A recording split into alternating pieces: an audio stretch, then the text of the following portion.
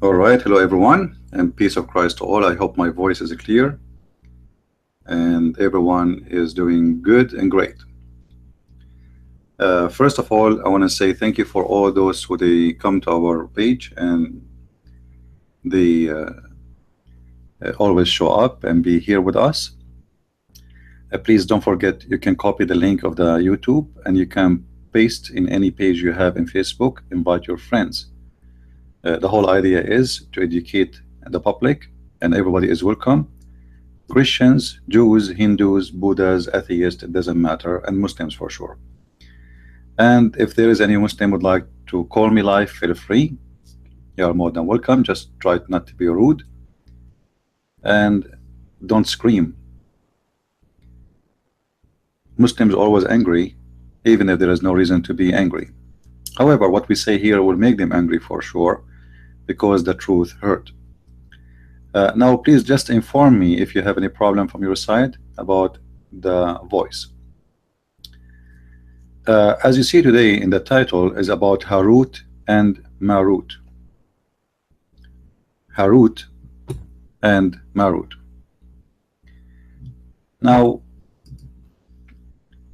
we are doing a series of what is called Allah knows best. And you know, the Muslims believe that Allah knows best. And when we say that Allah knows best, simply they are saying that He is the God, the Almighty, and He knew everything. He knew better than us. He knew the unseen, He knew the future, He knew the past. Let us say He is the amazing diary for future and past. So today we are going to examine how much truthful what Muslims believe in and how much truthful what Muhammad claimed it's coming from his God is. Please focus with me in the topic. The topic is not about Islam in the West. The topic is about Islam. All right? Those who want Islam to be out of the West will ask your government not to give visa. None of our business here. You will not get Islam out of the West by saying we want Islam to get out of the West. Statement will not do any different. Islam is a cult, and the only way to fight this cult is education, not by posting a statement. And this is exactly what we do here. We share education with you Christians, Hindus, Buddhas, Jewish, whatever who you are. You need in order to show the world that this is nothing but a false religion, and not only it's ugly and disgusting, it's funny too. And we will see that today. Now, for those who are new our page here, you can subscribe to my page in Facebook. This is my official author book. You can subscribe to Facebook and you can subscribe to our YouTube before we start. So just to remind you, every day we have a broadcast at 4:30 p.m. and this is every day, 7 days a week, unless I have a trouble for doing a seminar or teaching somewhere. Now let us start with the topic. You know, the Quran, Muslims believe in it as a book of God. But if you do a little examination, you will see that the book, which is called the Quran, is a book of books, which means it's a collection from everything. It's a collection from everywhere. It's a collection for every story from any direction, from the east, from the west, from the north. It is a collection of stories, and none of them belong to the one Muslims they call him Allah. And today we are going to prove that to you. And as usual, we will not use any source which is not Islamic, which means we will not use the Christian books to prove Islam is false. I don't do that. Everybody knows that. You know, I don't do such a thing. I do not need to, and I don't want to do that, because simply we don't want to be the same as the Muslim. The Muslim, they cannot prove their religion without trying to use our book, which they don't even accept. And that is showing you the double standards of the Muslims. They have hypocrisy. They don't accept our book, and then they say to you, we found the name of Muhammad in the Bible. I mean, are you stupid or dumb? Do you believe in the Bible or you don't believe in the Bible? If you found the name of your prophet in the Bible as you claim, well, then you should find there that it says Jesus is God.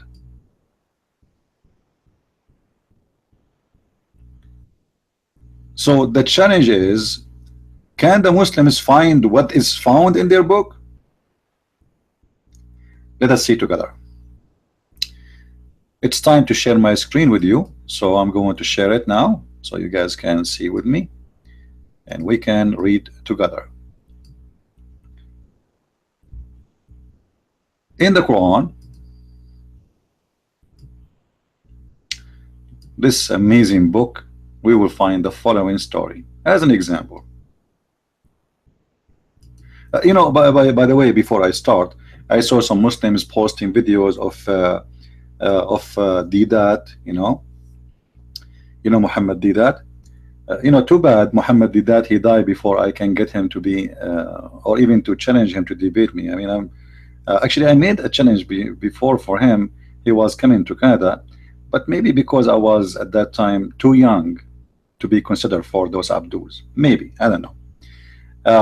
Anyway, so a Muslim Abdul, he was posting in Facebook a video of Didat, and Didat was saying, do you know in your Bible it says that the daughters of Lut, they seduced their father to sleep with him?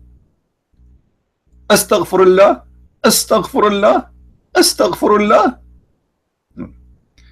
I say to every stupid Muslim who is listening to me, first of all, the Bible is reporting a story, not approving a story. So when a scumbag, his name is Didat, he says to you, the Bible is saying, well, I can show you from your Quran where the Quran is saying that the wife of Lut was a whore.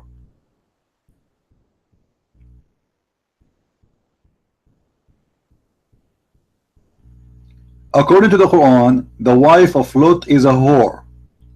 And if sleeping with the daughter is a big sin in Islam, well, have you explained to me, not in the time of Lot, now, according to Muslim, you can have sex with your daughter. If we go to chapter 25, verse number 54, it says, وَجَعَلْنَاهُ نَسَبًا وَصِهْرًا. We go to the interpretation, we find that nasaban wa sihra mean that Islam approved relationship by marriage only. Therefore, if a man have sex with his girlfriend and she get pregnant and he have a daughter from her, he can have sex with the mother and the daughter in the same time. So if Lot's story is hurting you Muslims in the Bible, which is not approved by God, the Bible is just reporting what these daughters did, and not because they are horny, because they want to have babies. There's no men around them. That's it. This is the only man around them. So the Bible explain why they did, but don't approve or disapprove. It's just report the story. A Muslim try to fool you, says, oh, look, you see what the Bible is saying about Lut? It is in Islam you can have sex with your daughter. Not in my book, Abdul. And as long as I open this, topic, before I go and start talking about Harut and Marut, well, let us go and see it. You know, I will make you see it live in front of your eyes. Let us switch just to answer this this topic here, you know, before we start talking about Harut and Marut. I never saw stupid hypocrite people as much as the Muslims. They are the one who teach they can have sex with their daughters, and yet they say that the Bible is saying that. The Bible is reporting a story of what two women did. You Muslims have no dignity and you have no honesty. And I wish that Didat was alive to make him shish kebab and hang him from his ears like a rabbit where he cannot answer me. This guy always, he choose and pick up his cherries to debate. He find always someone who do not know anything about Islam, and even he do not know anything about the Bible, yet they say he's a priest. I am not a priest, but I know more than anyone who debated Didat about what they call him a priest. Liars, fake, stupidity is not allowed here.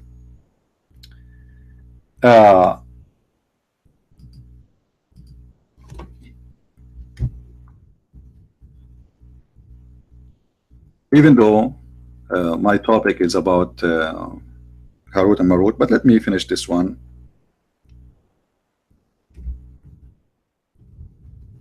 Before we go,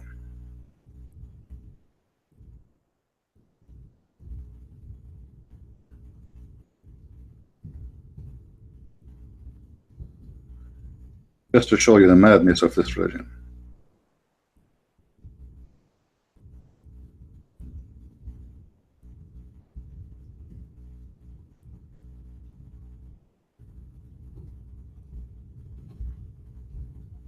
If the Muslims know what is written in their books, they will commit suicide.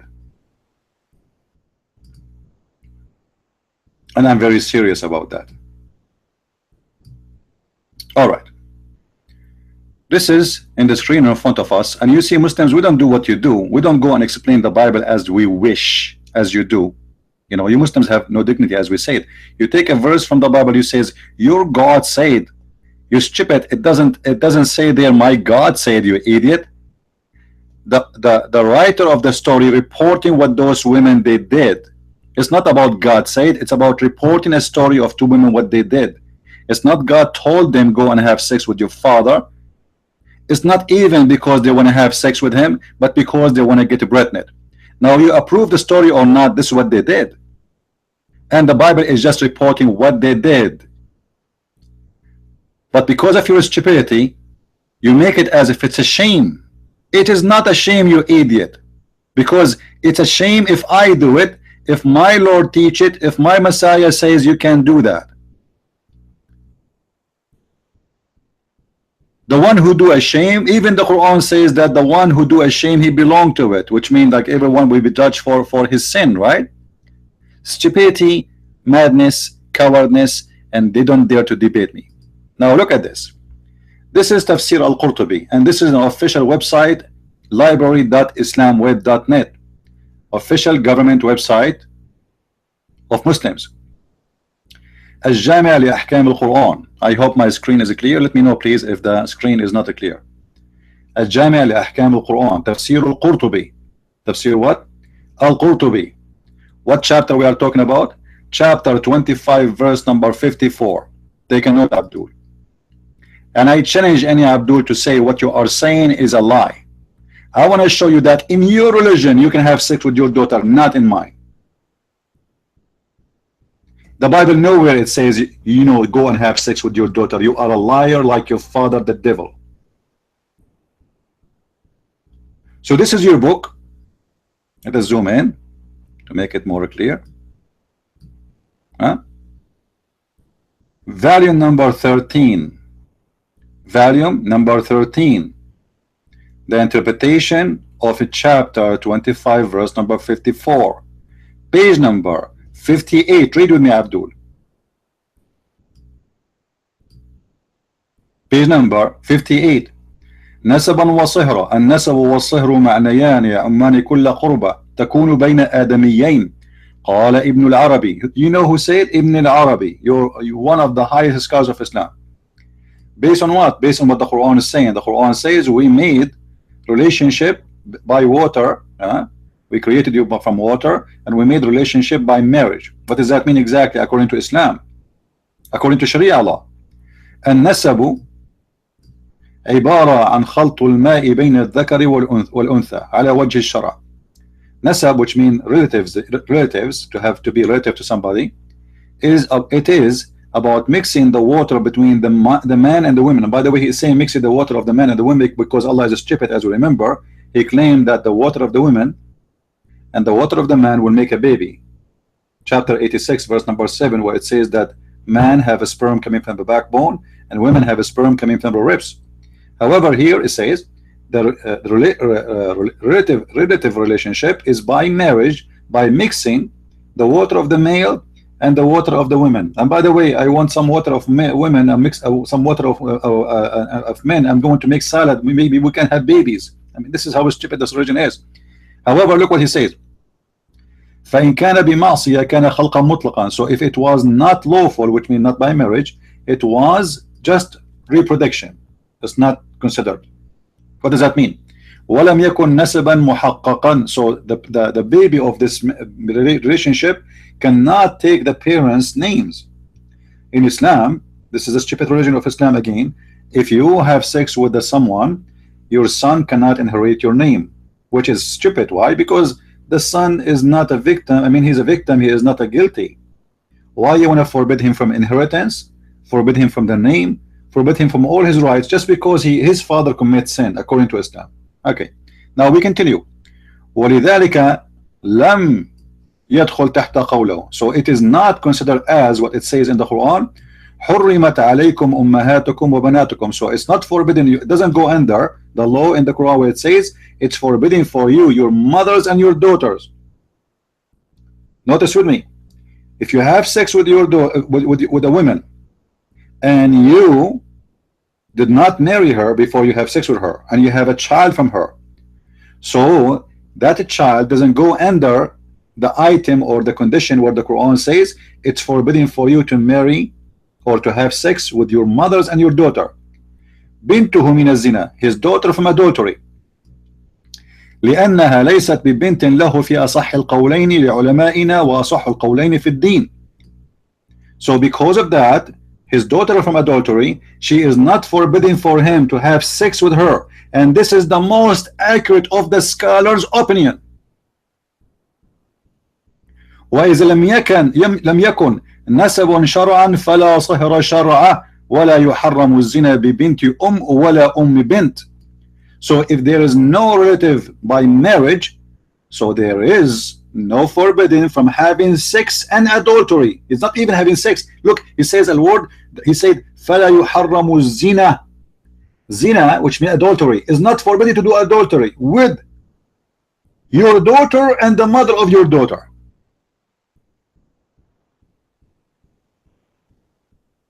Do you see it?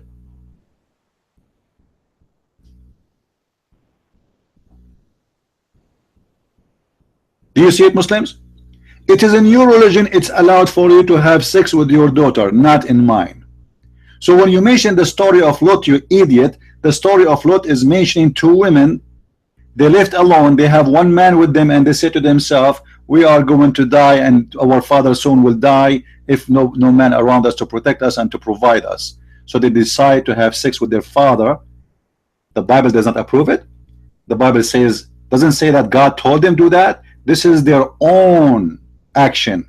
So the stupid you, there's a huge difference between your God teaching you, as we see in the front of you, to have sex with your daughter and it's lawful, and my book saying that two women, they did that. There's a huge difference. It is in your religion you can have sex with your daughter. And as you see, this is not my book, this is not my teaching, this is not my approved teaching, this is the scumbag teaching of Islam.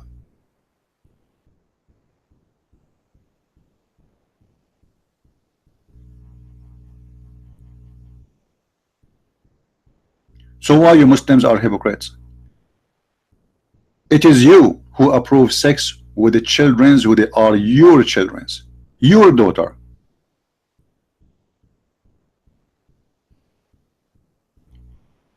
But you know, in the time of this Didat, he was spoiled. He did not meet someone like me yet, who knows all the secret about his filthy religion. So he was playing around. If there is a Muslim, he have the courage to debate me, let me know.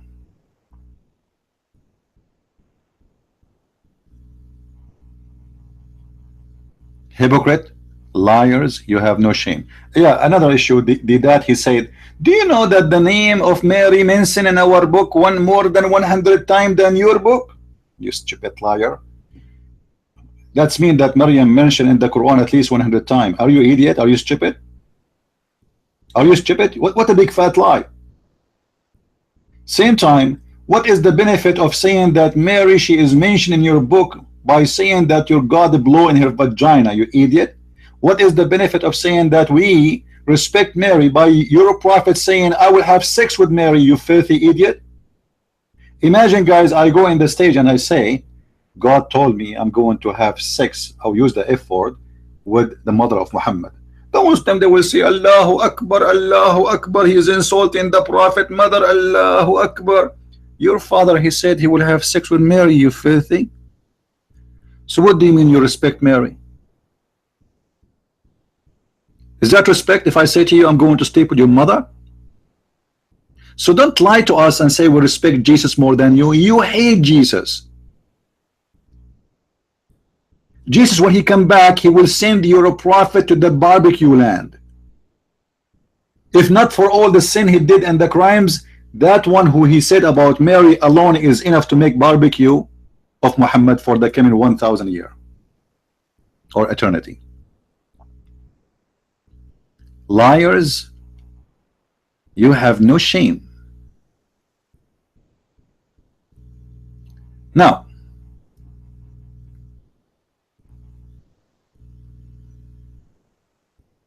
yeah, well, the Song of Songs is very funny because, you know, if the Song of Songs is true, it's about Muhammad, that means Muhammad, he have a nice breast. You see, the same stupid did that. He said that the Song of Songs in previous debates, that it's a book of porn. After a few years, somebody told him, do you know that Muhammadim, suddenly the Song of Songs became holy. You can go right now and find how did that is making fun of the Song of Songs and saying it is a porn. It's a shame.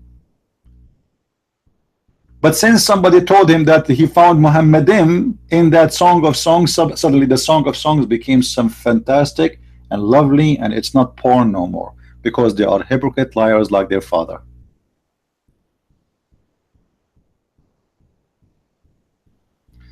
My friend, I have a groups in Facebook already.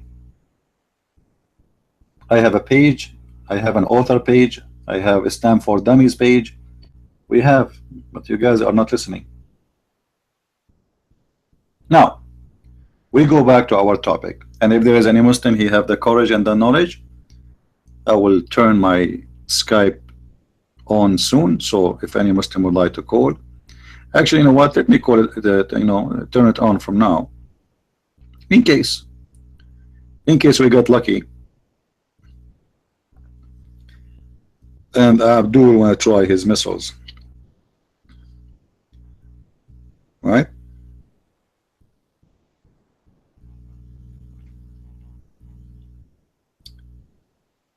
My name in Skype is Debate TV.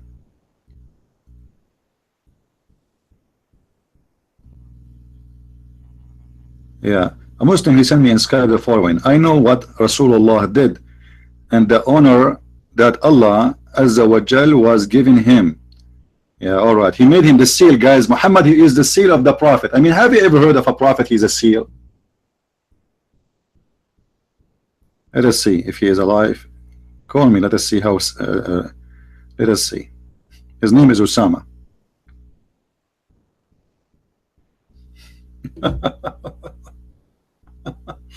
Anyway, Muhammad is the seal of the prophets. I like that one.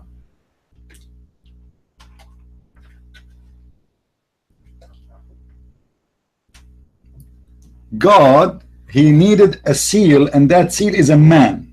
And what that seal is the seal of the prophets. And where it says Muhammad is the seal of the prophet, let him call and I will show you how Muslims are idiots, do not even understand their book.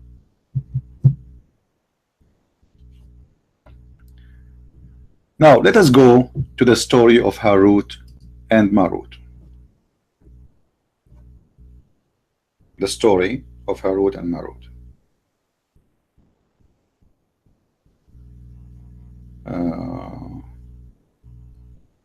Setting, all right, notification, get alert when a new call. Yeah, it's on. All right.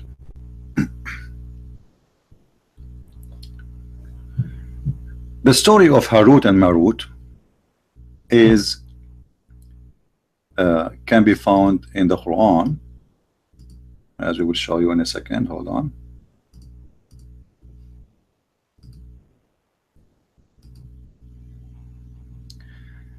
This is the chapter speaking about Harut and Marut. Now right away you will notice that the name Harut and Marut, it doesn't make sense. I mean, the name is not Arabic. There's no way anyone who speak Arabic, he will not notice right away that those names have nothing to do with Arabic names. Now, I have a questions for the Muslims before we start. Anyone can tell me what Harut and Marut mean? If there is a single Muslim here around, can tell us what Harut and Marut mean?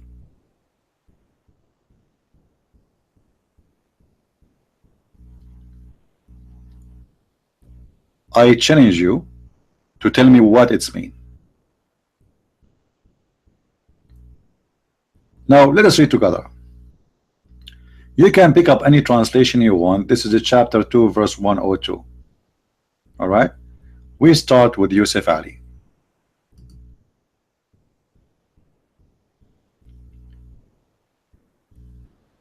You see, as always, the Quran, if you read 10 verses before and 10 verses after, you will find that there is no connection between those things. I mean, what is the connection between 95 and 96 and 97 and 98 and 99 and 100 and 101 and 102? Anyone can tell me? Any Muslim can tell me what is the connection between those verses? Remember, we are reading a book, it's called the Book of God. But when you read the Book of God, you find that this Book of God is like a salad. There's nothing there. I mean, you see, the Muslim, when they say to you, you are taking things out of context, right? But this is a book have no context because there's no meaning. I mean, what does verse before have to do with the verse after?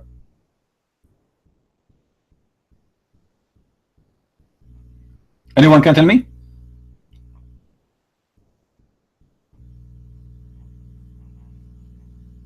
It's a challenge to the Muslims.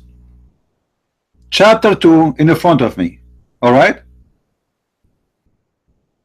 what is the connection between the verses? You see, look here, he's talking about Moses. Okay, we gave Moses the signs. Okay, why did not give Muhammad a sign? No problem.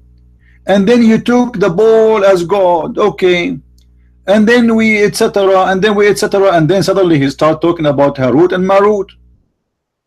Well, what Harut and Marut have to do with this? And then he starts saying, and those who they are the enemy of Jibril. I mean, what Jibril have to do with Moses, man? You are telling me about Moses now, or who is about the enemy of Jibril? And who is Jibril? I mean, why Jibril have enemies? He's an angel.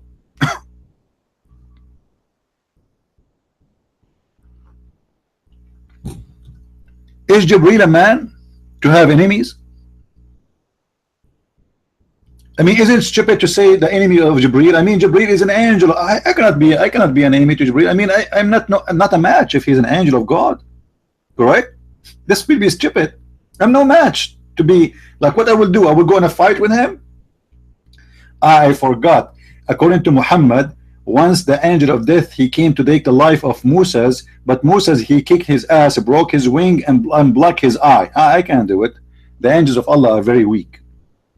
So there is no, you know, open right now, guys. Open. If you don't believe me, open chapter 2. Read with me, verse number 96, 97, 98, 99. I mean, what this have to do with each other? Nothing. And what verse 100 have to do with 99? And what 101 have to do with 100? There's nothing. And then what 102 have to do with with every verse before it? Nothing.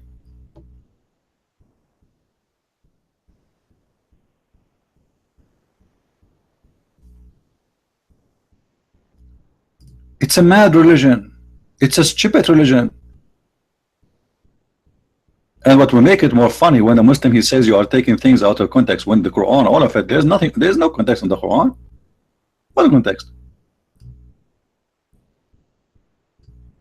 And here we go, we are here. Who is the Muslim want to call us and explain to us? Now, if we go and see what the Quran says in this verse,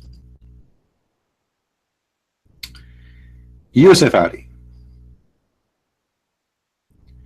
I will let the computer read for us better than just so I can rest my voice. Let us see. They followed what the evil ones gave out, falsely, against the power of Solomon. The blasphemers were, not Solomon, but the evil ones, teaching men magic, and such things as came down at Babylon to the angels Harut and Marut, but neither of these taught anyone such things, without saying, we are only for trial, so do not blaspheme. They learned from them the means to sow discord between man and wife, but they could not thus harm anyone except by Allah's permission, and they learned what harmed them, not what profited them, and they knew that the buyers of magic would have no share in the happiness of the hereafter, and vile was the price for which they did sell their souls, if they but knew. Anyone understand anything?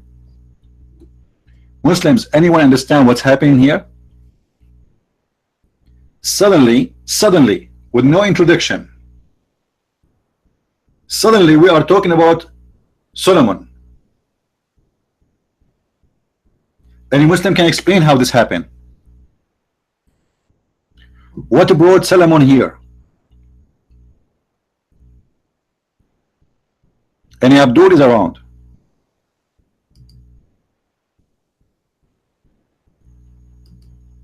Any Abdul is around? Now, let us see how stupid this story.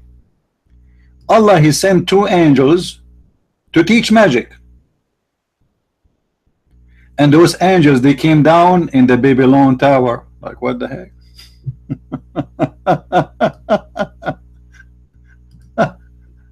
Allah knows best, my friend. I mean, are you serious? Yeah, Allah knows best. The angels of Allah, they came down in the Babylonian tower. Muslims, are you sure Allah knows best? My first question will be about the Babylonian tower. Why the angels came down in that tower? I mean, is that the elevator? And what Solomon have to do with the Babylonian tower? I mean, where is Solomon and where is the Babylonian tower? Like somebody told you that Solomon, he lived there? What is the connection in the story between a location, it's called the Babylon, and Mr. Solomon?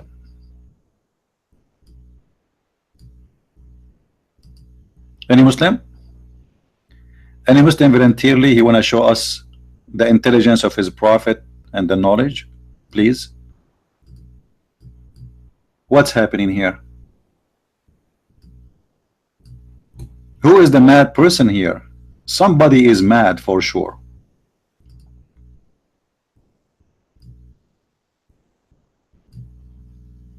Any Abdul? Yeah, now the Muslim, they will say to me, this is a weak Quran. This is a weak Quran. Okay, now listen. The verse here is saying that there is two angels, their name is Harut and Marut. Harut? Yeah, how are you, Harut? I'm fine. Marut, how you doing? Thank you. Two angels, they are sent by Allah, and their job is to teach magic. And what is the purpose of this magic? Look at the wisdom of Allah. You see, the American, they send scientists, they send two scientists from NASA to the moon. Allah, he sent two angels from the moon to us. The scientists of NASA, they have a target to explore and to study and to do science. The messengers of Allah, his angels, they have a different mission, to teach us magic to make the wife fight with her husband. What? So we send Marut and Harut, which are angels, and they came down at the Babylon,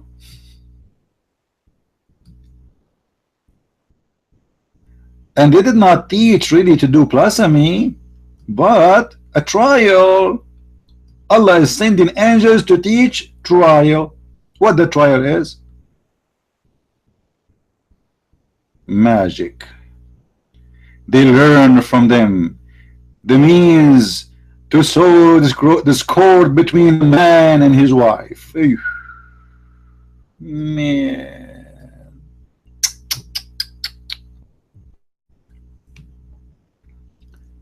You see, guys, this God, Allah, is a very serious God. He decided to send us, like, you know, it looked like Allah, he was like watching women and men, they are getting married and they are happy. So he decided to cause a trouble. So he sent to angels. He said, hey, angels, come on. I'm going to send you a private message, okay? Mission. I want you to go down and teach black magics to the shaitans. You teach them, and then they will teach it to other the sorceries, and they will make the wife and the husband fight, and that will make the Sharia law court busy because everybody is getting divorced. I mean, is that the business of Allah to send angels to teach how to make the wife and the husband fight? Any Muslim?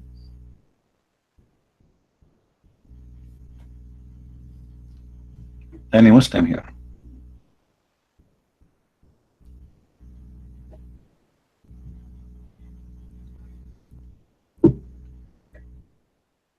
If there is any Muslim, he think he can answer, please let me know. Now the story is not over, man. We did not even start. We did not even start. I mean, are you kidding me? If you see what is coming, you will not believe it.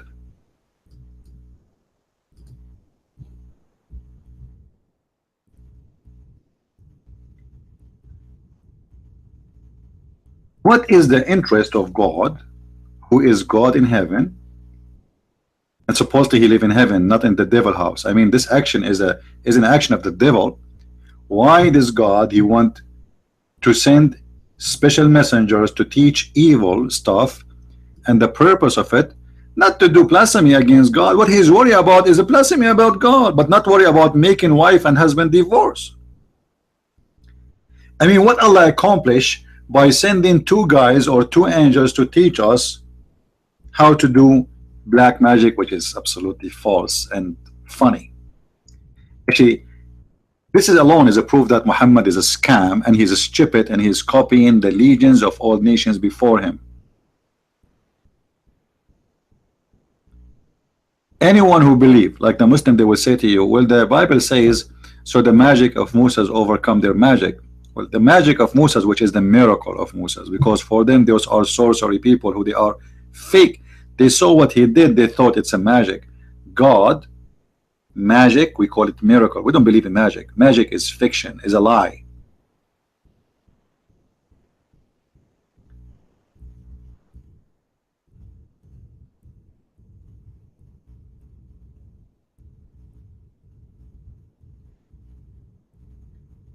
Do we have any Muslim here would like to call us?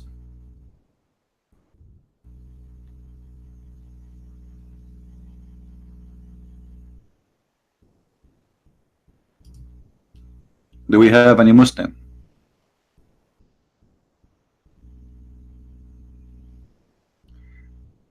Anyway, after we go in more details, we are going to show you the story behind this story of Harut and Marut, and you really will be surprised. You would love it, actually. But honestly, I would like to see if there is any Muslim would like to call us and discuss with us this issue, and why Muslims believe in a black magic, and they believe in such a thing that God, he will send two angels to teach mankind how to do sorcery and how to harm a wife and a husband. Is that the mission of God? Is that what God wants? Marcos 55:19. What we don't want to change right now. We want to focus in this one. Just focus with me. We want to focus in the story of Harut and Marut. Any Muslim? Should we continue, Muslims? Do we give up? Okay. Yeah, let us finish a topic by topic. We don't want to jump from place to place, you know, just focus with me. We have this topic about Harut and Marut. Allah sent two angels in the Babylonian tower to teach magic, and their name is Harut and Marut. And by the way, I know Harut and Marut personally because I am a Middle Eastern, and you know we have a lot of Harut and Marut there. We have Saddam Hussein, we have Al-Qaddafi, we have the Assad, we have every scumbag in the world. They do a lot more than Harut and Marut. What Harut and Marut? Go and see what they are doing there. How a brain in the year 2007 accept such a stupid story and he called himself educated? That God he sent angels to teach magic so they will get divorced from each other.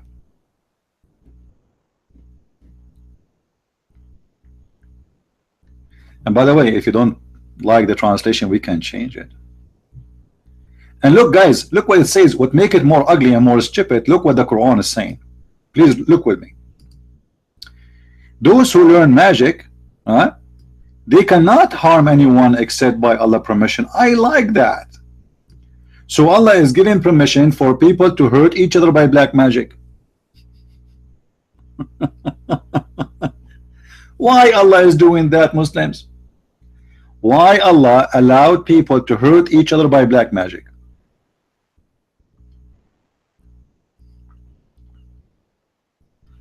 Yeah, actually, I want to get married, by the way, but I'm afraid. I'm afraid that somebody will put a black magic on me. You know, you marry a woman, she is beautiful, you like her, and then somebody after 2 days he put something in your tea or coffee, or somebody takes some of my hair, as what happened to Muhammad. You remember Muhammad's story? Muhammad himself was infected by black magic. How? They took some hair from his butt. We don't know exactly really where the hair coming from, but it might be his butt. We don't know. And what make it funny, the Quran says nobody can hurt anyone by magic except by the permission of Allah, as we see in front of us, which means Muhammad himself was harmed by magic by the permission of Allah. Muslims, why? Why Allah allowed somebody to harm Muhammad by taking his hair and control him by remote control? That's why I don't go to the barber shop, man. You go to the barber shop, you leave your hair there. I mean, they can control you. You go to bed, you want to sleep with your wife, you find yourself sleeping with the pillow. Your wife, she opened the door, she find you having sex with the pillow, and she said, what the heck, what are you doing? And you say, like, astaghfirullah, astaghfirullah, I thought you are my wife, the pillow. Look what happened. Yeah, this is exactly what happened to the Prophet. He imagined himself having sex, but in fact he never did. Why? Because somebody, by the permission of Allah, as we see in front of us, he put a black magic on the Prophet. Who is the one given permission to do black magic? Allah. You see it? It's Allah. Do you remember the story of Muhammad having a fight with his wives, and his wife, they have a strike against him?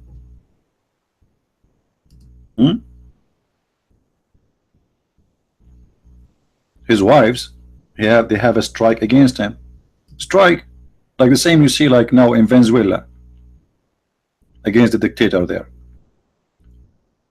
They have a strike against him, and look like well, a'udhu billah, look like that this is a black magic too, because it's a black magic who make the wife and the husband fight.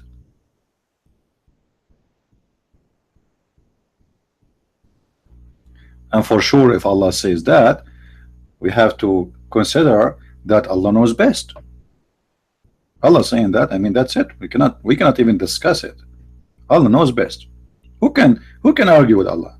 Nobody.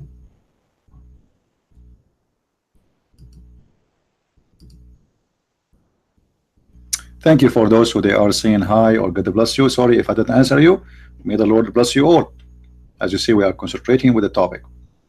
Please don't forget to subscribe, because after we finish this session, we will teach you how to do black magic to control your neighbor marriage, or if you want to control your mother-in-law. I'm sure many of you, they have a problem with their mother-in-law. I will teach you by using the black magic of Allah, which taught to me by Mr. Harut and Marut. I took a class, 2-month class, in the Babylonian Tower in Iraq, and my teachers was Harut and Marut themselves. So I have a certified degree in the black magic specifically to make you control somebody's marriage and make him fight with his wife. So you will hear your neighbor every day throwing rocks at each other, dishes. God, he sent Harut and Marut to teach magic. Any comment, Muslims? Harut and Marut. Oh, Shanshakut Harut. Wow. These Muslims, what is the science of the Quran? Oh, the lies you say to us. The discovery of the science. Why nobody mentioned to us about Harut and Marut in their videos, in the science videos?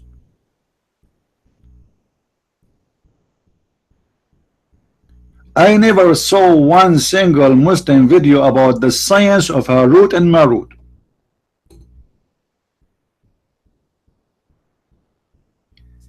Now the story is not over yet. The story of Harut and Marut is more complicated than you think in this verse. The fact Harut and Marut are two angels of Allah and they are a scumbag.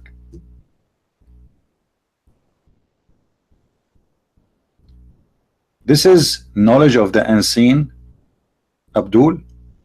Really? Well, you know, the knowledge of the unseen, I mean, it's very funny because how the unseen was able to teach the unseen the black magic. Those Harut and Marut, they came down to earth to teach who exactly? Who is the one who joined their class and they start teaching him? Anyone can tell me? As long they are they unseen or they are seen?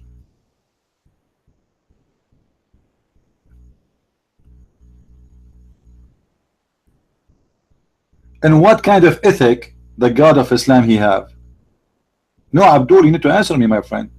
Do your God Allah have an ethic?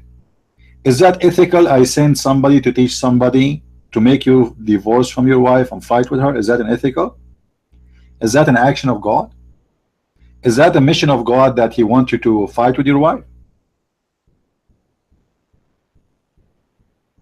The story is proving that Allah ethic is bad. Because a good person, regardless if he's a man or God or an angel or potato or tomato, he should fix between a wife and a husband, not make them fight.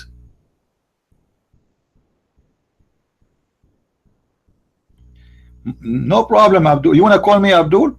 Call me if you want. If you want, you can call me in Skype. Just call me in Debate TV. You are welcome. So the story here is showing us that there's a problem with the ethic of the Muslims, they call him God, because a true God, it's not for the purpose of God to see people getting divorced. God, he's supposed to want us to be married. Divorce will cause a problem to the children's, to the community, to the family, will destroy a family. So why the God he want to make a family being destroyed? What is the reason? What is the wisdom from this? What he win from this? It doesn't make sense. But the whole story is very simple. Muhammad, he is copying a story from all nations before him, and as usual he claimed that this is belong to his God. Always he do that, non-stop. It doesn't matter he is talking about what. I can show you tons of stories. All of them, they have the same ending and the same start. Stories mentioned by somebody, given to Muhammad by somebody, and Muhammad he make it a story about him. Anyone would like to call me in Skype, especially if you are a Muslim, please feel free. You are more than welcome. And this is the name, Debate TV. All right, Debate TV. Maybe I should make it bigger so you can see it better.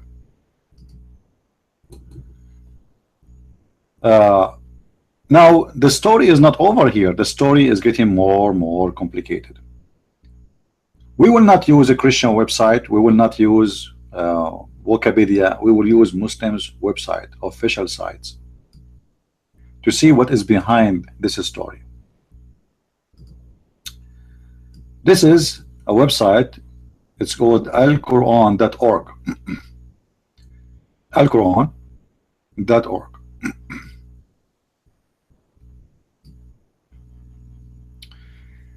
Let us see together how the Muslim give interpretation for this story. I'm trying to zoom in so you guys can see it better.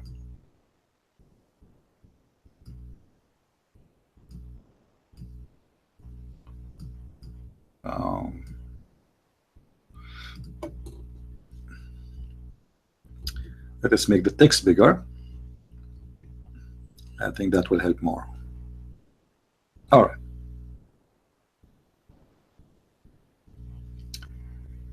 Let us see the tafsir. This is a chapter. Here we go. This is the website. Please look with me. This is not my website. I have nothing to do with it. alislam.org, Islamic website, 100%. An account of Harut and Marut. So we as a Christian, we should not give interpretation for the verse. We should go and see what the Muslims explain it, how they explain it, how they understand it, and we will go from there. All right. Now here they mention to us interpretation of a person is named Ali Ibrahim Al-Ayyashi have in their tafsir. Okay, so this is official Islamic interpretation for the Quran, approved by Muslims. That's why it's posted in their website.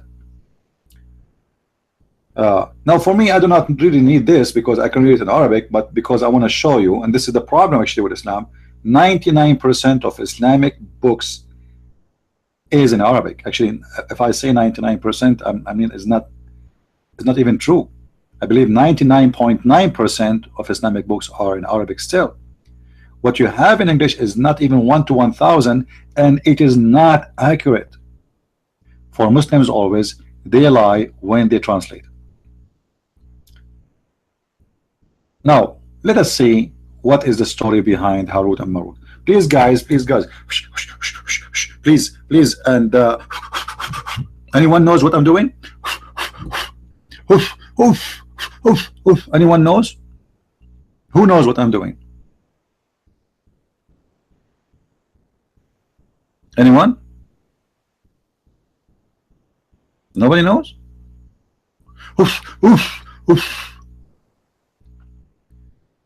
The Quran teach that if you want to control somebody, yeah, you blow in the nuts. MashaAllah, MashaAllah. I mean, this is knowledge. By the way, by now I control you all now, because I was blowing at YouTube chat, and all of you, there are 100 there people, you know, and this is the teaching and the wisdom of Allah. You make a knot of somebody and you blow in it, you control him. So my brother, if you have a girl, she don't want to get married from you, and you want her to agree, get a knot, tie the knot, blow on the knot, she will marry you immediately. Actually, she will chase you. She will say, please marry me. And you say, no way, I don't want you. You know, now it's the opposite direction. Yesterday you were asking her to marry you. Now she is asking you because you blow in the knot. You Muslims are not to believe in this garbage. And if you don't believe me, this is in the Quran. Huh? Abdul, this is in the Quran. I'm not making things up. Let me show it to you. We are not changing topic. We are still in the same topic about the black magic.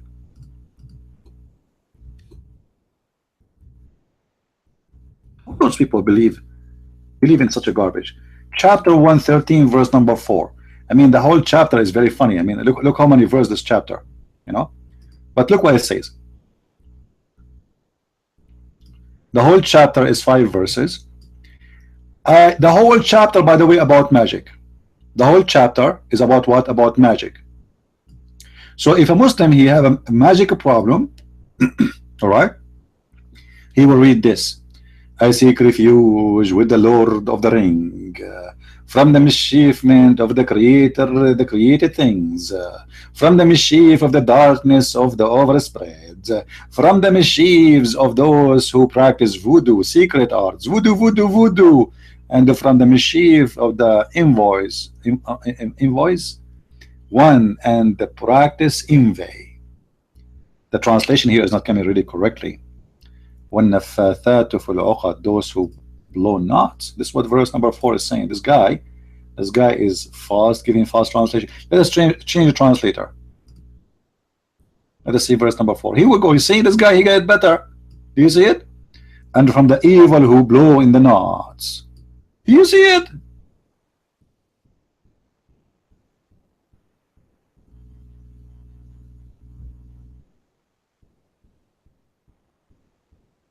You know, once, this is a true story, by the way. This is a true story. I swear by Allah's true story. A policeman, he stopped me because I broke 10 red light. 10, not 9, 10. It was 10. You know, actually it was 99 light, to be honest with you. And he want to give me a ticket. Before he arrived in my seat next to me, I have a knot. I tied a knot. I blow in the knot in the face of the policeman when he arrived in my window. And right away the policeman, he said to me, "Sir, how I can help you?" I said, "Well, you are the one who stopped me." He said, "Not anymore. Do you want me to do anything for you?" I said, "Sure. Can you go and buy me falafel?" The policeman, he turned the light wee, and he drove in front of me because now I'm controlling him by the knot. That is a knot story. This is what the stupid Muslims believe in, and this is the garbage of Islam, and yet they want to say to you in YouTube that in Islam we have science.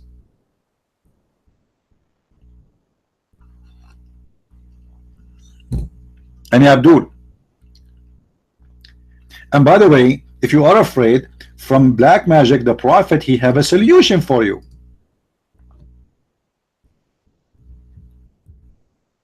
If you eat 7 ajwa, which means 7 fruit of the palm tree, magic have no impact on you. Ew. Man, look at this. No knot, no Harut, no Marut. All of them, they can be defeated just by eating 7 ajwa. Do you see it? This is science. And not only that, poison will not work in you. Poison, you can drink poison after eating 7 ajwa, nothing will happen to you. And the funny, guys, the funny, which make it most funny stupid thing ever, Muhammad, he died by poison and he was affected by black magic according to the Muslim stories. Yet he is advising us to eat 7 ajwa every day. Look like his medicine is not working for his benefit. How he is telling us eat 7 ajwa every day, and that will make you protected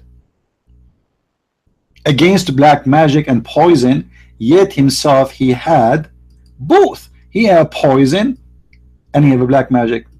And what make it more funny, the chapter 2:102, it says that nobody can be infected by magic except by the permission of Allah. Well, how Muhammad he was infected with the black magic then? When the Quran says وَإِنِّي عَاصِمُكَ مِنَ الْجِنَّةِ وَالنَّاسِ, I protect you. You are protected, Muhammad. What a scam. What a scam. Now we go back to the story of Harut and Marut. Harut and Marut, by the way, I like them. They are very nice, friendly. They are Middle Eastern angels. So this is why actually they are very hairy too, like me. And actually I heard that Harut and Marut, they've been arrested in Germany. You know, since Miracle, the stupid woman there, she said that refugees are welcome. Even Harut and Marut, they apply for asylum. But before they are apply for asylum, they were arrested in the border, okay, because they were smuggled inside eggs, because angels, they can go inside eggs, in case you do not know. Now let us read the story here about Harut and Marut. I hope the text is clear, guys. Is it clear for you? You can read with me, or it's still small?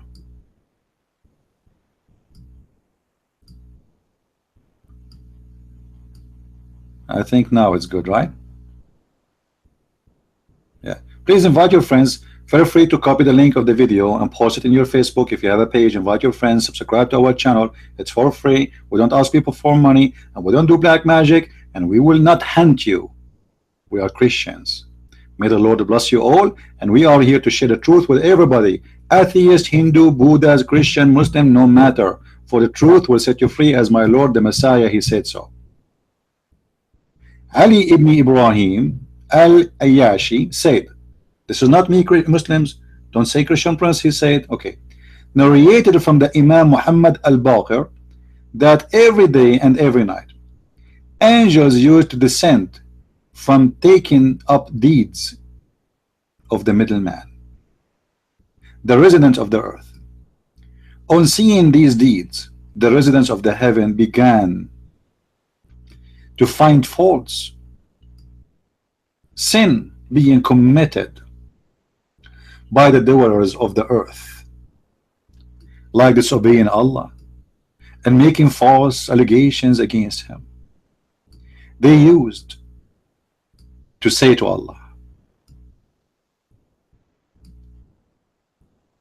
is height and above what the dwellers of the world say about him. At least a group of angels requested Allah, tadadun, tadadun, tadadun, tadadun, assalamu alaikum, wa alaikum assalam. Is that the office of Allah? Yes, who is with me? I am Harry Potter Barney. I'm Mr. Barney. I speak in the name of all the angels of the Democratic Party. We want to see Allah. Why you want to see Allah? Because we have allegation to discuss with Allah. Okay, let me transfer you to the head of the secretary in the office of Allah. Tadadun, tadadun, tadadun, tadadun. Assalamu alaikum. Who with me? Brother, I want to talk to Allah. Brother Fitter, first of all, if you think that Allah is a dog, you can call him anytime you are mistaken. Allah right now is making seeth kebab to the Prophet because he is suffering with his penis. Since the Prophet he have a problem with his penis, Allah since that time is busy in the kitchen making for him seeth kebab.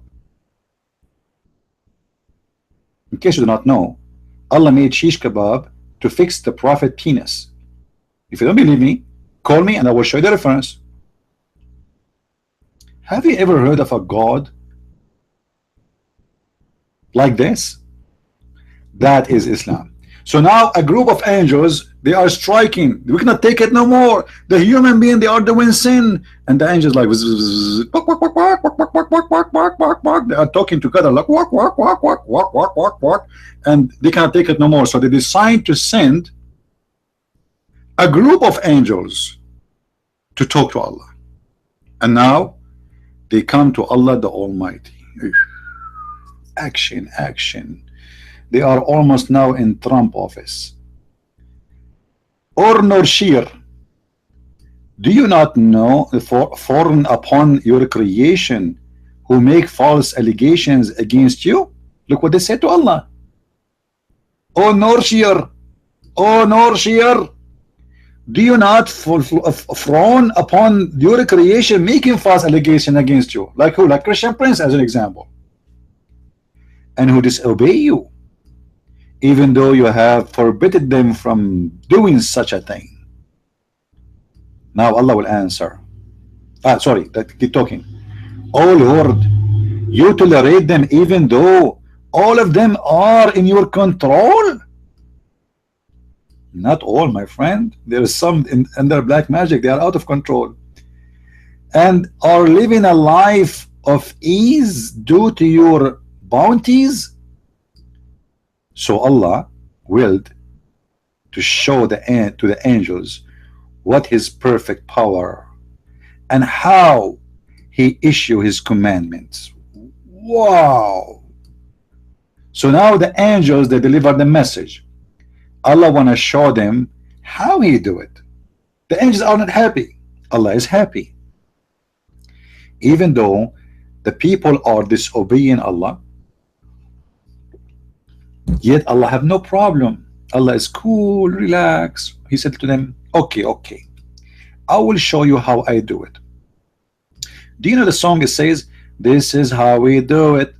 Okay, this is now the stage of Allah. After they said to him what they said, So now Allah wanna sing for them. This is how we do it. So now Allah He said,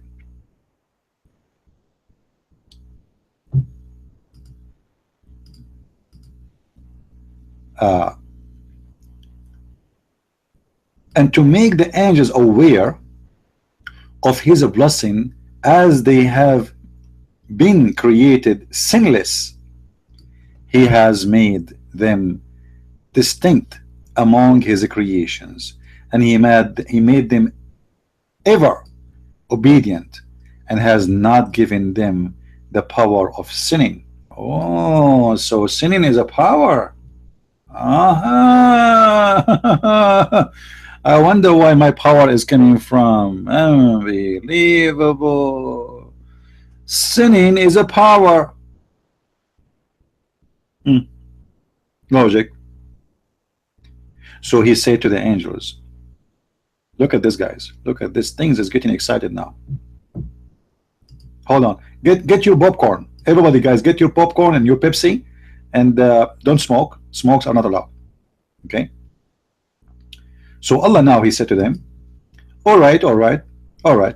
Select two angels, two beings from your community, which means two angels, so that I may send them to the earth, and give them the nature of a human,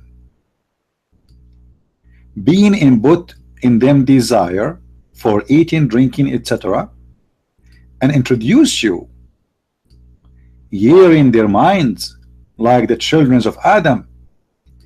Then I will take a test of them in the matter of my obedience and worship. So now Allah, He told them, okay, you are saying the human beings are bad, they are committing sin. Well, I made them this way and you don't understand. However, just to show you that you are wrong, choose the best of your kind, of your community. Elect two which you trust they will never commit sin. I will send them down to earth, and I will give them the nature of a human being, which means they will have the physical body of a human being. And let us see if those two you elect, they will commit sin or not. Now the community of angels, they elect who? Anyone knows? Who can guess? Who can guess? The community of the angels, they elect who to go to earth? Anyone remember? They elect two angels. Who are the angels? Guys, wake up, wake up. Harut and Marut. This is how and why Harut and Marut came to the earth. So now the angels selected Harut and Marut. So guys, you can see Harut and Marut, they are elected, like there was an election, everybody making a speech, there's a lot of competition of the angels who will go, and then Harut and Marut, they were the winner, one from the Republican and one from the Republican, because they are angels. After they come to the earth, they became Democrat, and this is what we will see later. So now Harut and Marut, from among them, as they were foremost finding faults in the human, like those are very strict, very conservative angels, and in asking for Allah, question what's happening. So Allah now told them, let us see, let us go up.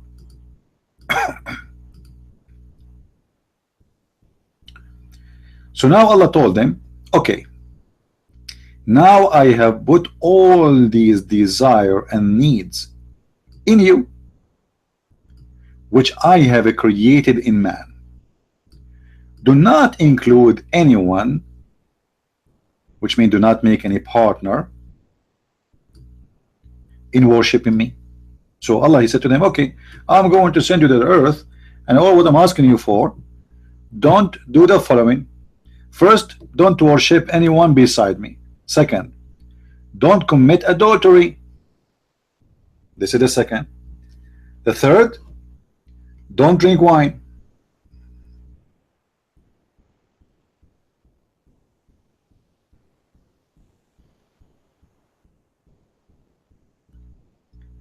The Abdul is texting me.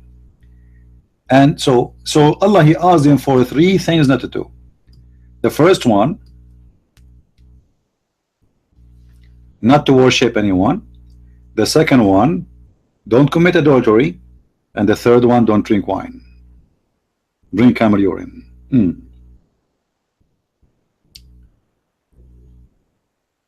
Then he removed all the curtains of the sky. You see, the skies have curtains, and this is literally curtains, not like metaphorical, of the skies, so they may make his power visible to the angels. And then he sent those two angels to earth in the form of two handsome men. I mean, come on, angels, and you think they will not look handsome? Are you kidding me? For sure they are two handsome men.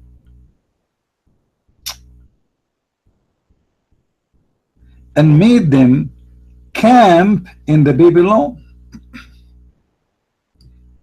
You see that where Allah always he land his angels?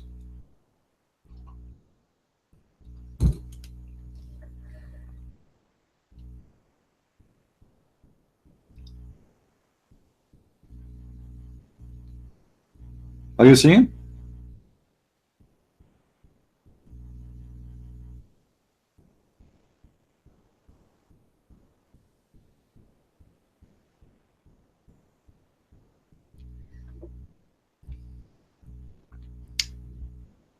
When they come to the earth, oh boy, look what happening now. Things is getting really complicated. When they come to the earth, they saw a very beautiful woman advancing. Hold on, I cannot handle this. I cannot handle this. I have to take a break. I am weak for three things, in front of three things: the intelligence of Allah, the science of the Quran, and women. The angels now are down on earth, and they saw a beautiful woman advancing. That's horrible. How this happened?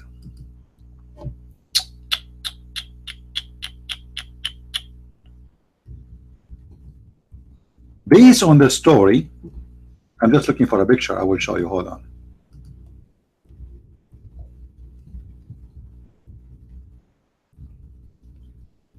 Based on the story, the woman who came is the most beautiful woman ever. Nobody ever saw such a woman.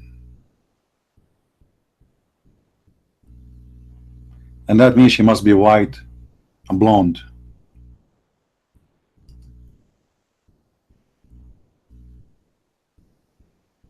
Or, sorry, she must be big and huge.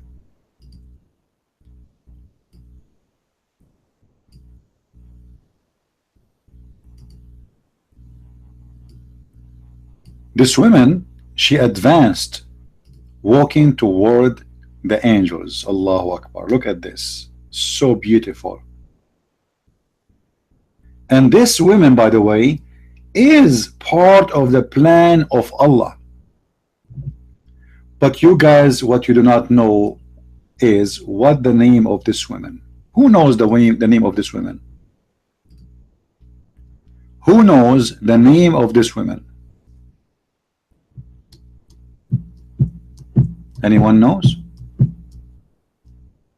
The women who came to the angels are Harut and Marut. Venus. Venus. Thank you. This is the planet Venus. I mean, are you telling me you don't believe in Islam? You still believe Islam is not a stupid? No way. Look at this. Allah telling us about two angels, and the women came to them, and this woman, her name is Venus, and later Allah he cursed her and he make her the planet Venus. If you don't believe me, let us continue reading the story, because maybe I'm making things up. Maybe. Let us see. All right, let us continue. So now he sent them and they camp in the Babylon. By the way, in the Babylon there's a free camp in case you want. You pay only $25. You can rent Saddam Hussein palace, for 24 hours. When they came to earth, they saw a very beautiful woman advancing toward them. She was fully adorned and preformed, and her face was unveiled. Oh boy. I mean, that will be very a big problem if she was wearing a veil. I mean, look at this woman. Her face is unveiled. I mean, do you see how serious the story is? He is telling us even if the woman, her face is veiled or not. Now, the two angels had a thought about the women. Oh boy.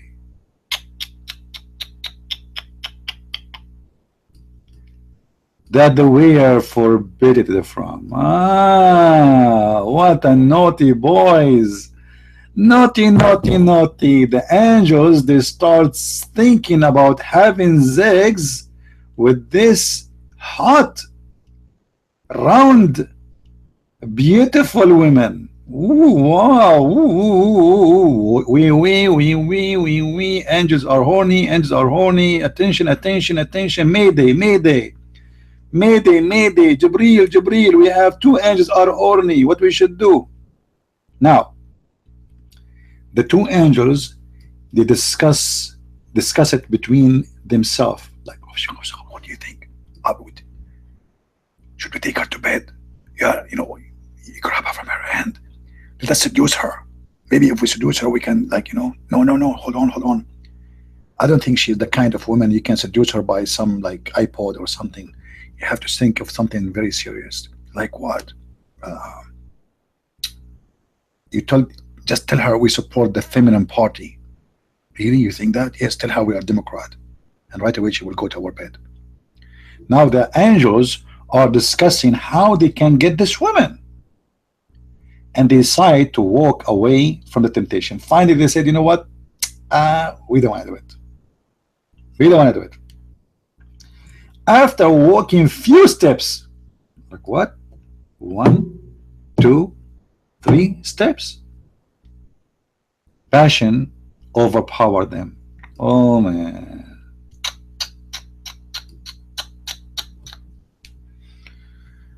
The drama started. The drama started. They returned to that woman and asked her to allow them to have sex with her. I mean, have you ever heard of two men go to a woman and says, can we, like what? Should I do that when I go shopping next time? I go to a woman, I say to her, I want to, what do you think will happen?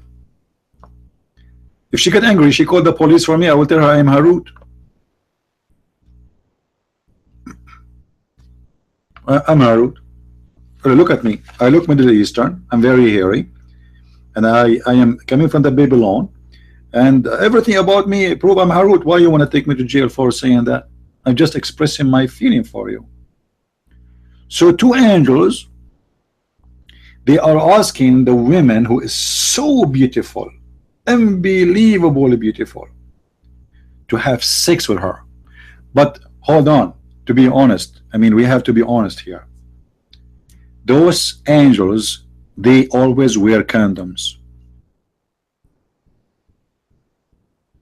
And yes, they drink whiskey, and yes, they have sex with women, but always they say inshallah before they have sex. We have to be honest here. We have to say the truth. Now, so they said to her to allow them to have sex with her. Okay. That woman said, my religion. Oh, this woman, she have a religion, man. What do you think she is? Muslimah?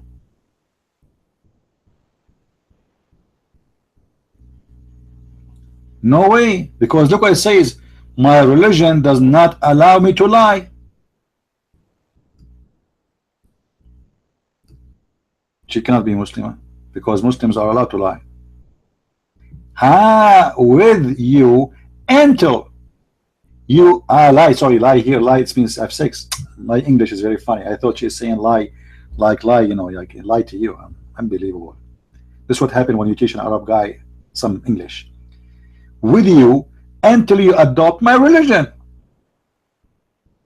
So if you convert to my religion, I can sleep with you. I mean, this is logic. This is conservative women who have a religion. We do not know what a religion is, but if you want to sleep with me, you have to convert to my religion. Then the story or the drama continue. They inquired her religion. What's your religion? Look, look, look. The angels are thinking exactly the same like me. She said, I can only fulfill the desire of the one who worship my Allah and who prostrate before my Allah. And she pointed toward an idol saying, this is my Allah.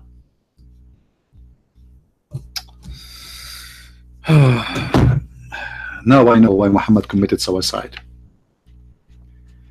This is too much. I mean, this is too much. This is my Allah. Allah is the name of God in Islam, you idiot. Allah is not a word mean.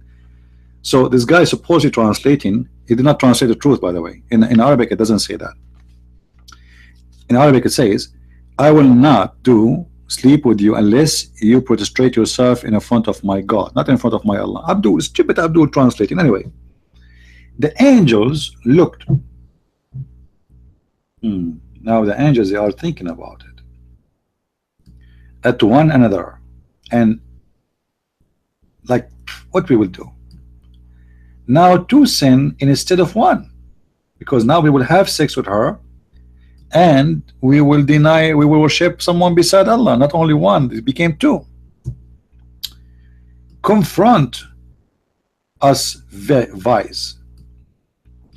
One of the polytheism and the other is adultery. Then they consulted again, but the desire overtook them. So they said to the women, we are agreeable. What? They agree. They agree to protest in front of Allah, front of her God. And all of this just because they want to have sex. I mean, those angels, they are desperately horny. You know what I mean? Those two angels are dying, excuse my language, to have that women in the bed, and they're, you know. That's amazing. You see what love can do, my friend? Two men fall in love with one woman and they want to have sex with her in the same time. And those are the angels of Allah.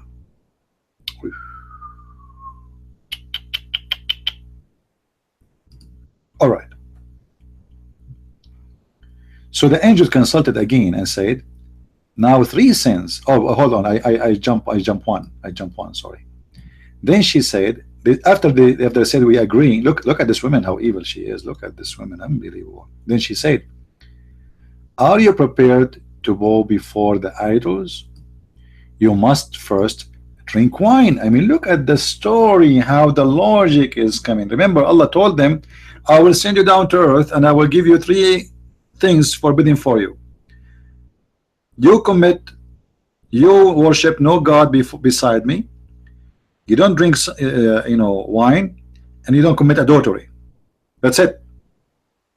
This woman looked like she knew the conversation happening between Allah and them.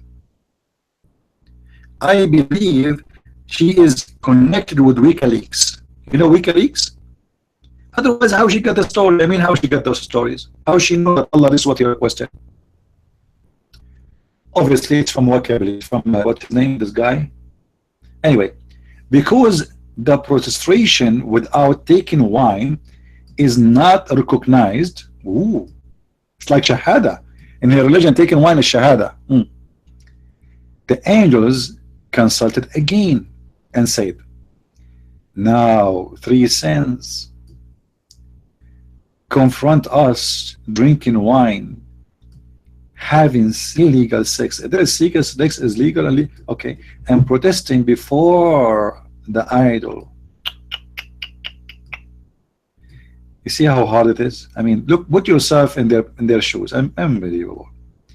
They say to that woman, verily, you have approved big trouble for us. Still, we are ready to do whatever you say. See, when men they are horny, what they do? Those angels men, not normal men. Anything you want. So they drank the wine and they bowed before the idol, and they they lied with her, which means they want to have sex with her. They went with her in the bed, and look, guys, look at the drama. Look at that drama. Unbelievable. Now they are naked. The woman, she got naked. She took off her panty, and now she is like her. She is ready to sleep with them, and suddenly a beggar entered the place. Like, what the heck? I mean, now can't you wait for tomorrow?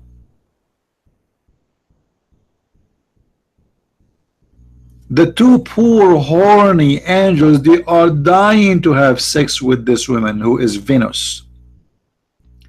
And now two angels ready, women are ready, taking off her panty. Suddenly a beggar entered the place. They ask him, who are you? Who are you? And why you come here? He replied, your conditions make me doubt your intention. I know what you are doing.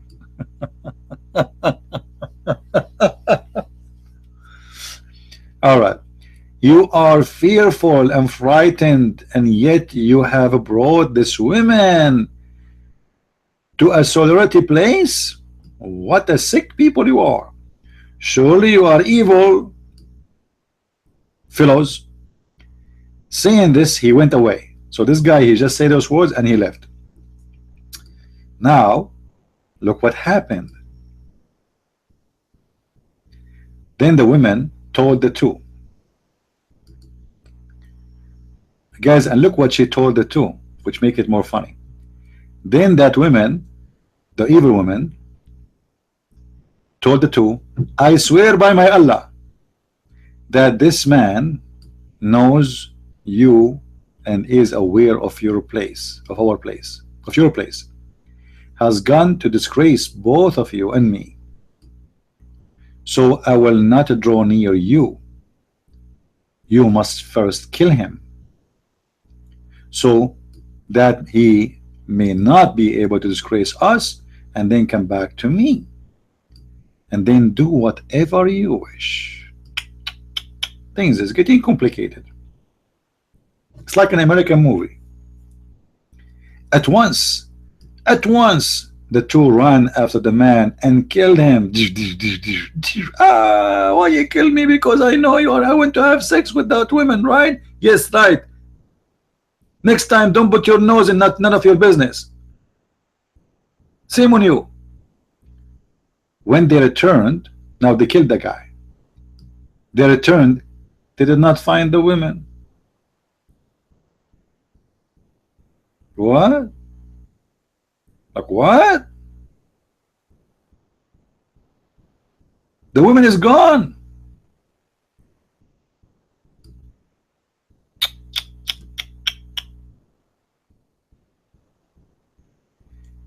And that suddenly their clothes has fallen down, their panties gone down, you know, and became naked. And then they began to bite their fingers, with the instance of feeling of shame and sorrow.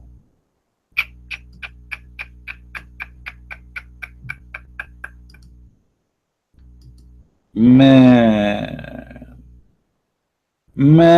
oh man, what happened? What those guys did to themselves? Why they did that? lie. However, the story is not over.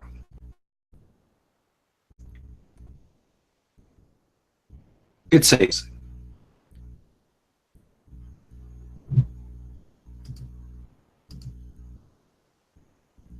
let us see. All right.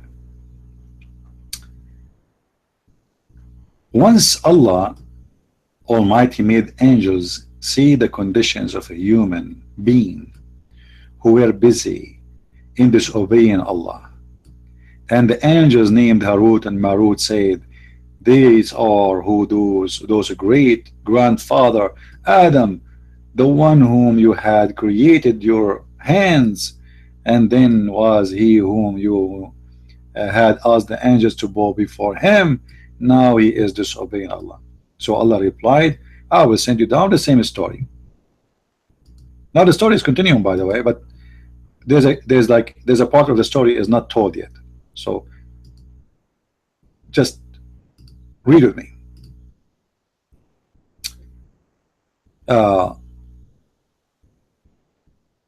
In here, they report for us the name of this woman who came to them. Do you see the name?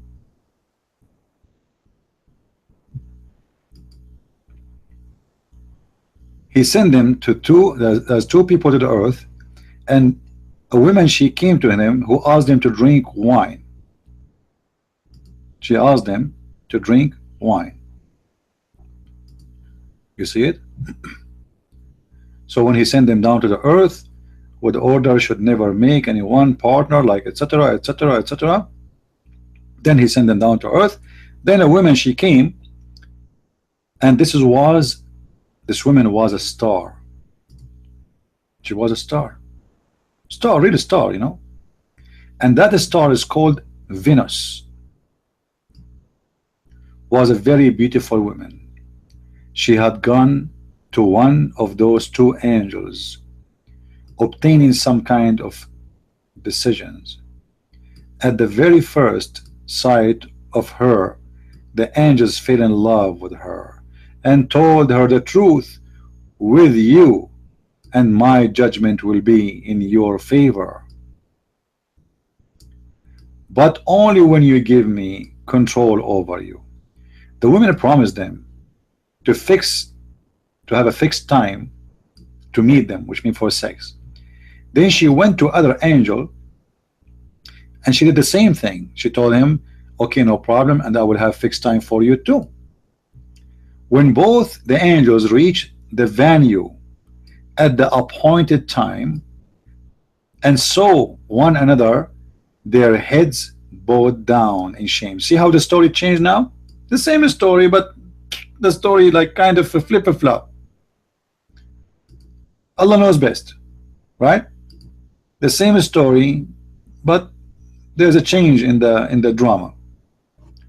So this woman now, she asked him again, they want to have sex with her. She asked him to bow down to the idols, to drink wine, to kill a man, etc.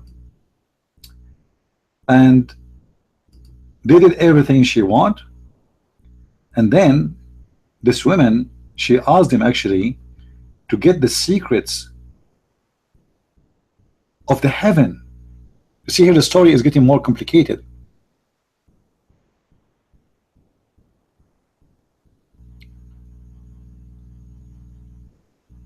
Based on the story, this woman, she don't just want them to commit sin. She want them, this woman Venus, she want them to tell her the secret how to get into the heaven. Read with me. Then these two angels used to decide people dispute during the day and go up to the heaven at the night. They refused to teach the women how to go up to heaven. So the woman, she asked them, how I can go up to heaven? She want to know the secret. And she in return did not fulfill their desire. So she said to them, okay, if you want to sleep with me, you have to tell me how to go up to heaven. At least the angels agreed to last wish of the women. which means taught her how to go up to the heaven. Actually, in the Arabic story, it's more details. They gave her the password. There's a password like shish kebab, falafel, something like this. All right, guys, this guy fact is just trying to take you away from the topic. Let me block him. Obviously, he is not coming here to listen, and I don't want him here no more. We are here to teach, and this guy is just looking for attention. Don't you get it? There's many people, they are coming here just for attention. Stupid people. Go take your medication and find a shrink to check in you. Focus with me, guys. Forget about this kid. In order to experiment, she uttered the word taught by them, and at once reached the heaven, while the two stood one wide-eyed, which means like, wow, wow. So now this woman, she got the password, and her name is Venus. Any one of you is he's married to a woman, her Venus, her name is Venus? Be honest, be honest, please, come on. There's nobody here. All of us, this is private. I mean, only people on Facebook and YouTube and Twitter, they will see what you are posting. If you have a wife, her name is Venus, just say it. It's okay. Nobody? Okay. So those two angels, they told the women the password to go to heaven, and right away she used it. I think the password was like falafel, hot falafel, something like that, you know. And then the woman, she went up to heaven using the password. She is going, she is going, she is going, she is going, she is going, almost there, she is going. Allah, he saw her, and Allah turned her into a star. Do you see it?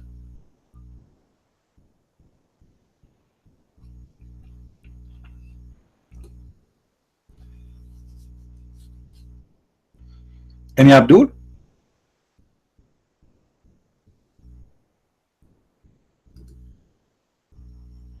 And for sure, based on this, there's no way any one of you can say after today that Allah do not know best. This is amazing. How Muhammad, how the Muslims, how Allah, they knew this. And Allah, he made the story, he put it in the Quran, and this is about how the star Venus, according to them, star Venus came to existence. Venus was a woman. Now all of us, we knew that the story of Venus is coming from mythology of the Greek. Is that correct, guys, or I'm mistaken?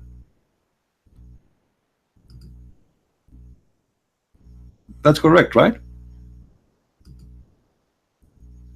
Venus, if we do this,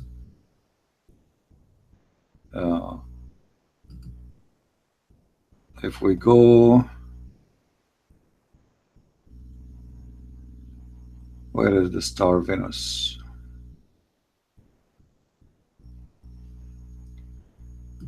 If we go to Google and search for Venus,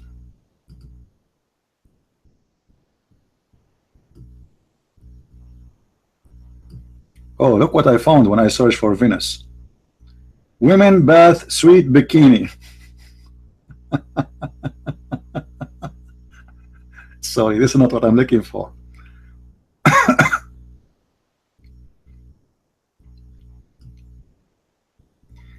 This is Venus. But Venus in the mythology is not the same as the name. But anyway, the name is given. Behind the name, there's a mythology. There's old culture, old belief, for thousands of years believe in such a thing. And Muhammad, he took it, and Muslim, they took it, and they make it about their God, about angels sent by God. Those angels, they went down to earth and they taught. Now, do you know what is the secret word they gave? The black magic. It was the secret word they gave to this Venus.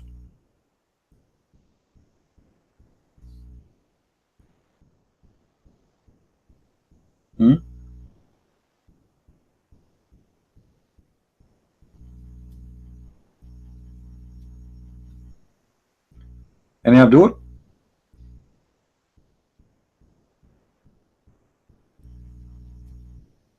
Any Abdul? Yeah, you can search for Venus as God or goddess.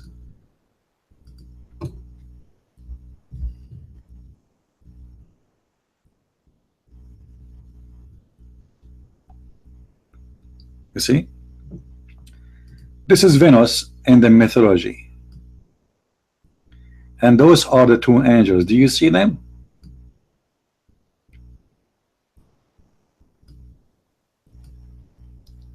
I mean, this Venus is not really that much good looking. This is Venus. This is the one the angels fighting over it and all this drama. Are you serious? I'm seriously disappointed. I thought she looked a lot better than this. And look, she have 6 bags in her chest. I mean, what she do? She left weight. And Abdul, this is from the interpretations of the Quran. This is interpretation of the Quran.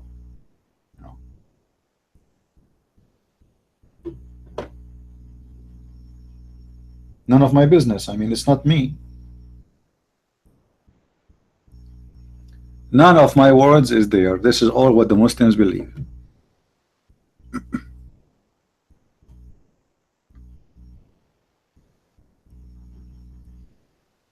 How you can contact me? You can add me in Skype.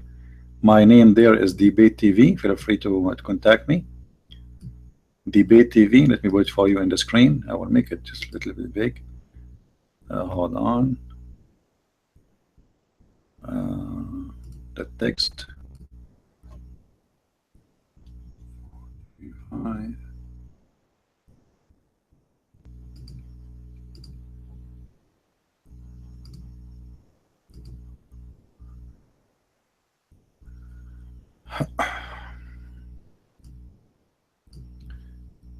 For some reason,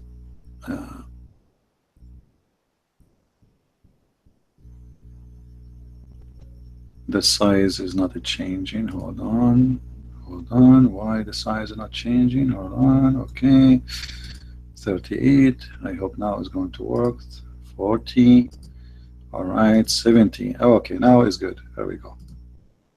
All right, do you see it now? Let us see. This is my account. I mean, I can't make it bigger than this. This is bigger than Venus herself. Look, Venus is behind. So if you want to contact me, feel free to contact me to Debate TV. One word, there's no space. Debate TV. Skype.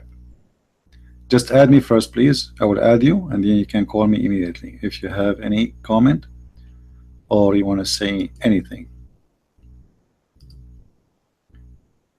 Do we have any Abdul? Yes, I have a Facebook. You can contact me in this my official Facebook, which is you know, as an author, Facebook/The Christian Prince.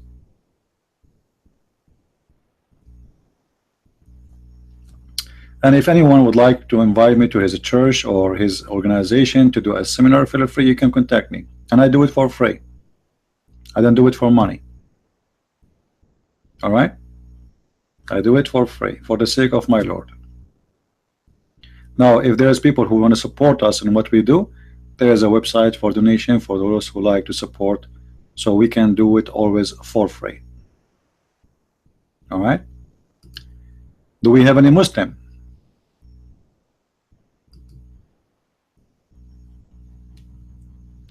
I don't see anyone is calling yet. I don't know. Let us see. No, I don't see any caller. Not even one. So Muslims, I want you to be honest. What do you think about this? What do you really think about this? God sending 2 angels to teach magic. and the purpose was to make the man divorce from his wife. And then a woman, her name is Venus, which in Arabic is as Zuhra.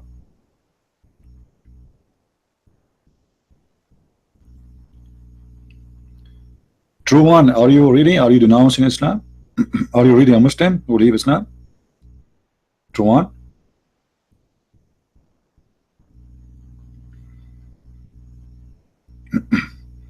As we see there, there's a someone saying he denounced Islam, but I don't know if he's a truly Muslim. I'm not sure. That's what I'm asking.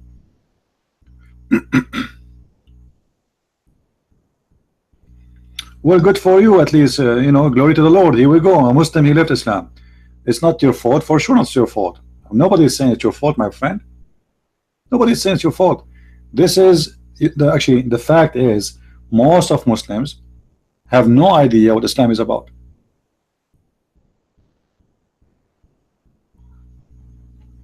And I'm not here against Muslim, by the way. I'm not here to fight with the Muslims. I am here to show you Muslims first, and Christians and Jewish and Hindus and Buddhists, whatever, the truth. And as you see, I am not quoting from my own. The story is not coming from my book or from my fiction or my own interpretation. I'm just reading for you. I'm just sharing with you my knowledge.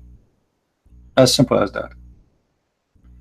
So I'm happy for you, true one, that you are out of Islam. Good for you.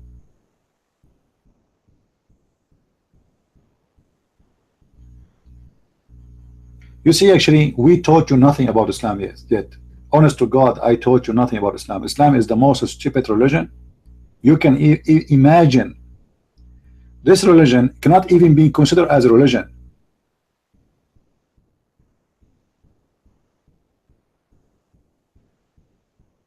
But the problem is our ignorance. You know there's something is called the quicksand. You know what the quicksand, right? What is the quicksand? Sand is smooth, nice, soft. You don't know it is a quicksand until you step in it. This is what happened to you when you are ignorant. And this is exactly what the Muslim want from you, to stay as ignorant, especially those who they are religious. They forbid anyone to discuss because they are afraid of discussion. They forbid them from asking questions because they are afraid of the questions. You know, chapter 5 verse 101, if you ask the Muslim, they say, oh, there's some people, they are asking the Prophet silly questions. So he forbid them from asking the silly questions. That is stupid, actually. So what if somebody want to ask a silly question? Ask. You can't tell him, I'm not going to answer this silly question.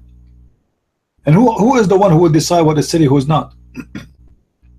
What is silly for me, it is not silly for someone else.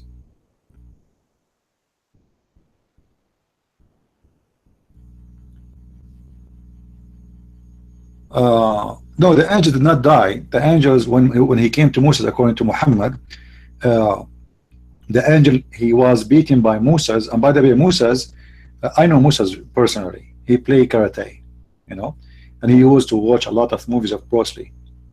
And this is true story, you know. But the problem is, people don't want to listen that Moses really was a karate guy. He's a karate boy since an early age.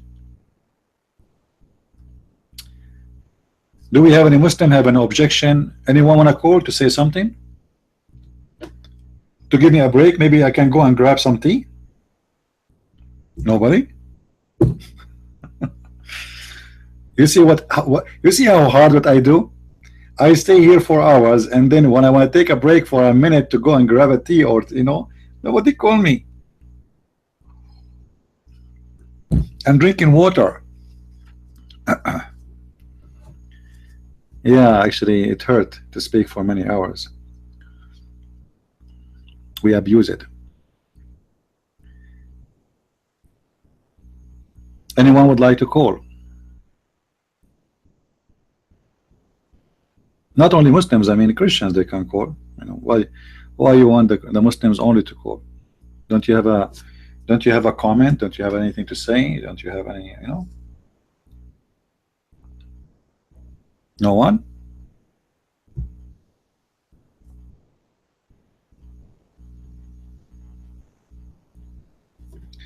All right, we have Phil is calling. How are you doing, my friend? I do have a question. Sure. Yeah, throughout the Quran, I keep coming across dhulumat, darkness in the plural. I was wondering if that's just Muhammad's really bad construction, or whether it makes sense in Arabic poetry. Well, you know, zulumat simply it's a pearl of darkness, right? But as an example, when Muhammad he speak about the ocean or about the creation of the baby, so you know, they speak of a three darkness, but the fact darkness is darkness. There's no first, there's no second, there's no third. The darkness is darkness. It doesn't matter where you go, it's the same darkness. And darkness is not a location, is not even a stage, it's just the absence of light. So it's just an ignorance, the ignorance of science and logic when he speak about the darkness. However, the Muslims, when they speak about it, they make it about science.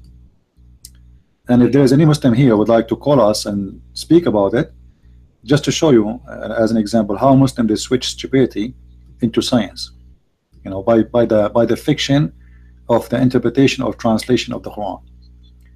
They're you know, the Muslims today, they try to give very far away interpretation for whatever is in the Quran, but obviously it doesn't work and it doesn't make sense. Like as an example, that Allah he says that he is the one who created the day and the night.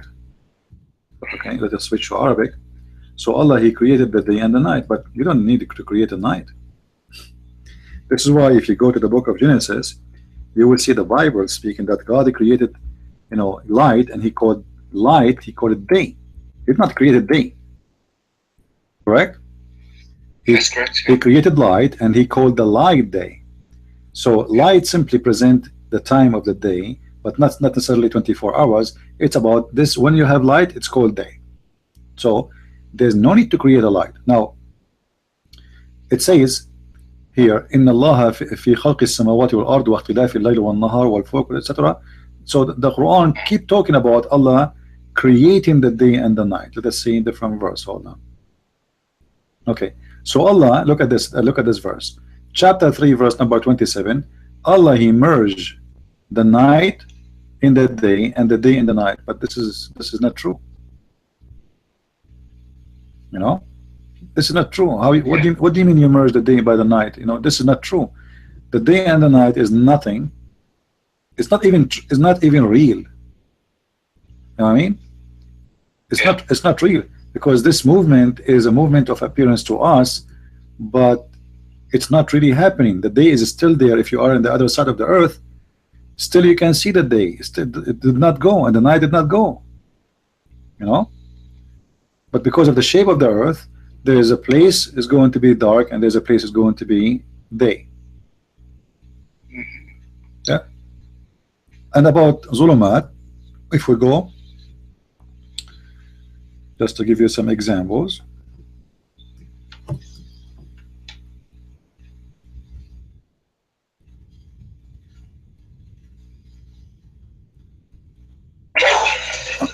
Here, bless you. أو كالصيب من السماء في ظلمات ورعد وبرق, etc. Is that a dog or what? Yes, it's my dog. Oh, is that a black dog?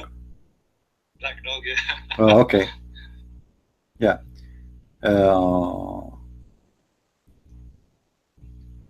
Yeah, ظلمات. Okay, look at this. الحمد لله الحمد لله الذي خلق السماوات والأرض وجعل الظلمات والنور. Now, how this can happen? How Allah he created the darkness?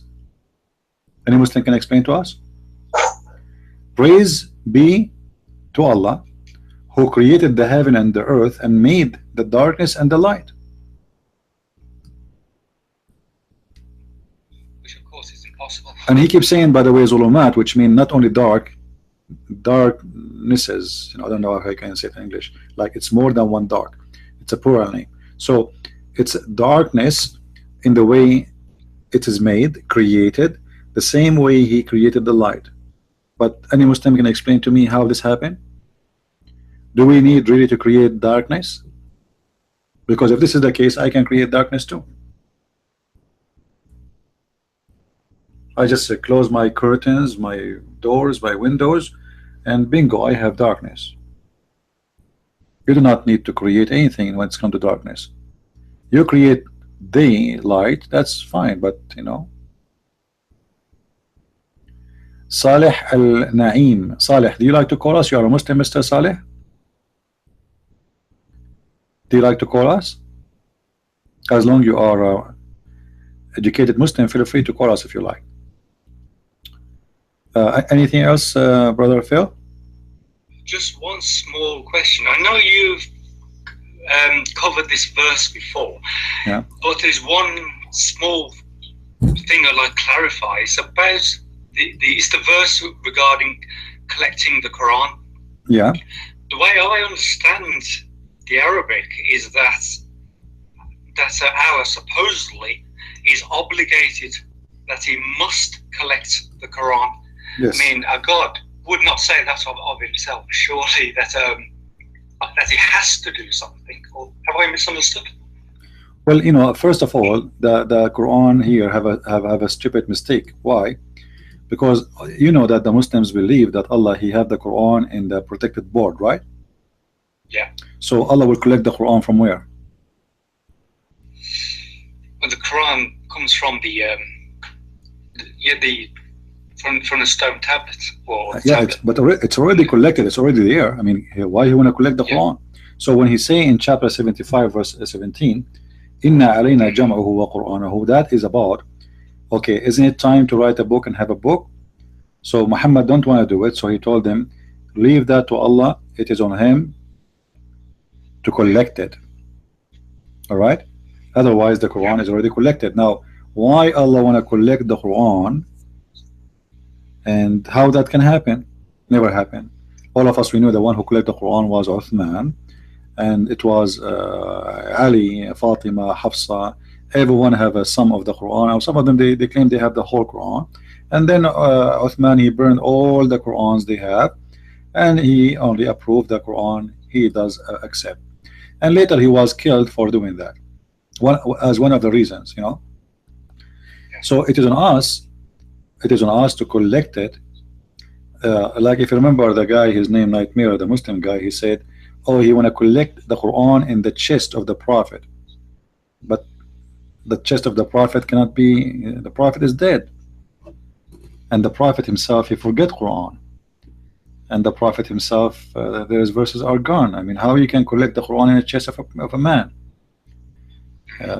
It doesn't make sense, you know. And Muhammad, he said he received the Quran in 7 letters. Okay, where are the 7 letters? 7 letters mean we should have 7 Quran. Where are they? Muhammad, he received 7 Quran in his chest. And this is my challenge to the Muslims, where we can find the 7 Quran which Muhammad received. They are gone. Muslims don't have it. Nobody have it.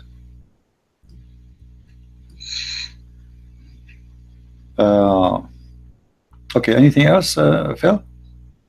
No, that's great food for thought, actually. Yeah. Okay, well, thank you, bro, for calling. Saleh, do you want to call us? Saleh Al-Alim, do you want to call us?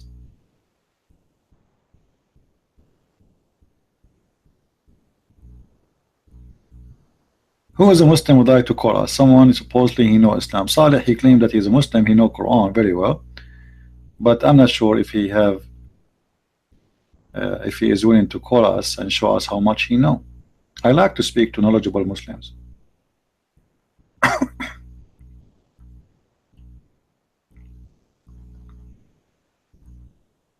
Ah, your family is here. Okay, no problem, no problem. It's okay, guys. His family is here. You see, we have 101 people listening right now live in YouTube, and that is remind me of chapter 5, verse 101, where it says, "Ask not questions." And verse number 102 says, why? Because the same questions you ask make many people leave religion, leave their belief. became apostate. They leave Islam. So Muhammad, he knew exactly that if you ask questions, you will leave Islam.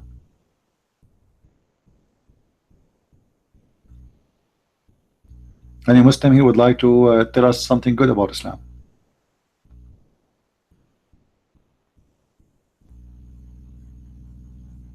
Quran chapter 60 verse number 6. What about it, Saleh? What about this verse? I'm not sure what Saleh he want. Anyone knows what Saleh is talking about? Quran chapter 60 verse number 6. Okay, what about it?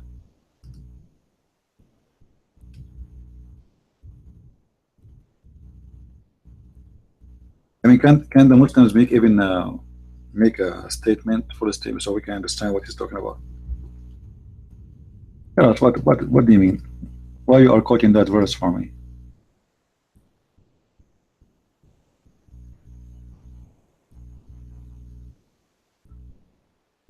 I will give you a good method. Read the context, guys. I don't know what is the context. What do you mean? If we go to chapter 60, verse number 6, what you will read? It says it was for you a good example, but was Muhammad a good example? Was Muhammad a good example? Someone who have a lust for a 6-year-old girl? Someone he was accused that he stole an underwear? It doesn't make sense, right? It doesn't make sense. Guys, just give me a minute. I will go to the kitchen. Just a minute, please. I will heat the water and I will be back, and then I will grab the tea again. Hold on. Just a minute, please.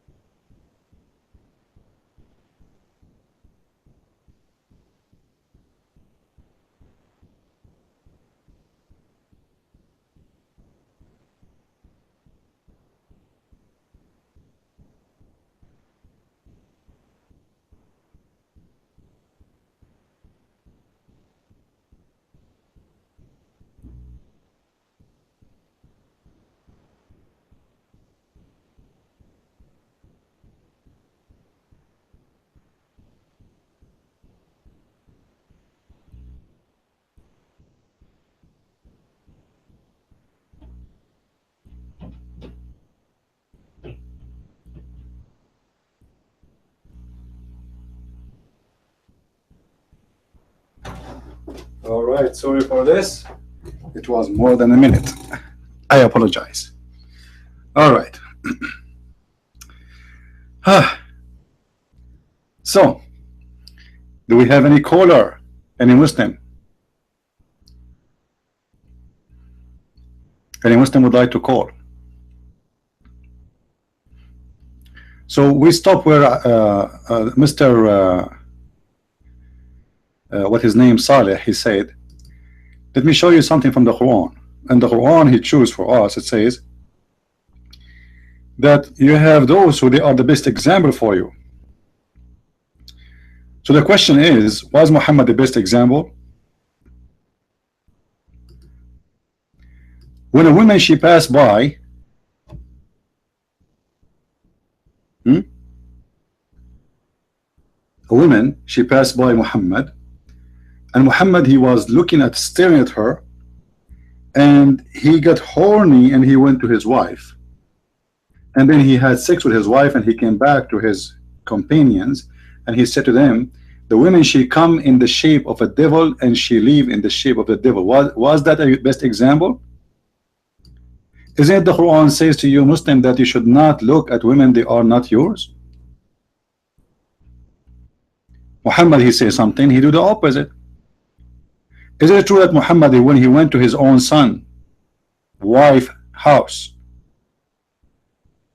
and the son was away, and this is his son from adoption, and this is the son which is considered the son of Muhammad, because Muhammad he says Ishhadu that he is my inheritance and I am in his inheritance, which means he announced him to be a son forever.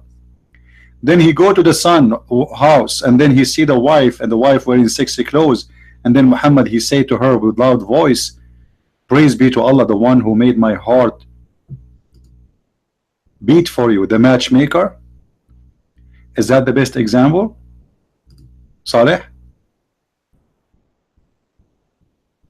So I don't know, when Muslims they speak about a good example, I mean, I see this, it's funny and it's far away from reality. This is why sometimes I feel like Muslims are disconnected from reality around them. Yeah, reality check time. Here we go, the story in front of you. Isn't it the Quran says to Muhammad, why you hide your love to a woman? She is married? Isn't the Quran says that? Have you ever heard of a God saying to a man, he is married, having a desire to a married woman? So he is married, he have a lot of wives already, yet he have desire for a married woman. Have you ever heard of a God saying, don't change the topic, don't change the topic, Christian they circumcise or not, none of your business. And who told you Christian don't circumcise? There's many of them they do and many of them don't. Who care? What's your business? That will not make us good or bad. Now let me ask you a question. As long as you are the one who mentioned circumcision, did your prophets come circumcised? Just to show you how stupid you are. You just mentioned that Musa circumcised, Jesus circumcised. Did your prophet circumcise? Saleh, did your prophet circumcise? Yes or no?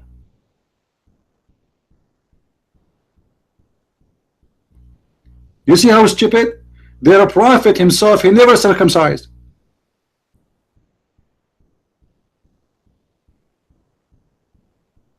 They are asking you as a Christian to circumcise yourself, but their prophet himself, he never did.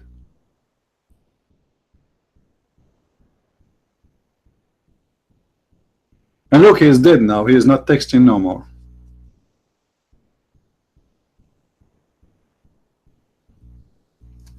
Saleh, did your prophet circumcise? Did your prophet circumcise? I'm not insulting you, I'm asking you a question. Why is your prophet circumcised? Why he asked you to do circumcise yourself, but he himself did not do it? So you Muslims are ignorant about your religion. This, the first question you're asking us about circumcision, ask your prophet. He told you to circumcise, but he did not do it. Why? Why you should circumcise, but Muhammad should not?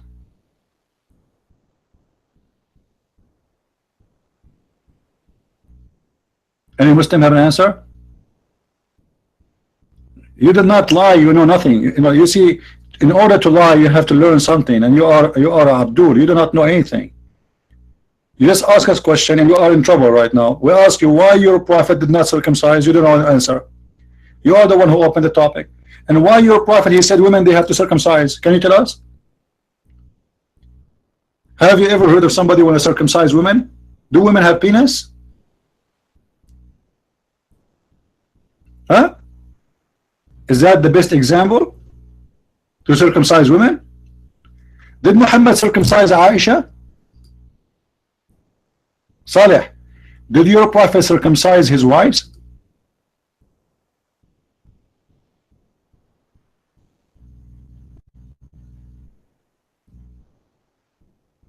I came to say at the end of the day, we Muslims and you Christians are going to unite together against the Antichrist.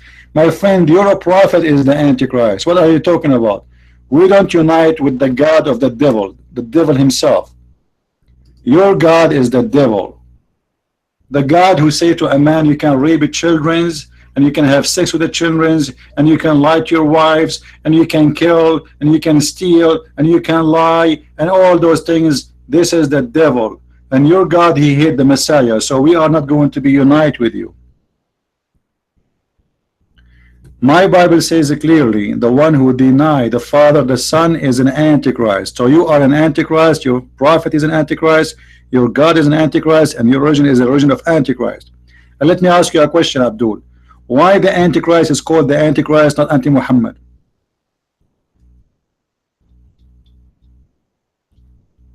Any Muslim can answer this $1 billion question. Why the Antichrist, his name is the Antichrist. Why he is not anti-Muhammad? Any Muslim knows?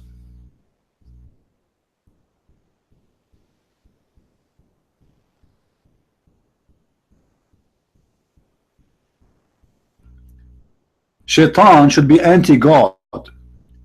Why Shaitan became anti-man? If Jesus is just a man, as Muslim they say. Why Shaitan, he wanna be anti-Jesus? I mean, always Shaitan, he think he's a king, he think he's a God. So Shaitan, he should be anti-God. If Jesus is no one, he's just a prophet, why Shaitan, he putting his head against the head of Jesus? Any Muslim have an answer?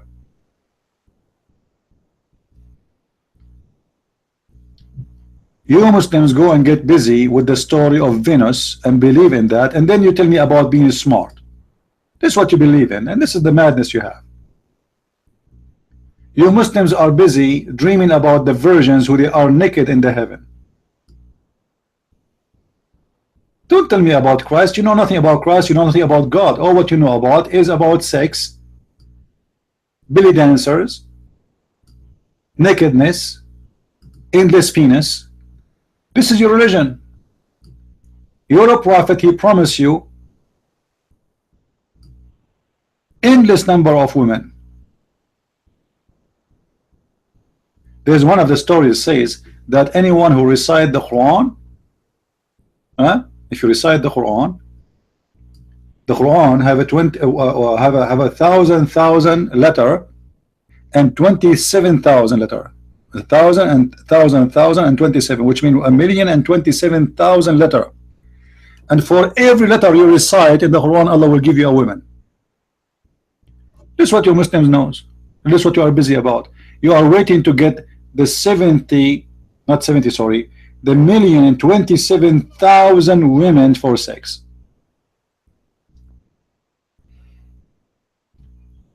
All of you are Abdul. What Abd? There's nothing is called Abd. What Abd? What Abd mean? What Abd mean? By the way, let me ask you a question. How Muslim they say that Muhammad was following Abraham before he became a prophet? Was he?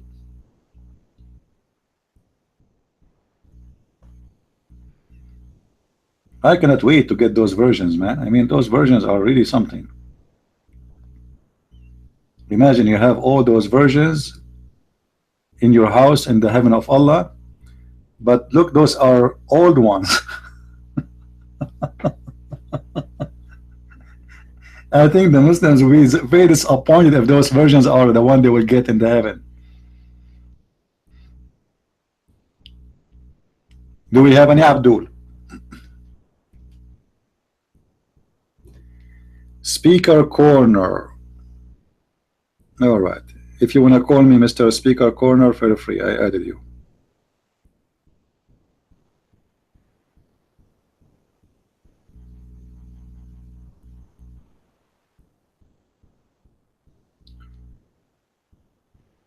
Any Abdul?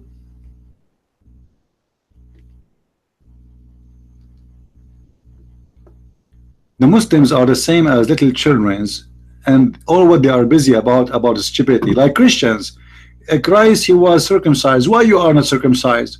This is their focus about the penis. Their head is about the penis. Their head is in the ass. Their head is in the like what we will eat. They focus in the stupidity. If you ask them something serious, they are not there.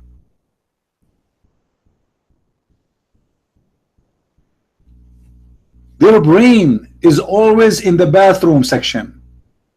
Even their prophet said to them, if you don't say the name of Allah before you enter the bathroom, if you don't say certain prayer, shaitan will play with your anus. Shaitan will play with your bowels. Like what the heck?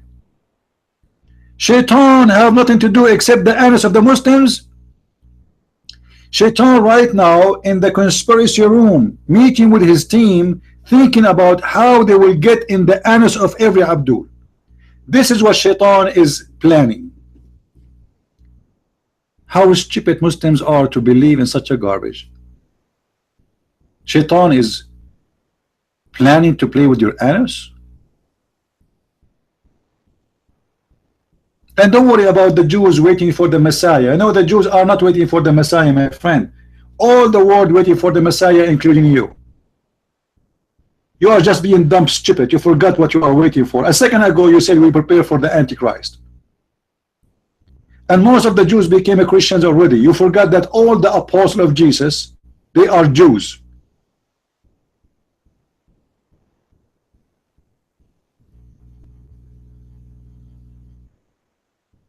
It's not about we are more and you are less. You are an ignorant and you have no answer. What about you call me and only me and you would talk? Saleh, and the excuse is your family is here. I don't know what does that mean. My family is here.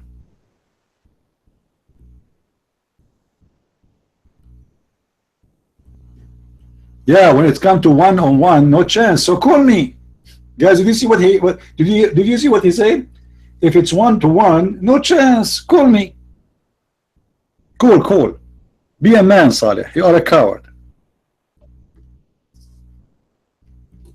All of you Muslims are the same fabric. By the way, your name is Saleh. Can you tell me who is the Prophet Saleh? Huh? Saleh? Who is this guy Saleh? The Quran mentioned a name of a prophet. His name is Saleh. And this Prophet Saleh, guys, do you know what the story of Saleh? His people, they ask him to make a rock pregnant with a camel. And the camel is 10 months old. Is that true? Saleh? We just finished the story, the fiction story of Venus, the star. And now we are talking about Saleh, the one who made the rock a pregnant camel.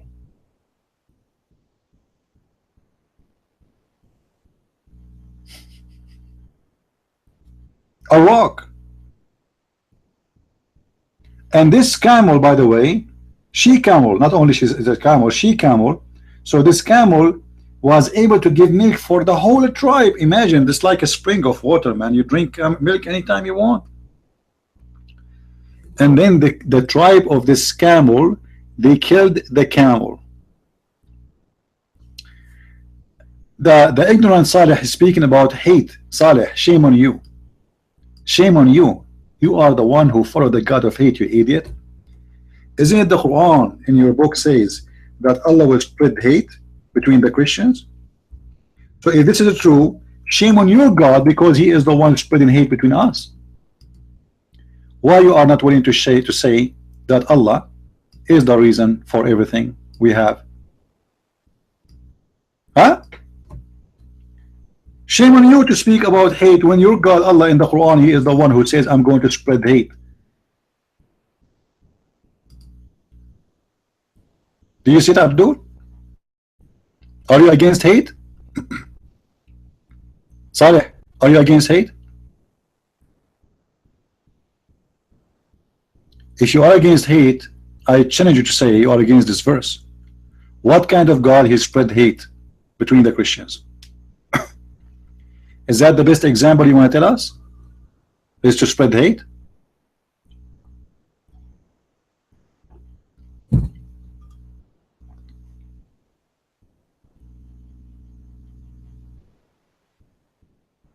We don't comment in Islamic videos. We get them busted. This is what we do here. Saleh, and all of you Muslims are coward. We keep asking Muslims to come and debate me, and none of you dare.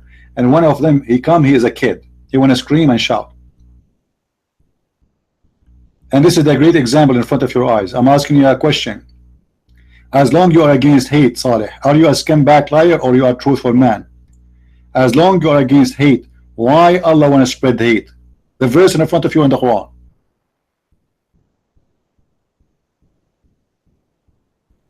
What kind of God He says, I'm going to spread hate between the Christians? What good will do for Him?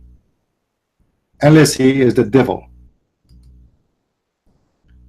Why does God, His job and His mission and His business is to string the hatred between the Christians one to each other until the judgment day? Is that what the good God do in your religion? Obviously your God is a scumbag. Yeah, we do not know who you are in real life. Yeah, you must be a refugee in Germany. This is who you are. Let me block you. I'm done with you. I don't have time for kids. You guys, you do not know who I am. Your prophet was a child molester. Are you going to be better? Your best example is a child molester, is a thief, accused of stealing underwear. He said, my cousin, he raped me. His wife, she was, he offered his wife to a guy to sleep with her. He said, if so he is a stupid fool, we have to obey. If he insists to take you, we will give you to him. Your prophet used to exchange women. Your prophet, he had sex with his own son wife. I mean, what is left? And then you says to me, you know who I am. Yeah, you are the fault of the prophet. This is who you are. When we ask a Muslim a serious question, right away he switched to talk about farting.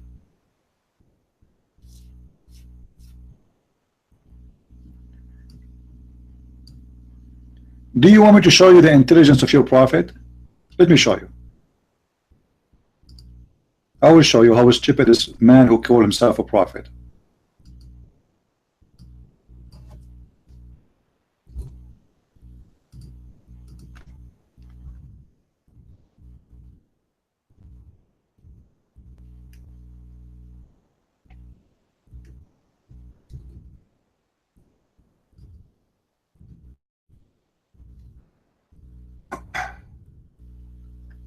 Let me show you how super intelligent he is.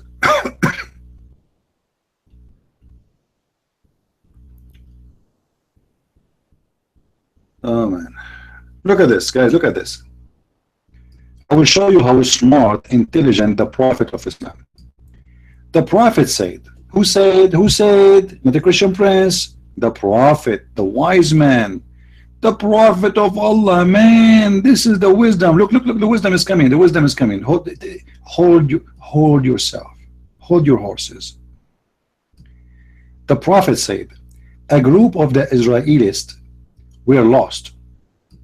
Nobody knows what they did. Nobody knows. But now Muhammad, he said, but I do not see them except Muhammad, he found out by his own intelligence, look, that they were cursed and changed into rats. Ew. How Muhammad knew that? Guys, who is the first Greek scientist he came with logic? What his name? Anyone remember? Who is the first scientist of logic or the founder of logic? What's his name?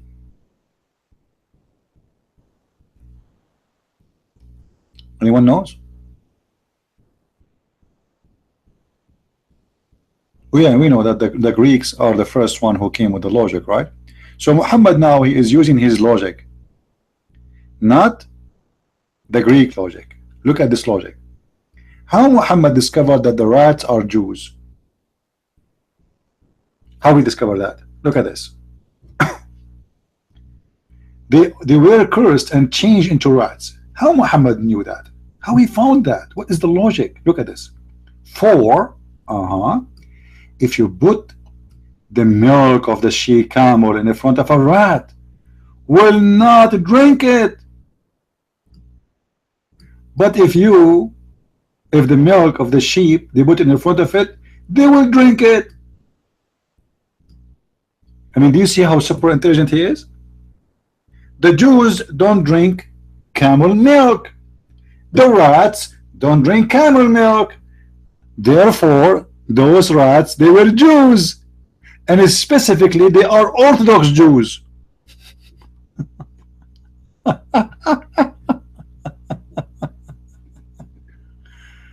Oh man, oh man. Any Muslim have a comment? This is the intelligence of your best man, Muhammad.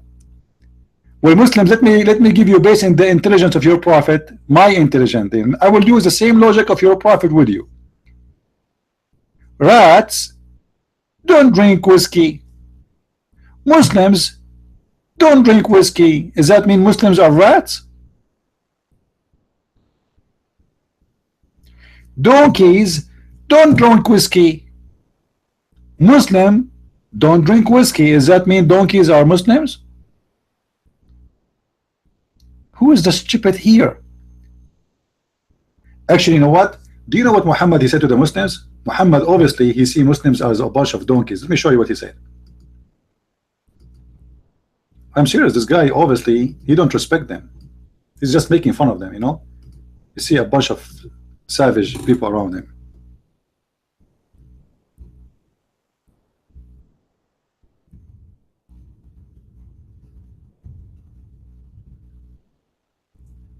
Look at this. This hadith been narrated by Abu Huraira. Allah make his face like the face of an ass. But hold on, this is not the one I'm waiting for.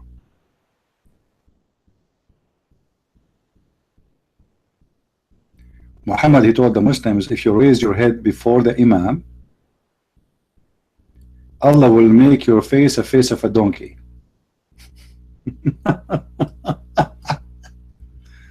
Oh man.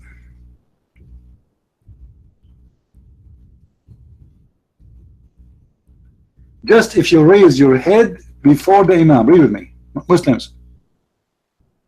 Read. This is not my statement. The Prophet said, who? The Prophet, the super intelligent Prophet. He said,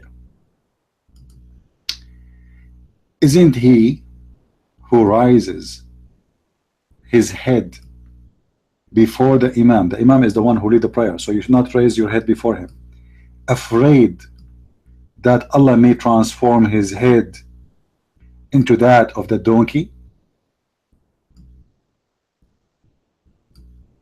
Do you see it, Muslims? How many donkeys of you they are right there, not right now? Muslims, be honest. How many of you raise his head before the Imam? There is no way a single Muslim in his lifetime did not raise his head at least maybe 200 times, because there is no way to know if the Imam will raise his head first or not. You will not know. Your head will be down. You cannot see unless you raise your head. The only way to see if he's up or not is raising your head. Allah will make your head the head of a donkey if you raise your head. Well, if this is true, examine it. See if it's happening or not.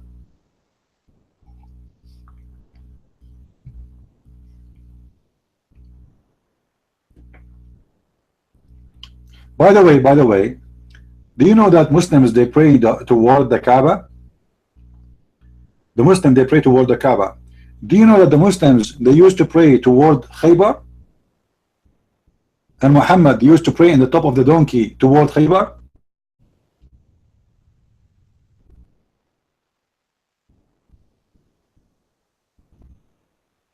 I don't know if a donkey will drink camel milk. I have no idea. We need to ask the Prophet because he is the expert about milk and the donkeys and camels. And Abdul here.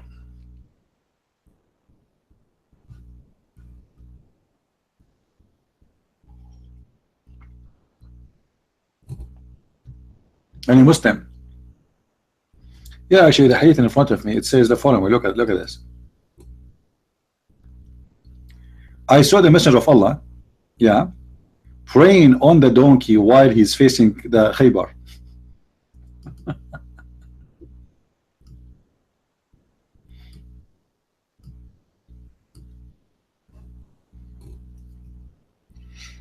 Any Abdul?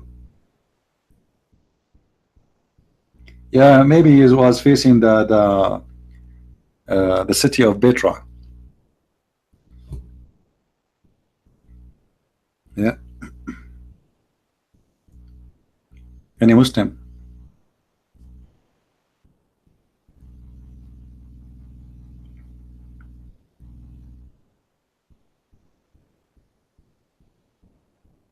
Not even a single Muslim today want to call? Where are they, the Muslims? I mean, what's wrong? I'm really disappointed.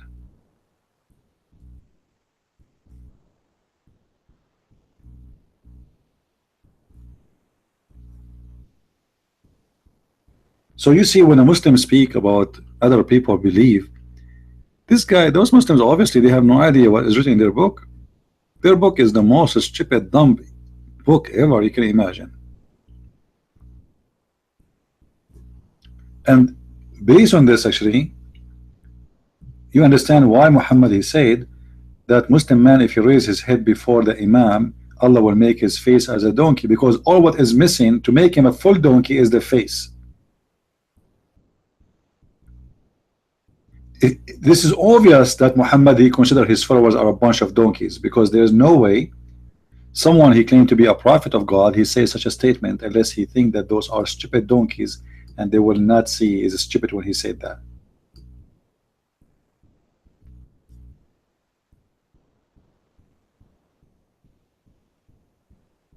And Abdul?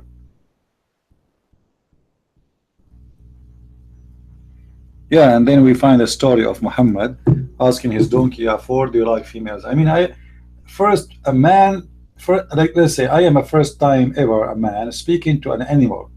I mean, my first question to him would be, "Do you like females?" Imagine how exciting it's going to be for you to speak to an animal first time, to understand an animal.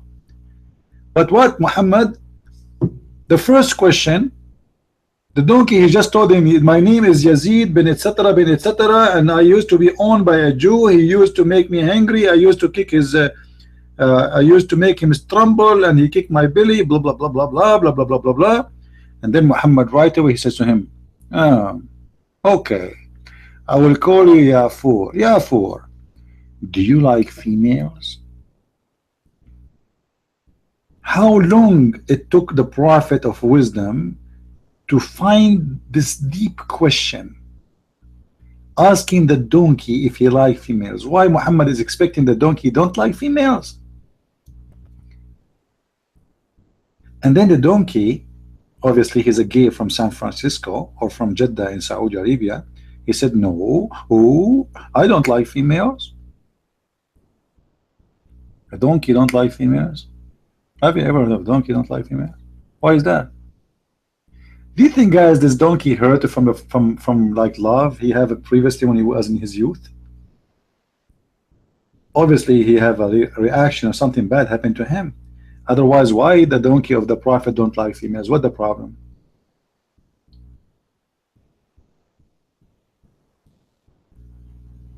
I think this donkey, he was going through a love story, and then Dr. Phil, he tried to help him, but he could not. So he decided to be a gay.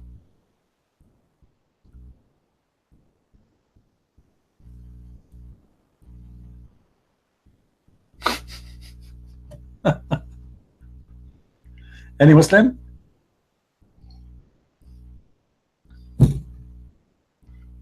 Where is the gentleman? He was yesterday here, and he said he want to call me today, so he will ask me a question about the science. Oh, call you are asking me, bro? Let me call you. I don't know why I miss the calls sometime, but the phone doesn't ring. All right, I hear you. Hello? Yes, we hear you. How are you doing, my friend? Oh, I'm doing fine, CP. I'm fine. I guess I'm a few minutes behind on the stream. It's okay. The belly dancer is still here. Oh, good. Yeah, but they are kind of old. I mean, the versions we were able to find, they are not the one the Muslims looking for. Well, I don't want old belly dancers. Well, this is what Allah He have in His delivery these days. You like it, you take it, you leave it. Well, now I want the young fit belly dancers that were dancing to that Allah Allah Allah chant. Oh yeah, that one. You know, a Muslim, he posts in Facebook a picture saying, like he posts a picture of like Western man, male and female, like kissing each other in the street, and then next to it a picture of Christians in the church praying, but different people. You know, they said this is the Christians in the morning and this is the Christian at night. You know, so I posed for him. I said this is the Christian in the morning and this is the Christian. This is the Muslim in the morning and this is the Muslim at night. Please watch it. Yeah. You know, saying Allah, I Allah. saw that. I'm sorry, am I cutting you off? No, go ahead. Yeah. I saw that you posted some videos on that vein a while back in Pal Talk. I looked at some of them and I found it hard to believe. Well, no, I didn't find it hard to believe. That's the wrong phrase. But I was surprised. I'll put it like that. To see the girls, you know, dancing like that, which is basically like a Western strip club. It's the same thing. They had on the full hijab or whatever you call it. Yeah, they are wearing the veil. They are wearing their veil. You know. Yeah, but they're still, you know, it's provocative dancing. You know, whatever you want to call it, booty shaking, or butt shaking, or whatever they call it. Yeah, and they were saying the word Allah. Yeah, the guy was chanting, Allah, Allah, Allah. Yeah. Allah, Allah. So they are naked, they are having sex, the men, the sheikhs are around, everybody wearing very... And there were little kids there too. You know? Yeah, and there's kids. Yes, because it's allowed. I mean, it's fine. 8, 9, 10-year-old boys. Now, I will say one thing. If you start to talk about Jesus in a strip club, that's not gonna go over. Yeah. Nobody will go from those people. No. Oh no, they'll put you out. They'll put you out. They will kick you out. Yeah. You know, I actually know friends like they go to clubs and late at night, you know, when it's time for the club to close down, the people will keep dancing as long as they play music, you know. So it's hard to close them down. So what they'll do is they'll start to play an upbeat, up-tempo gospel song, gospel music over the speakers. And that, you know, the people leave soon after that, you know, soon after that. That happens for real. I've been wanting to comment here for the last, I think this guy was on the day before yesterday, I think. I tend to lose track now since you broadcast every day. He was one of Sharpblade's friends, which he uses a different name on YouTube. I think it's Virtual, is what he goes by. But the guy was from Canada, and you were talking to him about Islam, and he was like, you know, well, my family, you know, I don't take hadith. My family, you know, we don't believe in hadith. Do you remember that guy? Yeah. I was struck by the difference in his attitude toward Islam and religion in general. I actually made a few notes about it here because it kind of stuck out. Normally we'll get kind of a combative type Muslim that they come here to argue or they troll, or even if they didn't come here for that, they just naturally they take offense when you question Muhammad, so they start to launch insults and such, but this guy, he came across different, and I took a few notes about it. First thing that stood out to me was that he didn't really know Islam, didn't really know what the Quran says. Family claimed to not take a deed. Well, he claimed his family didn't take a deed. That's the right way to say that. Which obviously means that you don't really know Islam, because, like I said, most of what they do actually comes from the Hadith, not the Quran. And in some cases, the Hadith says one thing and the Quran says something different, and they follow the Hadith. You know that. And the guy, you pointed it out to them. You'd ask him, where did you get the prayers? You asked him, where did you get the 5 prayers from? How many times did you pray? Yeah. And and you say, well, no, this is from the Hadith. And clearly I understood, that after a while he was in over his head because he didn't really know anything. He didn't really know his sources, and he basically lived, on a tradition, And you asked him some things about, like the verse about the sun, rising and setting of the sun in the Quran, and I think he said he'd never heard that one before, which, is part of the Quran. How could you have never heard of it before? But I guess it's possible because they don't study. They get by on tradition. They never heard anything. Yeah. But I did wonder though, how do you deal with this guy? Because see, I asked myself how to deal with the guy, because see, guys like that, those are the real threat to the West or another society's kind of the Trojan horse. Because he still goes as a Muslim. He thinks of himself as a Muslim. Doesn't really know much, doesn't really know anything or know why or where it comes from. I mean, we have Christians like that as well. It's just that the root source of Islam is so violent and anti-freedom, whereas with Christianity you have the opposite. But you remember you saw that movie The Matrix, right, CP? I heard you bring it up once or twice before. Which one? The Matrix. Yeah, The Matrix. Yeah. I saw it. Yeah. Yeah. If you saw that, and anybody that's listening, they probably saw it. It's quite old now. You remember how the agents, how they could just jump into anybody's body Mm-hmm. in the scene? You have a regular person going about his business, and then when the stars of the show do whatever they do, and then an agent just takes over his body, Right. and suddenly that person is an agent. That's kind of what I saw this guy in Islam, See, he's a peaceful guy in Canada, Western Muslim, so kind of wants to live and let live, but he doesn't really know his sources, and the position that he took, he could not defend that, so he could defend it against you, and he couldn't defend his position against any other Muslim, What happens if somebody who is a Muslim comes along and they say the same type of things to him, but in the other direction? What if they would have said to him, well, man, you can't just, you just can't live across the street from that church like that. You have to do jihad, right? They should be paying jizya, And so he says, well, I don't really want to do that. Oh yeah, you have to. See, look here, look at this verse, And they start to show him scriptures from the other position, That's the real problem, Yeah, they can be taken to any side easy, and they can be used by. And actually, this is happening to them, not only to Muslims who they are born in a Muslim family.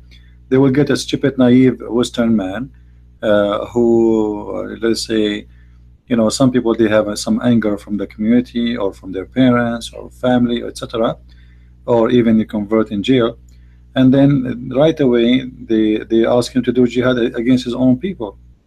Actually, I don't know if you saw the news. The grandson of Winston Churchill. I don't know if you heard the story. You heard it? This guy, he announced. They asked him. They have an interview with him. Why you converted to Islam while you were in jail, and then he left Islam.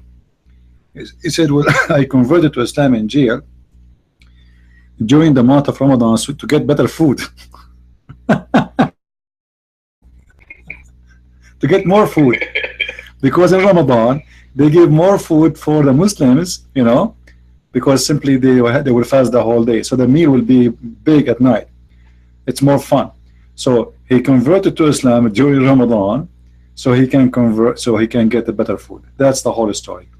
And now everybody he find in Islam something good for him, based in his Islam is a religion of temptation. So look like this guy, he found a way to get food. It's Islam.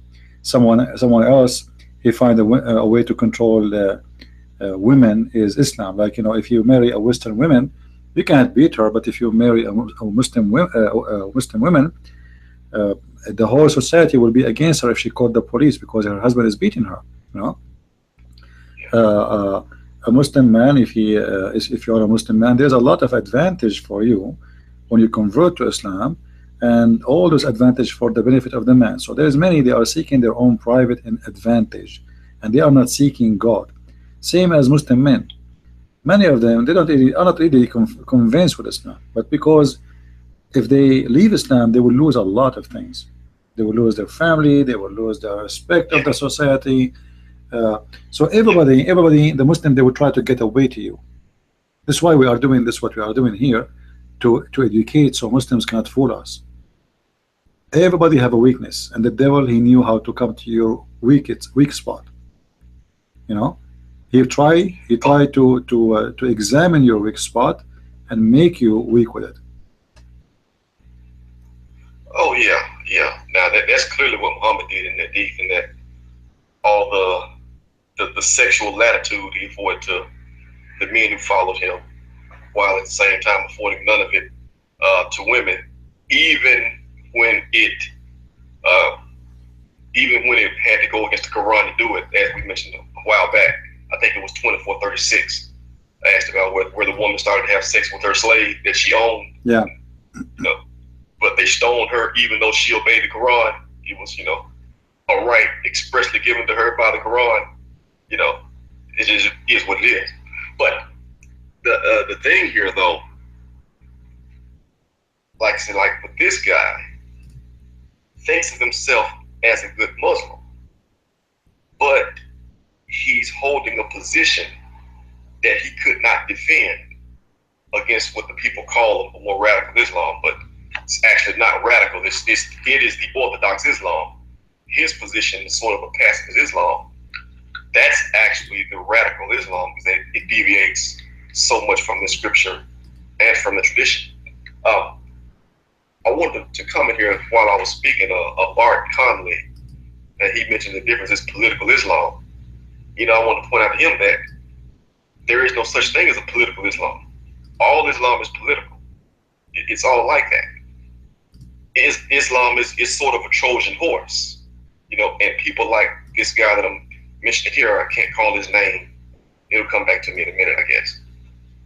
That's the Trojan horse part of it, because he comes to you, he's peaceful and unaggressive and wants to live and let live, but when you actually ask him to explain his religion, he doesn't really know anything about it. It's nothing that he can defend against any halfway learned person.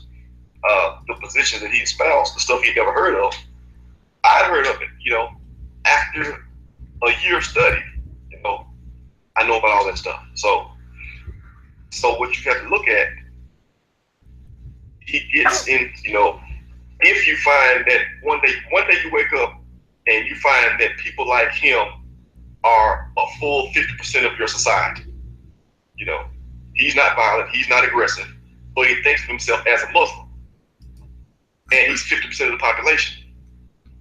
then you introduce to that mix someone who is Muslim, Anjem Chowdhury, for instance, who is Muslim and understands the sources and says it, well, I can't do that. This guy, he's innocent. What do you mean the guy is innocent? He's not innocent. He's not a Muslim.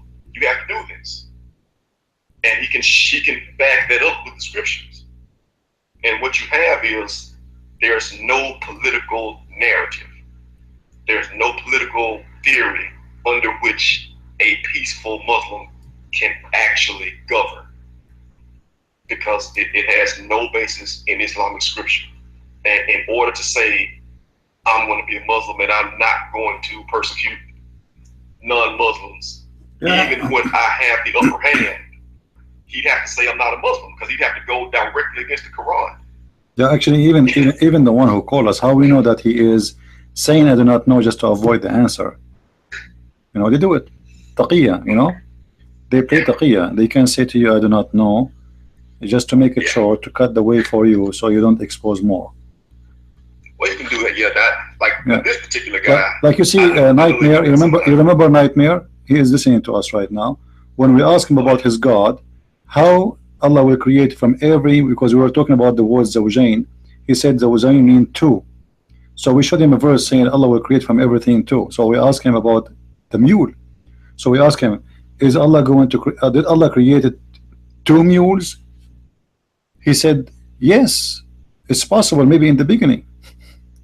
So the Muslim have one of two choices: either he's saying something stupid like what Nightmare he did, because to say Allah created two mules, I mean, what the point? That's mean. Yeah, that's mean all the mules come after that from those two mules. This is how dumb this man is, because the whole idea of pairs we are talking about, that he created male and female. So we asked him, did Allah in the beginning create two mules? He said, yeah, well, it's possible, maybe in the beginning. So they are desperate to find a solution for the stupidity of their God. But when they try to answer, they get themselves into trouble. So the other guy who called us, who supposedly he looks out like naive, he might be the smart guy, because he avoid all those things by saying, I do not know. Nightmare, Nightmare, he claimed to know. So this is why he get himself busted each time. Like first time I said, like, you said this guy, he said to me, I never heard this before, I never heard this before. This guy Nightmare, first time I said to him, when I said to him that your God Allah is not the spirit, he said to me, I never heard this before. Where you get this from? It's not true. I never heard this before. This guy is a Muslim for 50 years. He live in Morocco. He go to Islamic schools. He go to the mosque every Friday. He bow down to Allah every day, yet he do not know that his God Allah is not a spirit. So what you expect from a Muslim who don't live in the Middle East, who don't speak Arabic? Yeah, no. Yeah. That even the smart one of them is dumb. Yeah, well, I mean, it's just the source material, the source material. And yeah, I was listening that day, because you guys were starting off talking about, I think the way it's written, it's actually, he created pairs in two, isn't it? Yeah, he made it. Created. Yeah, he really created the stuff in fours and not two, right? Actually, if you like, I did not go with him, because this guy is just a stubborn. If you go in the verse itself says it clearly that Allah, he created zawjain is ithnan or ithnain. Ithnain in Arabic mean two. So why you are saying he created two and you are saying the word two again, if the word zawjain mean two? Right. You know what I mean? Right. So that's right. I understand, because let me say what I'm thinking. And I think I've got it right. It means he created two pairs. Two pairs, right? Not two individuals. Right. Right. Yes. The word zawj, actually, the word zawj. Let me show it to you on the screen. Even in the way he is trying to show it to us, it is stupid. Why? Because it says here, wait with me. So he created from every kind. This is the Muslim translation. All right. There he created from every kind two, male and female. But in Arabic it doesn't say that. In Arabic, let me show you what it says.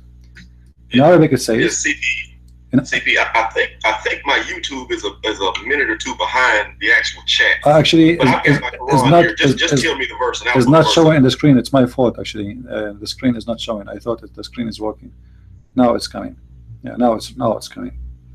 See the Quran in front of us. It says, this is chapter 11, verse number 40. Chapter 11, verse number 40. This is the word in Arabic, the word zawj, zawjain, which means pairs. By saying ya nun became two pairs. However, he said no, this word means two. Okay, the word after it is ithnain. That is two. You see, so here we have the word two. Let me switch to English. According to him, this word means two, and this word, but yet this word, but the word after it is two, mean two. So Allah created two. That will make it four still. You know what I mean? If this word here in Arabic, it's ithnain mean two. I can just right away highlight it and go to Google. Let me do that. I will highlight it and I will go to Google ithnain. And this is not the one we are arguing about. We are arguing about the other one. So if we go to Google, all right, it's not coming in the dictionary. Here we go. Pair. Do you see it? You see it? Pair. The word ithnan means pair.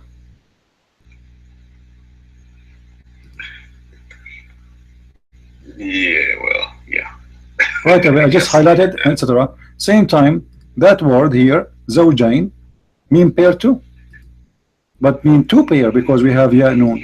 He's saying, oh no, it's mean pair. Like, okay, if even if he's based on his logic, if this one mean one pair, and the second one it says two, that's mean two pair. Yeah, two pair, four. That will make it four again. Yeah. It's. I mean, clearly Muhammad didn't understand the background of what he was, of the story he was trying to tell, and tell it right. Or do you know the story of how Noah he got the lion in the ship? The lion on the ship. Yeah. When Lion, lion like a lion, the big cat. Yeah, the lion. Yeah. No, I don't know about that story. Well, he wanted to put the lion, but the lion is scary, right? He would eat him, right? So Allah made the lion sick. So Noah, he put the lion in the ship. He have the lion. He have a flu, very bad flu. He can't even hold his head. So when Noah decided to leave, he got the lion. He's ready to go. He saw a mice in the ship. And then he said to himself, how I'm going to leave? I have a mice is going to eat my food. So Allah, he made the lion sneeze and a cat came out from his mouth.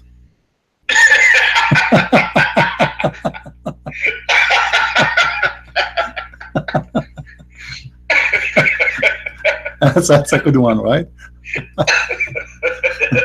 That's a good one.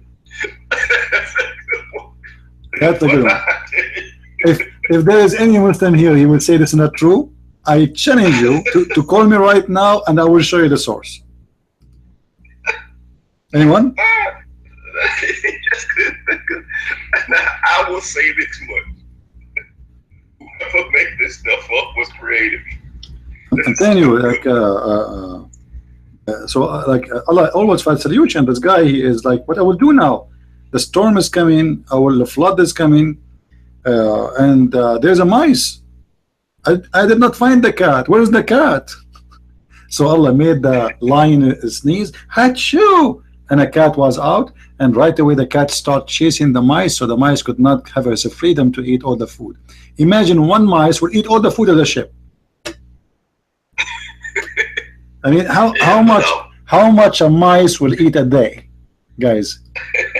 Like, come on. I yeah, mean, but what's he supposed to take the mice to though? the mice climbed by itself. He did not take the mice with him. But supposedly, yeah, according to the according to the Quran, he's supposed to put in the ship from everything two kind, from everything, you know. Yeah.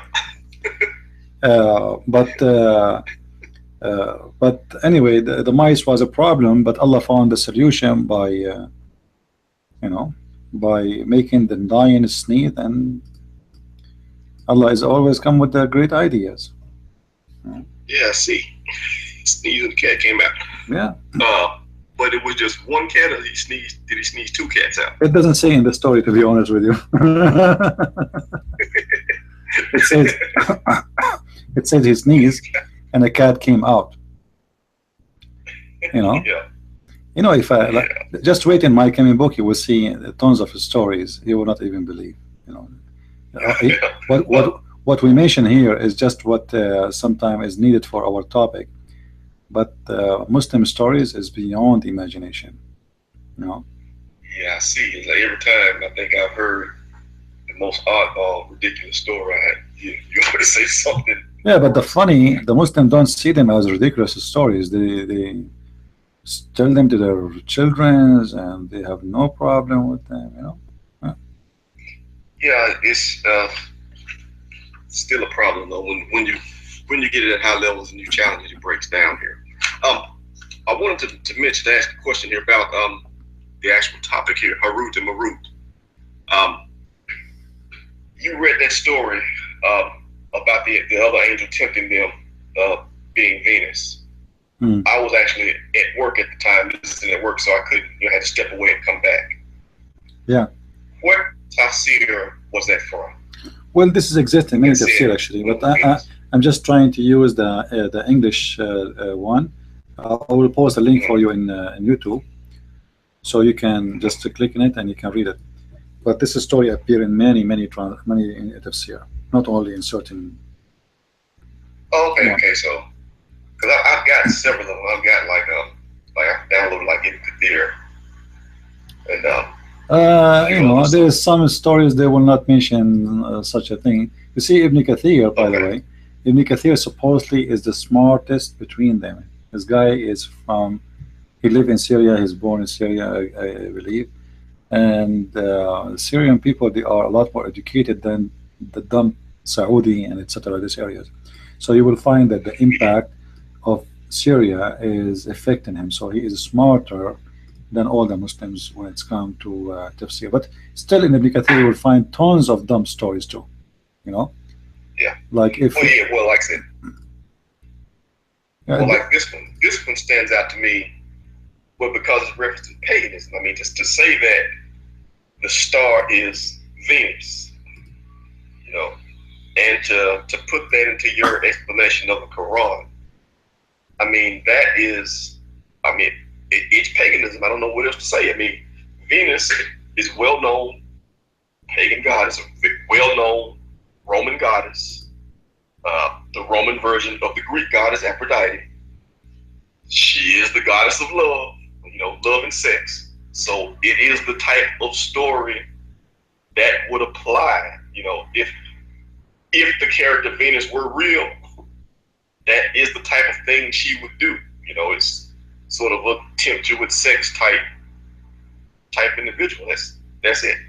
So what stands out is well, it's funny that the story is funny. First off, the story is funny. But for the person to come back explaining it and to not know, to make a reference to a pagan goddess, and to, as though he doesn't know that he's referring to a pagan goddess, that he's putting paganism into his faith, that is embarrassing and sad, and I need another word, but I don't know what else to say about it. Well, it's showing you the root of Islam anyway, because the root of Islam is about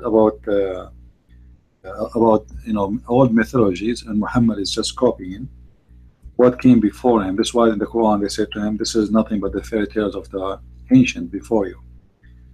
Uh, Same like, and if you read the interpretation, you will see every Muslim come with his own interpretation. As an example, in the Tabari, regarding this verse, this he say that the shayateen, they were listening to those two angels, and they spy at them, and they learn from them, and later they made a book about magic.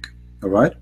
Then he said, in the same guy, he said, and some they say that it is Suleiman who collected what the shayateen they heard, and he put it in a book. So they don't read it. It's really messed up. Everyone come with his own version of the story, and everyone he claimed that he is the one who knows better. However, all of them at the end they will say Allah knows best. You know, Allah knows best. Allah knows best. So they just to protect yourself from you know, from people laughing at you or for saying stupid thing, just say Allah knows best, and you are done. Yeah. Yeah. When clearly the truth is Allah doesn't know anything. Yeah, and you know, the English versions, the one we read usually in the screen, is not even close to how funny it is in Arabic. You know, in Arabic it's a lot more funnier, and more stupid, because it's, you know, it's like it's the original story. You know, how the woman she seduced them, how the woman she is beautiful. And sometimes Islamic books, they describe even, you know, they go really far beyond imagination. You know, like there's a guy, when he is describing this story, he described her nipples, how beautiful they are, and how nice her lips, and how almost the guy is having sex. You know, like you can tell this guy is horny, and he is putting his imagination in the book. You know. And this woman, we want to explain why those angels fell into temptation. So obviously she is Venus, you know. She is in Arabic, the Venus, we call her as Zuhra. You know. Okay. And he made as Zuhra. It's the same name for the Venus, but it's a translated name. You know. Okay. Yeah. This is the same name of Venus, the same planet in Venus. In Arabic, we call it as Zuhra. Okay. Yeah. And what you know, when Muslims they see this for the first time, sometimes they get shocked. In the beginning they refuse to accept, they deny, but then they go and they find it. It's there. However, it doesn't matter what interpretation the Muslims they will give us about this verse. It's stupid. It doesn't make sense, because why God want to send, and why in the Babylon, and what Suleiman have to do with the Babylon? And why God want to send angels in the Babylon to teach magic? And what is the purpose of this magic? Is to make a wife and husband fight. Somebody will say to you, well, Allah, he sent angels, but Shaitan, they spy at the angels, so they learn how they can use magic from the angels. Okay, that's mean the angels are the one who taught them anyway. Why the angels are discussing between them, and they are angel of God, how to make a man and wife fight? It doesn't make sense. They should be discussing something else, right? How to make them not to fight. Yeah, they should. Yeah. So how the genie they were able to spy at them unless they are the one who discussing such a thing? Now, if a person get divorced from now on, not because maybe you lost your job, you don't have money, she don't like you, oh no, it's the black magic, it is the genie, my friend, you know, and that's it. Yeah, it's actually devoid of moral lessons. You know, you got a bunch of stories, a bunch of scriptures. Let me show you in the Tabari in Arabic, and I will translate. Guys, watch with me in the screen. This is the interpretation of the same chapter we are reading. This is a chapter 2 verse 102, and this is At-Tabari, and this is the official government website of the government of Jordan. All right, Tafsir At-Tabari, 310 after Muhammad Hijrah. This is one of the earliest interpretation for the Quran. Look what he said. And Ibn Abbas, this is the one nightmare he always liked. He said, Ibn Abbas said, Ibn Abbas said, look what Ibn Abbas said. What happened to Sulaiman Ibn Dawood, the son of David, it was because of people who they are from a family of a woman. Her name called Jarada, which means lotus, and she was from the most honorable women for him, and he loved her, etc. So to make it short, so one day Suleiman, he wanted to go to the bathroom or to have sex with one of his wives. So he gave his ring to the woman. Her name is Jarada, and because Allah, he wanted to cause fitna for Suleiman or trial.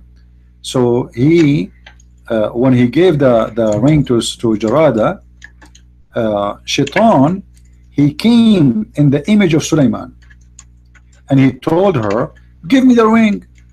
The woman, because he looked like Suleiman, she gave him the ring, and when he wore the ring, he controlled the kingdom. He became the king. Then Suleiman, he came to Jarada, فجاءها سليمان فقال هاتي خاتمي. He came to her, he said, where is my ring? She said, you are a liar, you are not Suleiman. He said, oh, what? So then he knew that he is under trial problem. So then she the shaitan, he took over the kingdom, and at that time the shayateen, they wrote magic during the shaitan being the king of the kingdom of Suleiman, because now Suleiman, he lost his job. And then the story continued later. Suleiman, he was kicked off the palace, and the shaitan start having sex with the wives, and then how the wives, they find out that Suleiman is not the Suleiman, because shaitan, his penis is so powerful and he never goes sleep. They told the elder, yeah, they told the elders, this is cannot be Suleiman. The elder, they said to the wives, how you know this is not Suleiman? They said, he is so powerful in sex, he never have enough, and this was the way to know that this is not Suleiman. And how Suleiman, he got his kingdom back. Shaitan, when he find out that the women, they told the elders about him, which means he's been exposed, he run and he throw the ring in the ocean. And then and the funny here, by the way, if you have the ring and you can control everything, I mean, why you want to run anyway? I mean, yeah. If you are in control, you have the ring, but the ring is the one who have the power. So why you want to throw the ring and run? Anyway, so Suleiman, now he became a porter. He carry like stuff, like if you buy things in the market, he carry it for you. So Suleiman, he was working, being a poor and the poor man, not a king anymore, because nobody believed him. So he worked as a porter. And then one day he saw a man, he bought fish, many fish, he want to carry them. So Suleiman, he told him, do you want me to carry the fish for you, and you give me a fish or two as a wages? The guy, he said, sure. So he carried the fish all the way with him to his house. When they arrived, the man, he kept his promise, he gave him a fish to eat as a wages. Suleiman, he went home, he cut the fish, he found his ring.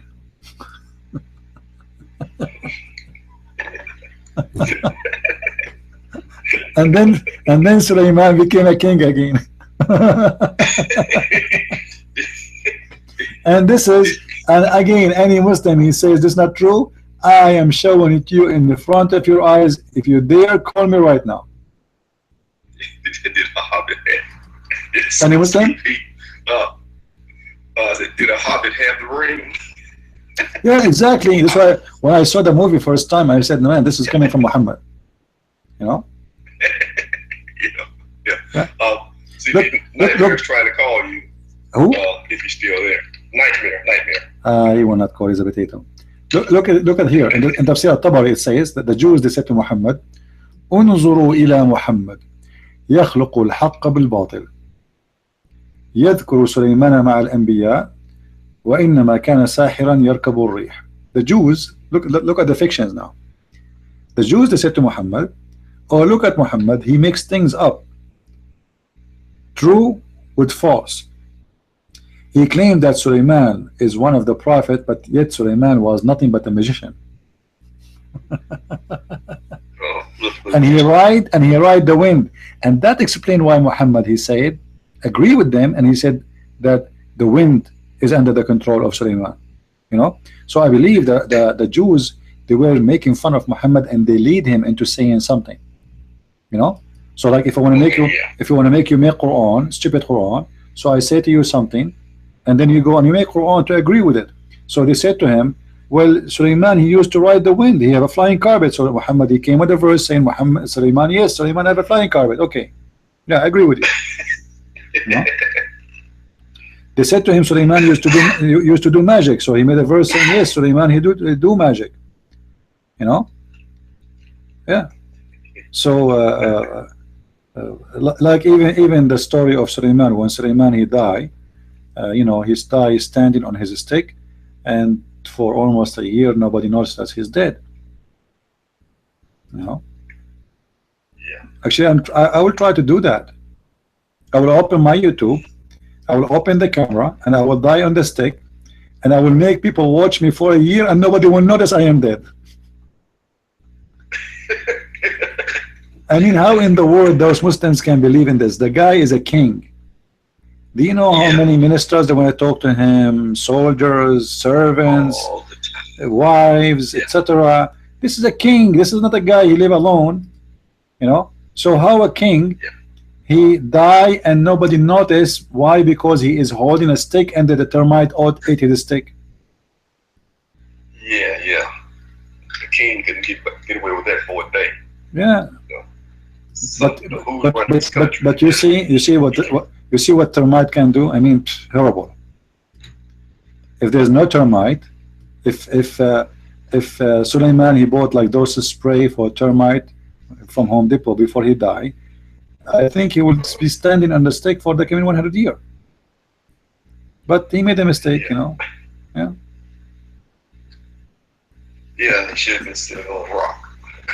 Something the termites could be. Absolutely. Any Muslim would like, any Muslim say yes, no, agree, don't agree, say something?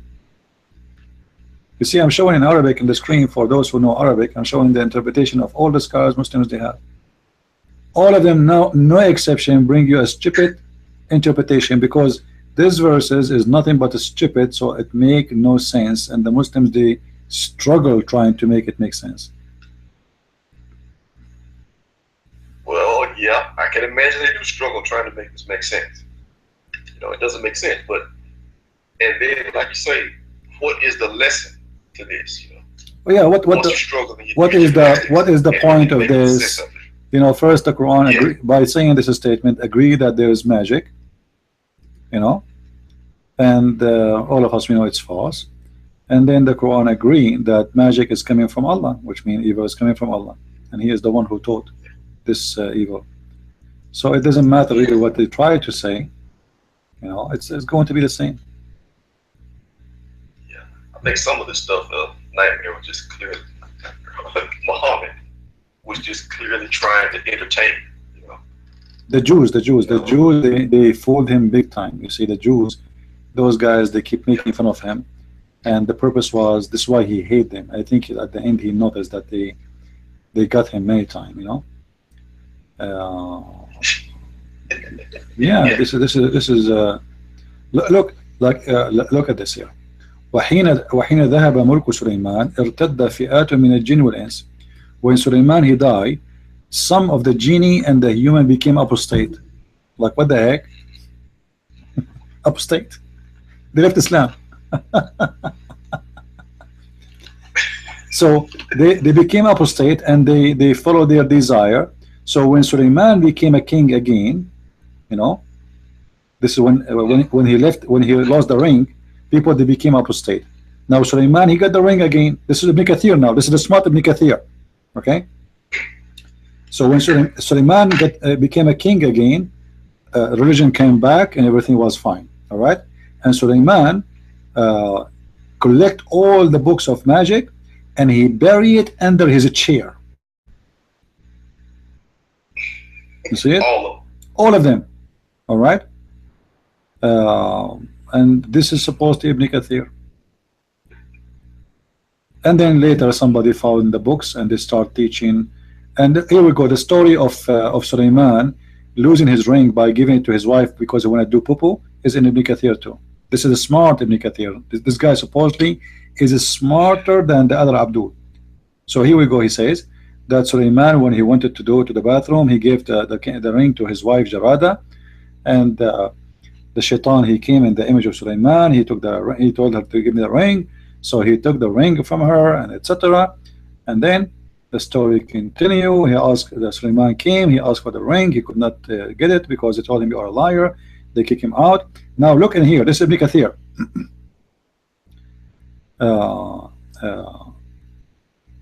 And Amran, okay, for yeah.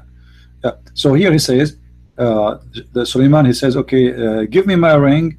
So she said, well, you are a liar, you cannot be Sulaiman, because Sulaiman, he took the ring already. Then all the books of magic was written. It have magic and have kufr in it. And then they bury it under the chair of Sulaiman. And then they took it off. And then they read it for people. So they start teaching people magic. And Sulaiman used to overcome people by those books, which means this is the book of Sulaiman. But he used it for good things, to control people. Suppose he's a good boy. So Allah here making the verse to make Sulaiman innocent from all the sin they do, and Sulaiman is not the kafir, it was the shayateen. This is the whole idea, supposedly. You said the books have magic and cover in it. And then by the way, shaitan, after he ran away, Sulaiman, he sent his army to capture him. So what shaitan he did, he went to a faraway island and he covered himself by, what they call it, lead. You know the lead is very heavy. Lead. You know, the one is coming from the uranium. Lead. Okay. Yeah. Right. So to make himself unable to be captured and be moving out, what he did, he took himself to a faraway island and then he covered himself with a lot of lead. So when the army of Sulaiman came to arrest him, they could not move him. But Sulaiman by magic was able to melt the lead and capture him and bring him over.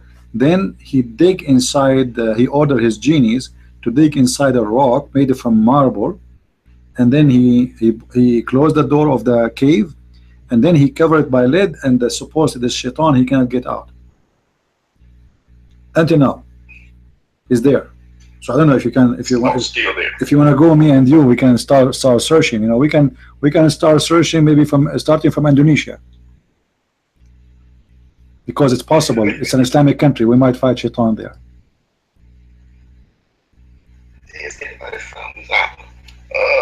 Any Muslim have a comment? You see, Muslims, we are reading your books. We are not reading our books. This is your books. This is what you believe. All what we are doing, we are just showing you what you have. You know? Yeah. So, but at least now we know how Venus came to exist. I mean, me and you, ignorant before we know this. Like we know Venus, but we don't know how Venus came to existence. But now we know. Now we know. Yeah, didn't know that. Now we have knowledge, and knowledge is a treasure. You know? Yeah, and this is what they have for scholarship. Oh yeah, and those are the scholars. Those are not the stupid ones who's saying that. Yeah, scholars. This is why you see that the Muslim, they have many conferences in Cairo, in Turkey, Istanbul. They trying to filter the hadith and the stories, because those stories became very embarrassing. So they are saying to themselves, it's time for us to dump all those stories, because Islam is a joke by having them. But it's too late, because those stories are over the internet. There's no way you can control it. It's not like before the Caliph, Uthman, there was only a few books. He collect them and he burned them, and that's it. You know, even actually Uthman was not even successful. Even after what he did, there's other versions of the Quran still exist until now. So it's impossible for the Muslims to get rid of those stories, especially now after the age of the internet. But even before, because those stories spread in books around the world. You know, Muslims in Pakistan, they have those stories. In Indonesia, in the East and the West, wherever you go. And not only this, even Christians, they have it. But what make it more horrible that it is in Islamic books. You see, if this is story written in a Christian book, written in the time of Muhammad or after, about Muhammad, people will not take it too much into consideration because he's a Christian. You know, maybe he's lying about them. But when we find it in Islamic books, and this is what they teach, what the Muslims can say. You know, they cannot oppose. It's your book. It's your it's writing. their book. It's their book is just evidence of what they believe in. You know. Yeah. Like I said, in these scholarships, these are people that are actually finding the answers, dedicating their whole lives trying to understand this stuff. Look at the sources and cross-reference it. Yeah, and look, the Muslims are so proud about this story. I mean, they don't find any problem with it. Look, this is a different website. This is a different website. It's called ishhaika.com. It's a Muslim website. Sheikh.com. This is a Sheikh scholar, okay? And they are quoting for you a verse from the Quran, supposedly, and you know, look, and they are posting the here. Assalamu alaikum. If there is anyone can write the story of Harut and Marut, all right? So now a Muslim asking the Muslims to tell him the story of Harut and Marut. So now the stories, the Muslim website willingly they are telling him the story of Harut and Marut. Do you see the word Zora? Do you see the word Zora? Hold on, Zora. Zahra. No, I don't see. It's not. Maybe it's not coming to you on YouTube yet. Oh, Zahara. Yeah, but they have it wrong in English. It is Zohra really. Oh, it's wrong. So it is. This is the word Venus. All right, and look, she was known for her wills and her plotting, and wiles and and she did, and she did her best to make it trouble for everyone. Look how these women have a bad reputation. One day she had to appear before the court in case in a case brought against her. So she came before the two angels in the court. You see here the story has changed. You notice? Yeah. The story here is a different story. Yet this is Islamic stories. We are not quoting from a Christian website. Now there's a judge. Now there's a court. This woman, she have to appear in front of a judge. Now she, etc. So their stories is beyond imagination and stupidity. So the women of Zora.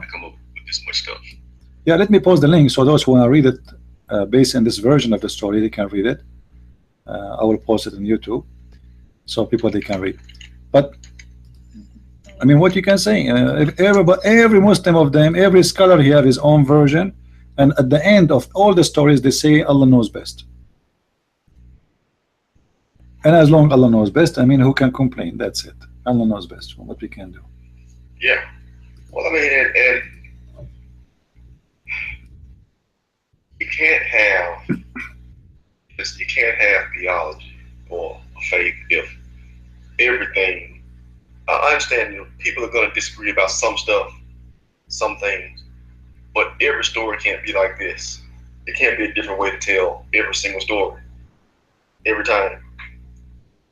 You know, and even then, at the end of the day, we still don't know what moral lesson to take from it. Yeah, there's no point. It's just a stupid. Like it's just a statement of ignorance. But this is what Islam is about. Yeah. And this kind of thing, it can only live in ignorance. Like you say, even now they're trying to. They are saying, okay, Nightmare is trying to call me. Hold on. Can we give him a chance to call? Let us see what you want to say. Yeah, dude. Yeah, just let me say here. I hope Nightmare gets saved and leaves his life and accepts Christ, because I want to kick it with him in heaven. Let us see. So I can bust this out about the time he used to come to you and try to argue about this stuff. Yeah, we will see what he will do. You guys later. I think he is excited. He's ready now. Today he has something new.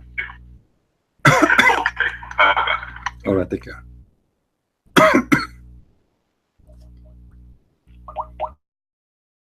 I am here, liar.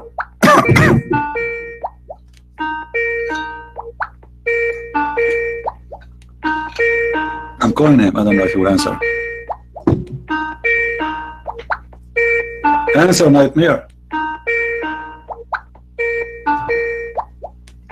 He's not answering. Hey, nightmare, you are here? Hello? Hello? You hear me? Yeah, you are live. Go ahead. Yeah. What do you want to say to us? You want to call me? I have a missed text from you. Okay, I heard you about talking about the hadith. Which where hadith? you said that the prophet was talking. He had a conversation with the donkey. Oh, okay. So he don't have a conversation with a donkey? No. Okay. Do you believe a donkey can speak? No, I'm not. The conversation with the donkey is not my problem. The conversation is about him having questions about sex. No. Do you believe that the donkey can speak? No, donkeys cannot speak unless God can do miracle. I believe in miracles. Yes. However, I mean, the donkey can speak. That's what you're trying to say. well, a donkey obviously he can speak. Your prophet cannot, because as you see, a donkey was able to speak, but your prophet, the angel told him to read. He could not. Oh, no. You're not answering My friend, the answer is very simple. If God wanted a donkey to speak, he will make him speak. So Allah told Muhammad to read it 3 times, still Muhammad cannot read. All right. Now, so the donkey can speak. That's if God want anything can speak, no problem. Yeah. Oh, okay. Yeah. Now the question is, how your prophet asking the donkey if he like females? Why he's doing that? Why he's doing that? Okay. The hadith, my friend, because that's the problem with it. The hadith is forged. Forged? Fabricated. Okay. Do you want me to show it to you from Ibn Kathir? Do you want me to show it to you from Ibn Kathir? And I have in here a scholar. Hold on. Yesterday you told me read Ibn Kathir. Ibn Kathir is valid or not? Okay. Listen. Let me finish. I give you the scholar. No, scholar. Ibn Kathir is a scholar. Ibn Kathir is a scholar. You are the one who quote for me from before Ibn Kathir. Do you accept Ibn Kathir or not? Is Ibn Kathir a scholar of hadith? So when you quote for me Ibn Kathir, is he scholar of what? He's scholar of Quran but not the hadith?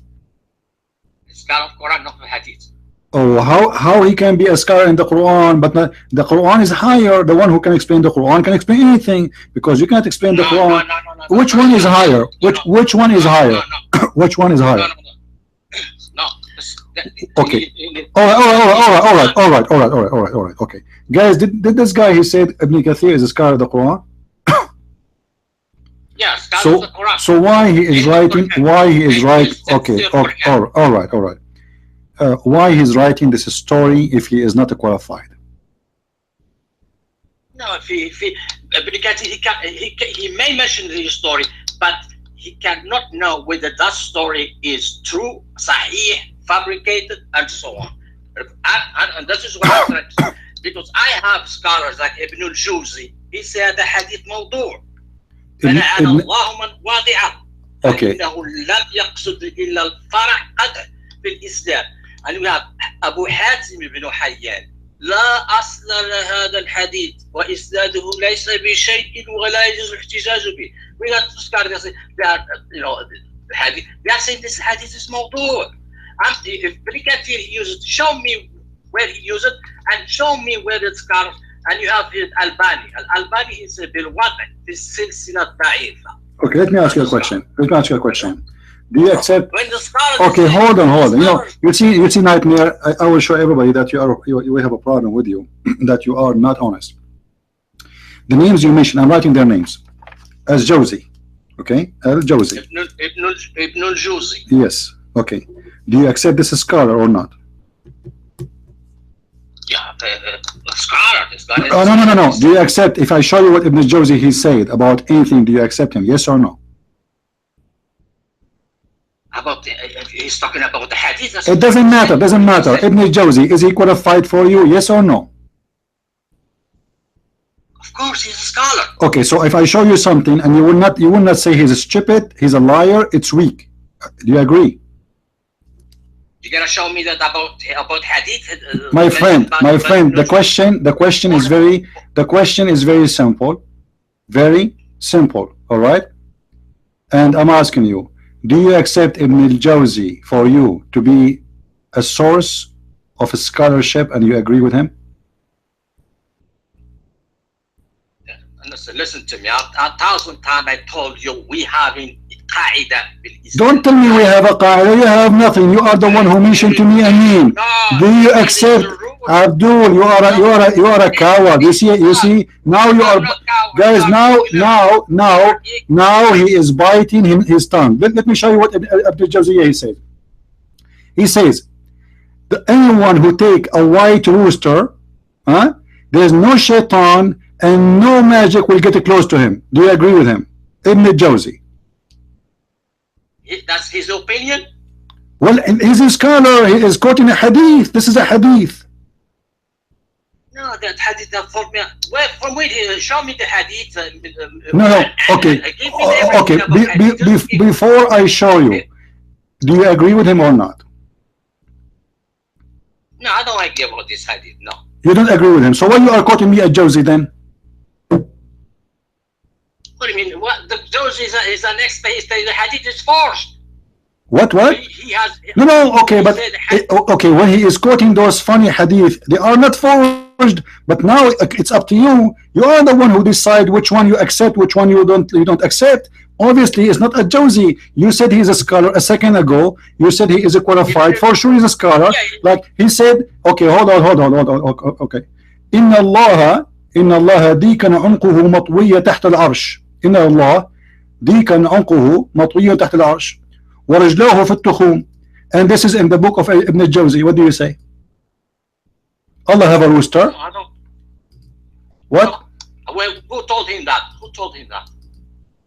You ask him. Don't ask me. Guys, who told him that? Who told him that? Abdul. This is the scholar. You quote for me.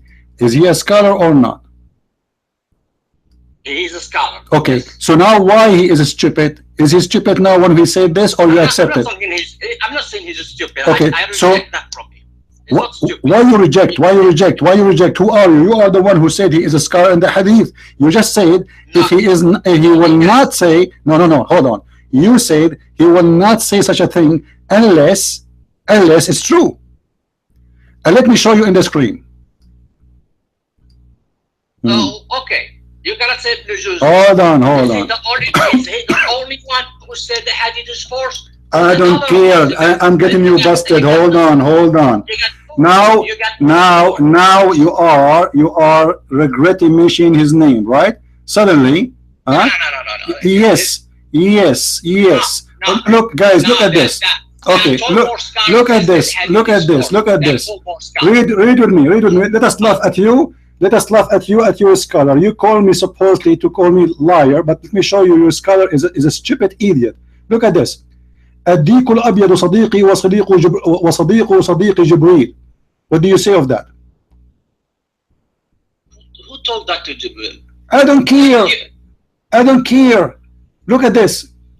He said الديك يؤذن بالصلاة ومن اتخذ دينا أبيضا حفظ من ثلاث من شر كل شيطان وساحر وكاهن.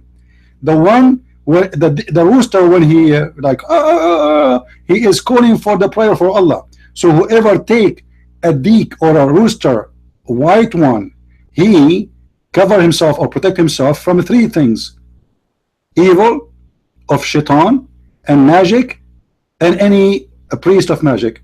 And actually this exists in the Sahih Hadith too. Let me show you. All right, now maybe you will say to me, your prophet did not say that. Let me show you, and everybody will laugh in a second.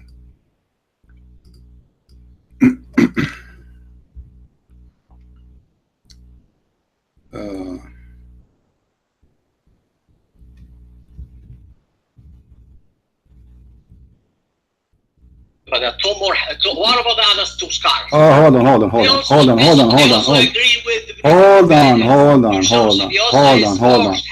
hold on. Let us see how forged it is. Let us see how forged it is. Because your prophet, he said that if you, here we read with me, Sahih Muslim, guys, is the screen clear? Abu Hurairah reported. Let us see who is the stupid here. Abu Hurairah reported, Allah Messenger said, saying, when you listen to the crowing of the cock, ask Allah for his favor as it sees angels, and when you listen to the brain of the donkey, seek refuge in Allah from Satan, for it sees Satan. Do you agree with him or not? Well, we are talking about the donkey can speak or not. You just Hold on. We are talking about the donkey. We are talking about a donkey. A donkey is telling you. Hold on. Abdul, don't scream. We cannot talk at the same time. You are the one who mentioned to me a scholar. You said he agreed with him. I asked you many times, do you consider him a scholar for the hadith? You said yes. Now I am showing you that this guy is saying stupid things. And then you said to me immediately, I don't agree with him. You are ashamed. You are not a man of your words. This is the hadith in front of you. This is Sahih Muslim. When he says something, he is saying it. According to you, he is saying it based on studying carefully. He is a scholar of the hadith, not like Ibn Kathir. Okay, you said Ibn Kathir. Let me speak. Okay. Okay. Let me speak. Go. Okay. I mentioned not just one scholar.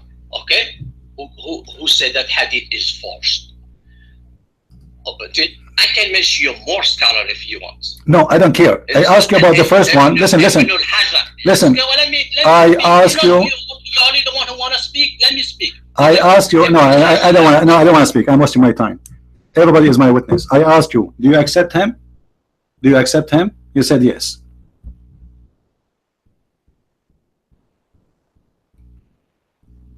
I ask you more than one time. Is that a scholar for you? Just to make it final, because you keep jumping like a monkey.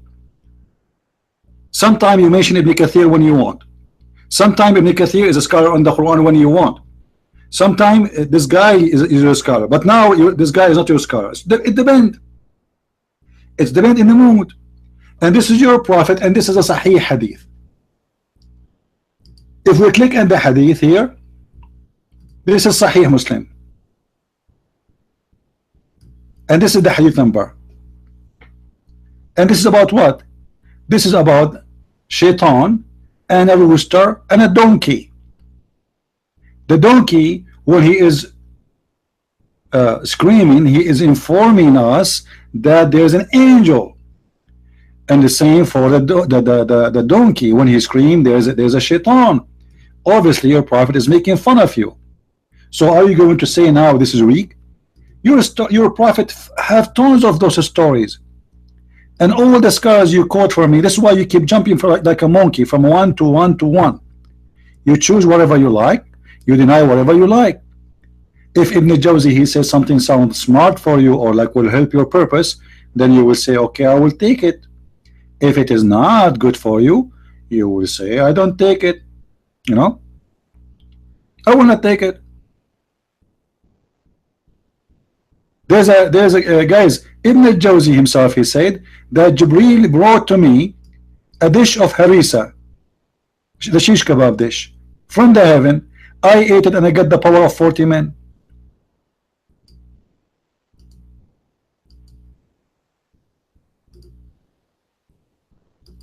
The same scholar you are quoting for me. When you want, he is a good scholar. When you want, you dump him. This is why I know what you will say exactly, because this is exactly what this guy always he do and he say. The same thing. The same thing. Do you agree with him or you don't agree? He agree when he want. You don't agree when he want.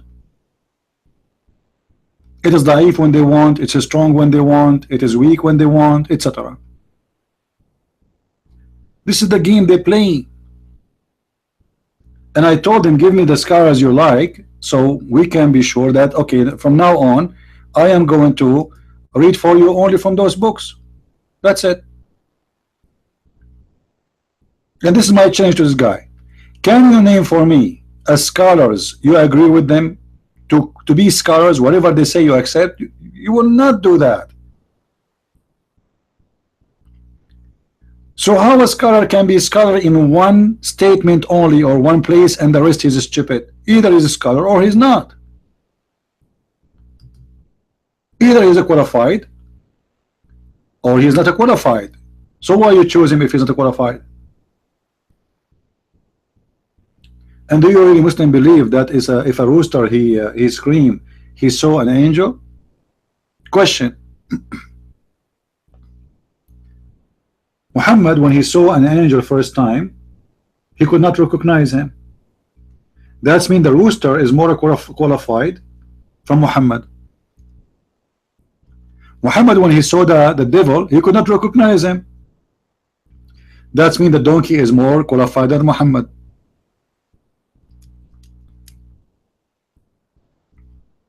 Right? This is the truth. He's calling again.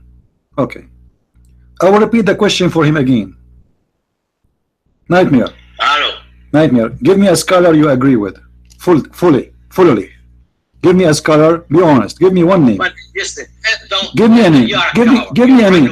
Give me a name. Give me a name.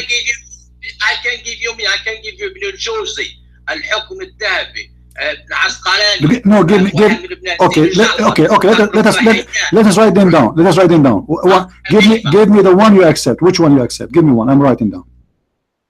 Okay, Ibn al-Jawzi. Okay, so whatever Ibn al-Jawzi he says, you accept or not? الحكم الذهبي. Who is al-Hukm al-Dhahabi? There's nothing called al-Hukm al-Dhahabi. This is the name of a book. What is the sheikh?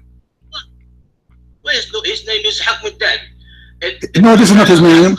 This is not al-Hakam, not al-Hukm. You don't know Arabic. Al-Hakam, not al-Hukm. الحكم الذهبي. Al-Hakam. ابن حجر العسقلاني. Yeah, al-Asqalani. محمد بن مزيد أبو جعفر. ابن حيان. أبو حذيفة. عبد الله بن حبيب الدهري. عبد الرحمن السلمي. Okay, enough. Okay, enough. So, okay. All those people they are saying the hadith is false. All right. No. Do you accept those scholars you name for me? Do you accept those scholars you name for me? Yes or no? They are scholars. Okay. If I show you things they said, do you accept whatever they say or no? What I mean, they are just people. You know what? You are asking stupid questions. Nightmare. Listen. Aren't you the one who said they are qualified? They are scholars of the hadith? Yes or no? Let me finish. Listen. When you say they are qualified for the hadith, that goes for all the hadith or only this hadith? Of course, they are. What? If they said this hadith. No. I'm not talking about this hadith. I am saying those scholars, only scholars in this hadith only, or in every hadith. All hadiths. Okay. So then we have to accept whatever they say about any hadith. Do you agree? Just shut up. Just go. Don't call me again. Don't call me. You're a kid. You know. You see the hypocrite. Either they are scholars qualified of the hadith, you are naming them for me because they are supposed to be scholars in the hadith, not only this hadith. So he want only this hadith. Why? Because he have a web page in front of him saying that those scholars reject this hadith. You see you see how he's a kid. This guy is a kid. He opened a website saying to him that this name and this name and this name they reject this hadith. So now he is quoting for me those names. But I ask him, do you accept those scholars to be your scholars? Are they qualified to explain any hadith? He don't want to accept that. And that because he's a hypocrite. Either they are qualified for all the hadith or they are not qualified.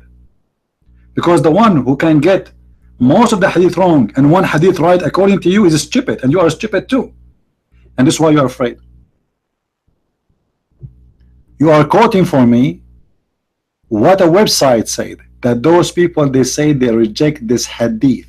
but there is many scholars they accept this hadith. So you accepted the one they reject this hadith, hoping that that will defend your cause, but you will not accept what they say. As an example, you're a stupid guy, you're a scholar, the one you name me, he said, well, like what? Let me remember what he said. If you blow in the food, will take the blessing of Allah away. All right.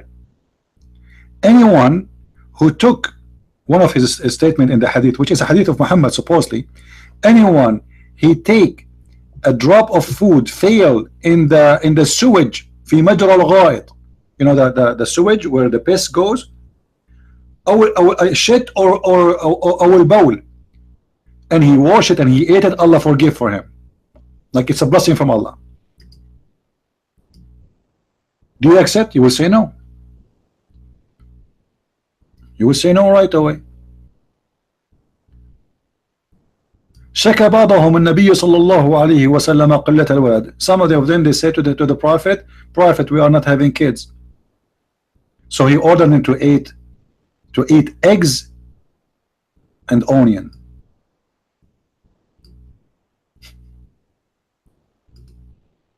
You know.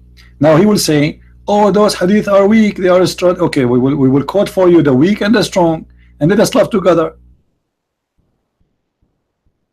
The weak and the strong, and everybody will laugh.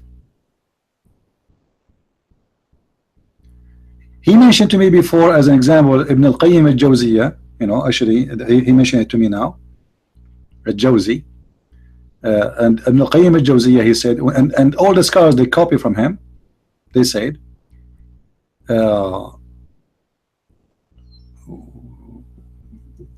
what let me remember. I'm trying just to remember the quote exactly as it is. Yeah, you know, about eating Qurrat. Hold on. Let me show you the Qurrat. Let me show you. Al-Qurrat.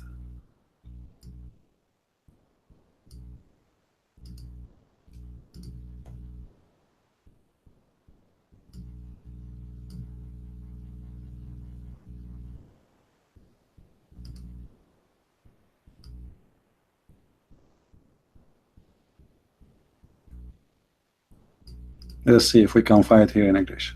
The other one. Oh, it's not here.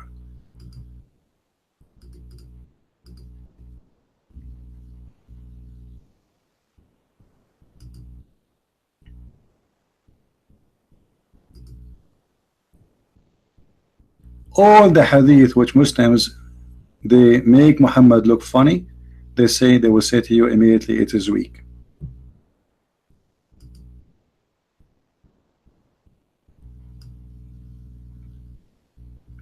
طب النبي صلى الله عليه وسلم, the medicine of the Prophet. All right.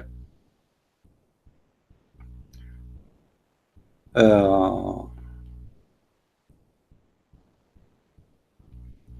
reason of every disease is cold. Let us see.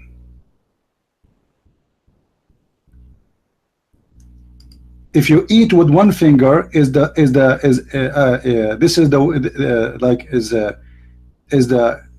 way the shaitan he eat, and the one who eat with two fingers, he is eating. This is the way the Jababira, which mean like the one who they are crazy madness like Hitler, you know, and the one who eat with three fingers is a prophet. This is the wisdom of Muhammad.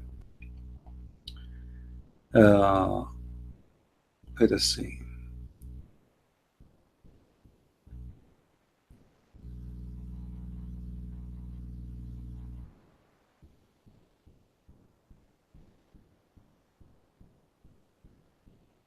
If you lick a dish, the dish will ask Allah for your forgiveness. All right.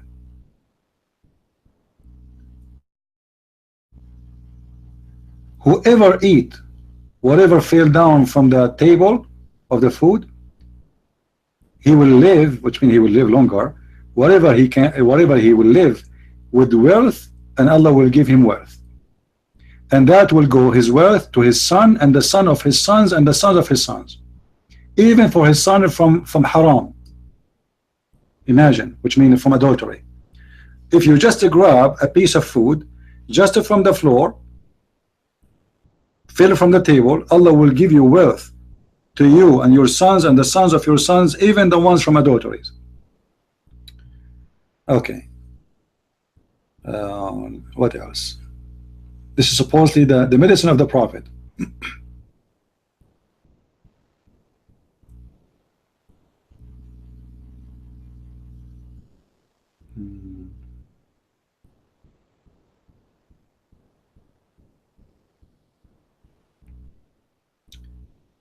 Eat, he says, you better eat the harisa, for it is increase your practice of belief for 40 days, and it is what Allah he sent down to Isa.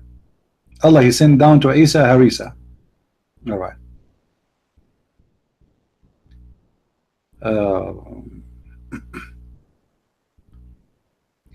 If you eat 3 bites with salt, will keep you away from Ibn Adam, which means the sin of Ibn Adam, the sons of Adam. All right. Anyone who ate salt before anything, Allah will push away from him 330 kind of disease or let us say health problem. The lowest of it is judam. You know the judam, I don't know what they call it in English. The one who will make very deep, it make pimples and then it make holes in your skin. I'm not sure what they call it. So just if you eat little salt before you eat, Allah will avoid from you 300 kind of disease, and one of them is this one we mentioned, right?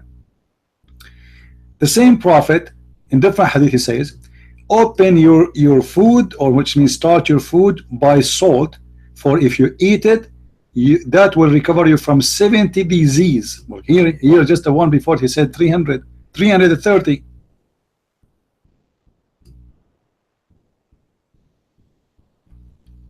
If you wish to drink water, suck it, don't drink it. All right.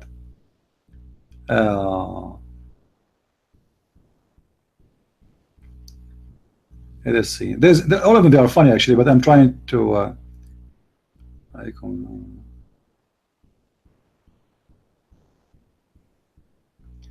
a shaitan, he tell his people to eat meat and to drink alcohol, huh? And to play like music, because this is the best way for sex. He screwed a human being by them. Okay.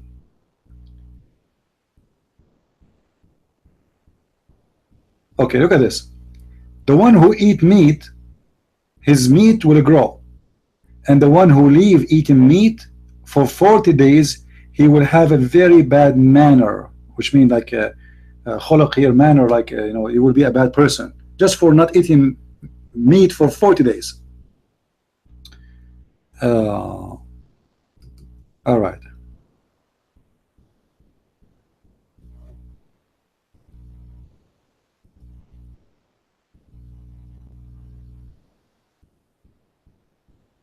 All of them, they are funny actually, but I'm just trying to select.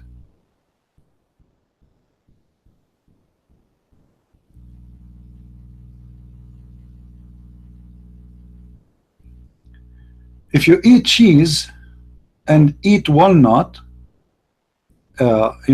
eating cheese give you a disease, and eating walnut is a solution for eating cheese is a disease or illness, and eating walnut is a disease.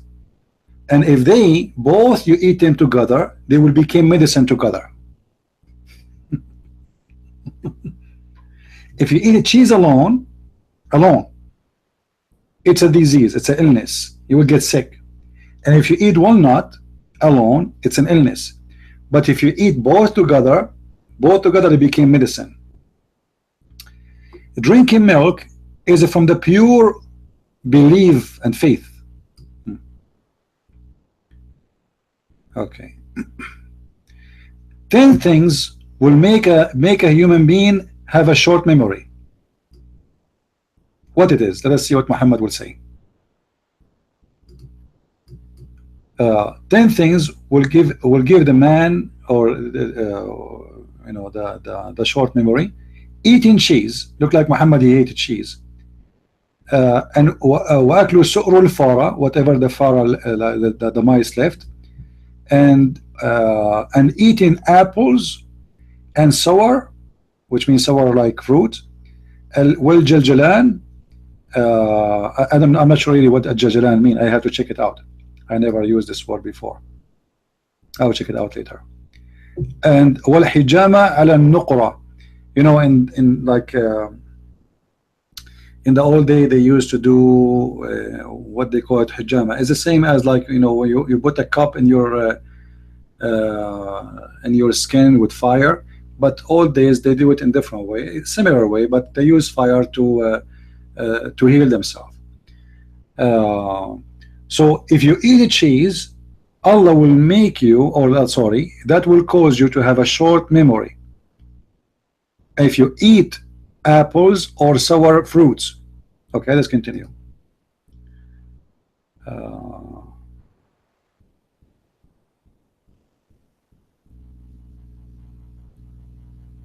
All right.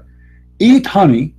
I swear by Allah, there is no house have honey, which means any house have honey, but the angels will pray to Allah to forgive the owners of that house. And if he drank that honey, inside him will go 1,000 medicine, and from him will go 1,000 disease. And if he die and he have in his honey, in his belly honey, there is no fire will touch him ever, which means that in the judgment. All of this because you ate honey. All of this because you ate honey.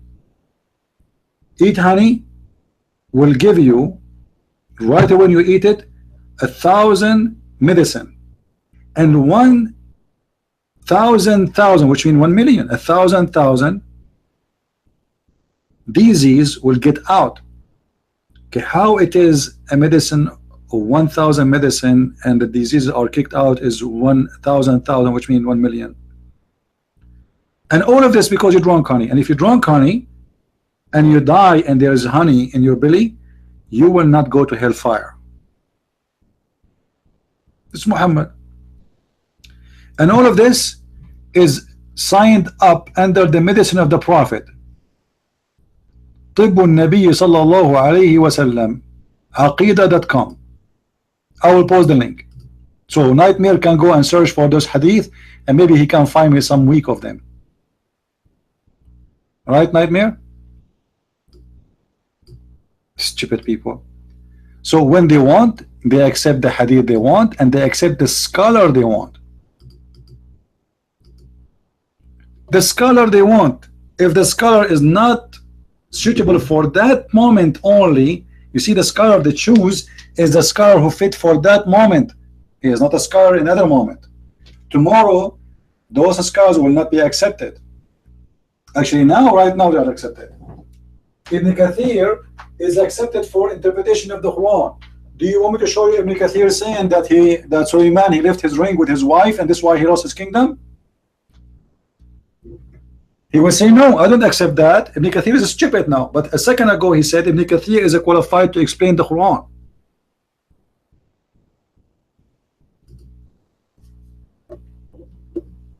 Oh, the poor guy is keep calling. Let us see what I will give him a chance to talk.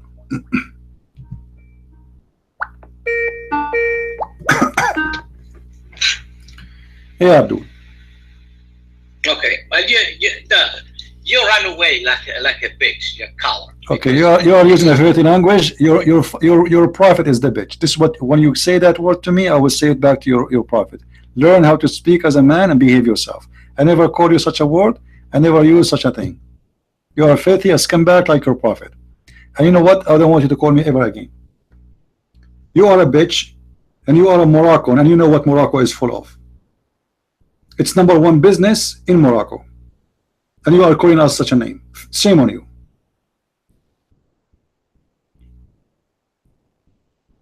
I'm giving him a chance once after time, and look what because he's angry. He got busted.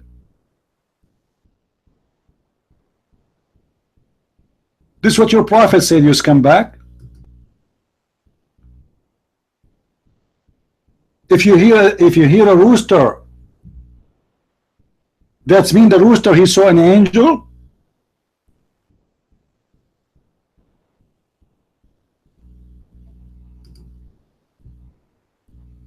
Huh? This is Sahih Bukhari, this is Sahih Muslim.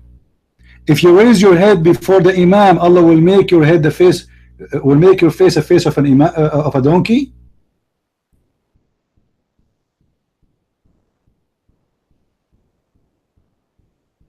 And look at this here. Look at this. Yahya related to me from Malik, etc., etc., etc. They are asking him if they have to wash. You know what is the reason to cause to wash? All right, look at the answer. He said, she said, do you know what Abu Salma, the Prophet saying to Abu Salma?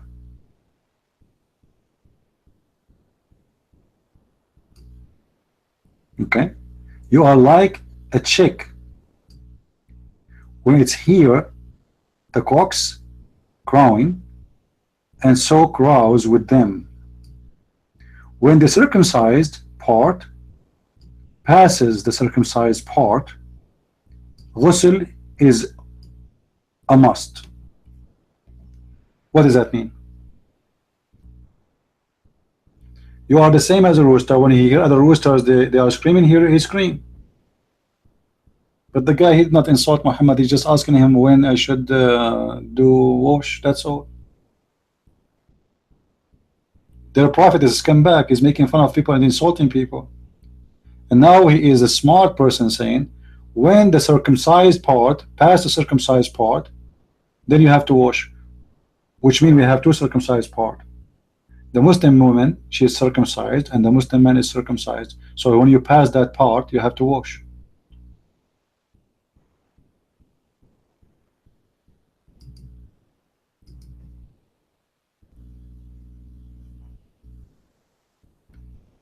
The Prophet said, when you hear the crowing of the rooster, then ask Allah for his bounty. What? Why? Huh? For verily they have seen an angel. No comment. Is that a Sahih hadith? Yes, it's a Sahih hadith.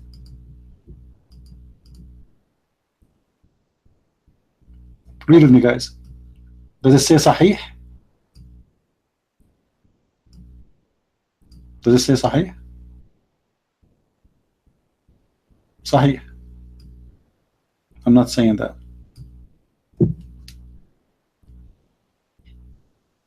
Hello? Hey, bro. Hold on, let me turn this YouTube down. All right. All right.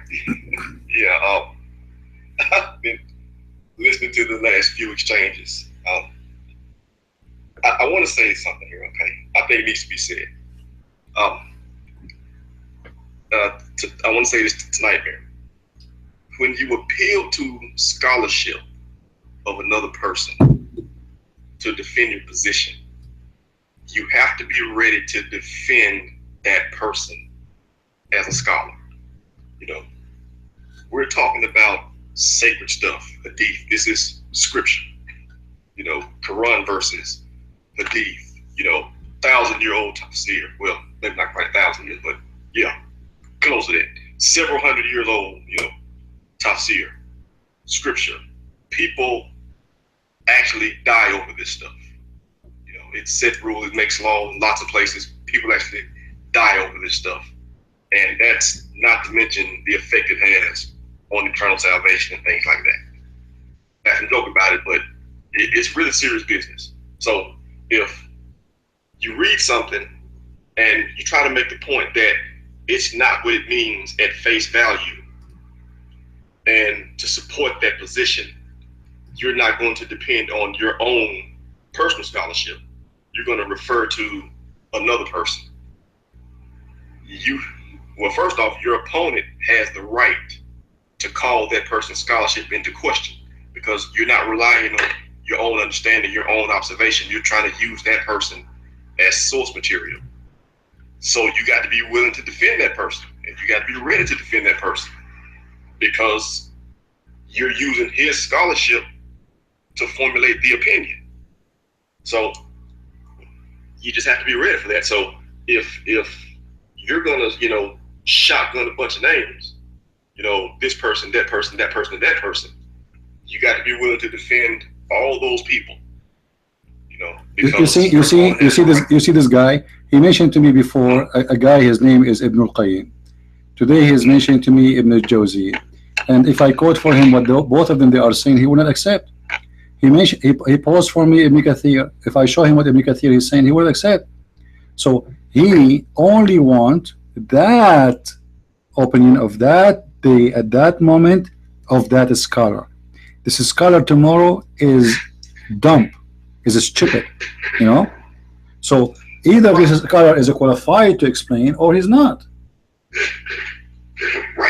Right. Otherwise, why you have him? Why you're quoting like Ibn Kathir? I was showing you Ibn Kathir saying about the ring of Sulaiman just 20 minutes ago. If we show him, if we show this guy yesterday, he was quoting for me Ibn Kathir. If I show him this story about Ibn Kathir, which Ibn Kathir accept, he will not accept it. So Ibn Kathir is a scholar of the Quran when he want. Ibn Kathir is not a scholar when he want. Same as this guy Ibn al-Jawzi or the other one al-Jawziyya or etc. So it's up to him. And this is why I don't want to talk to him no more. This guy is a hypocrite. Either you accept him or you don't. Right. You can't appeal to scholarship that one. I mean, if you're going to say, I've read this guy said that, now mind you, we're talking about hadith, sacred stuff, sacred scripture. If you're going to say, well, I don't believe that this scripture says this because of that, and because of that, and because of this guy, and this guy, you got to be willing to defend those guys, because if those guys said some other stuff that turns out not to be justified, so why should we accept his opinion here? Who is he to overturn scripture? That's the case that you make when you appeal to someone else's scholarship, and this is not the first time. It's not the first time Nightmare's done it. He's not the only Muslim I've heard do this. They do that a lot. And he doesn't accept all the scholars Nightmare, but he doesn't really appeal to scholarship. That's the difference. See, Muslims do this a lot. So in a sense, I'm not just picking on. Don't think I'm picking on you, but Muslims do this a lot. They'll refer to a scholar, but then when we call that scholar into question, they don't want to stand behind the scholar. If you're not going to stand behind him, don't use it. Don't apply to him. That's it. Now, we understand why you do that, because you don't want to accept the hadith or the Quran verse at face value. That's the reason. And because it's the Quran, you can't appeal to other verses to create other Quranic verses to create your context. That's the thing. So you have to appeal to a scholar, somebody who says something different. And that opens up that scholar, for scrutiny. That's the thing. You would be better off making your position to say, well, I think this hadith is false for my own reasons. And my reason is A, my reason is B, my reason is C.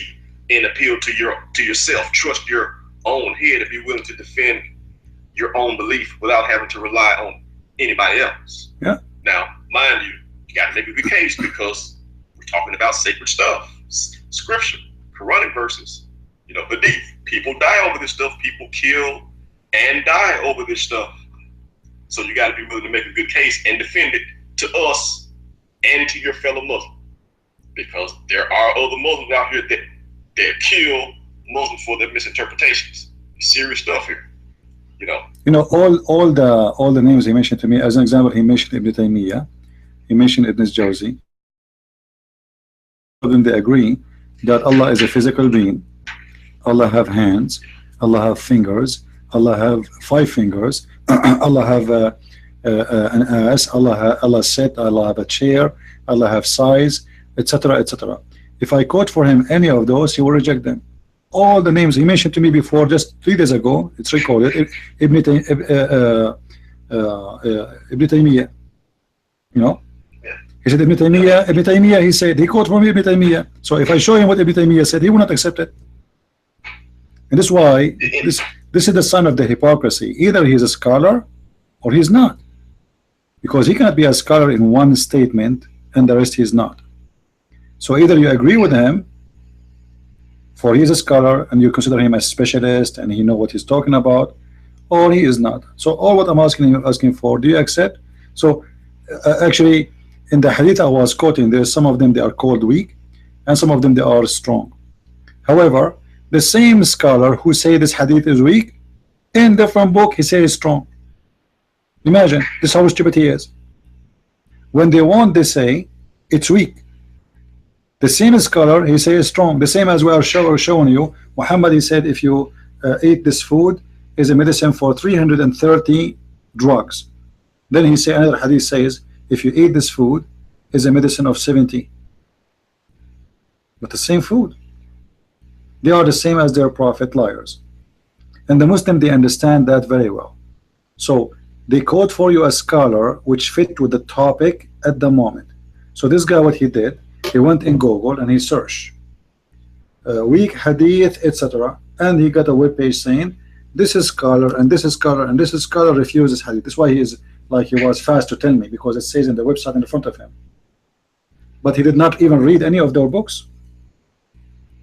And I'm very sure of that. This is why he's mentioning them. You know? Yeah, and at the same time, when you appeal to scholarship, the next person can show other scholars that say the opposite. You know, scholar is a scholar, either he's qualified or not. You know, if I hire you as a teacher in my Islamic school, I cannot. I am hiring you as a teacher. You are qualified. That's it. So either you are qualified, and he is the one who says to me, Ibn Kathir is not a scholar for the hadith. He is a scholar for the Quran. Now all the Quran explanation is based on the hadith, because how you can explain the Quran if a scholar who explained the Quran do not use the hadith, he cannot know the Quran, because that will make him the same as everyone.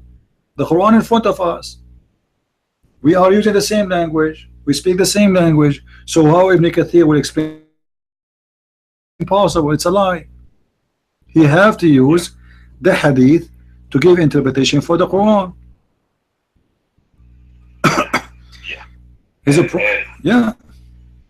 Yeah, the problem that Muslims have now, that the hadith are written. The hadiths are written. You know, this story is fit exactly with the story of Hafs. If you remember, Hafs is rejected to be reporter of the hadith. Yeah. But he is accepted to report the Quran. I mean, how stupid that is. In the hadith, he is a liar. Any hadith Hafs he say, they call him a liar. It's rejected right away. They throw it in the garbage. It's not da'if. Hadith from Hafs, they dump it right away. It's not da'if. It is dumped. It's out. Just because it's coming from Hafs. Yeah, because he's a liar. He's a liar. He's a thief. Then they accept the Quran. It's a mad religion. This is a mad religion. You know? Yeah, and there's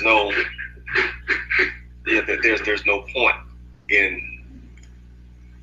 Okay, they want to dump some of the material, but they can't. Nobody has standing to dump the material. They're just too far away from it. It's too old. I mean, nobody is in position to know, much less overrule someone who made a comment about it 1,000 years ago.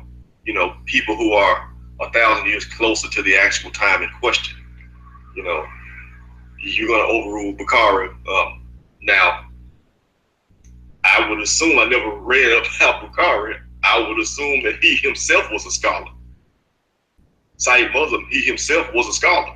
Yeah, otherwise why he's writing a hadith? Why they accept him? Yeah, and why would anybody accept him? You know, No. all these people, they themselves were scholars, you know, and they did the research, you know, and they had their own acceptance, rejection procedures.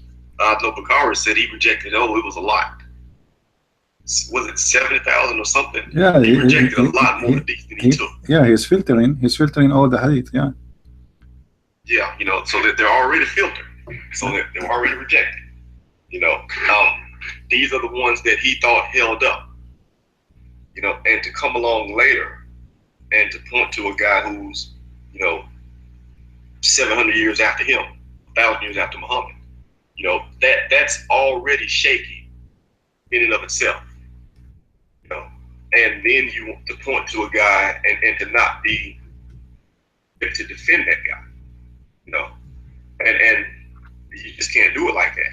And that's not just for when Muslims try to debate a Christian or something like that over a point of Islam.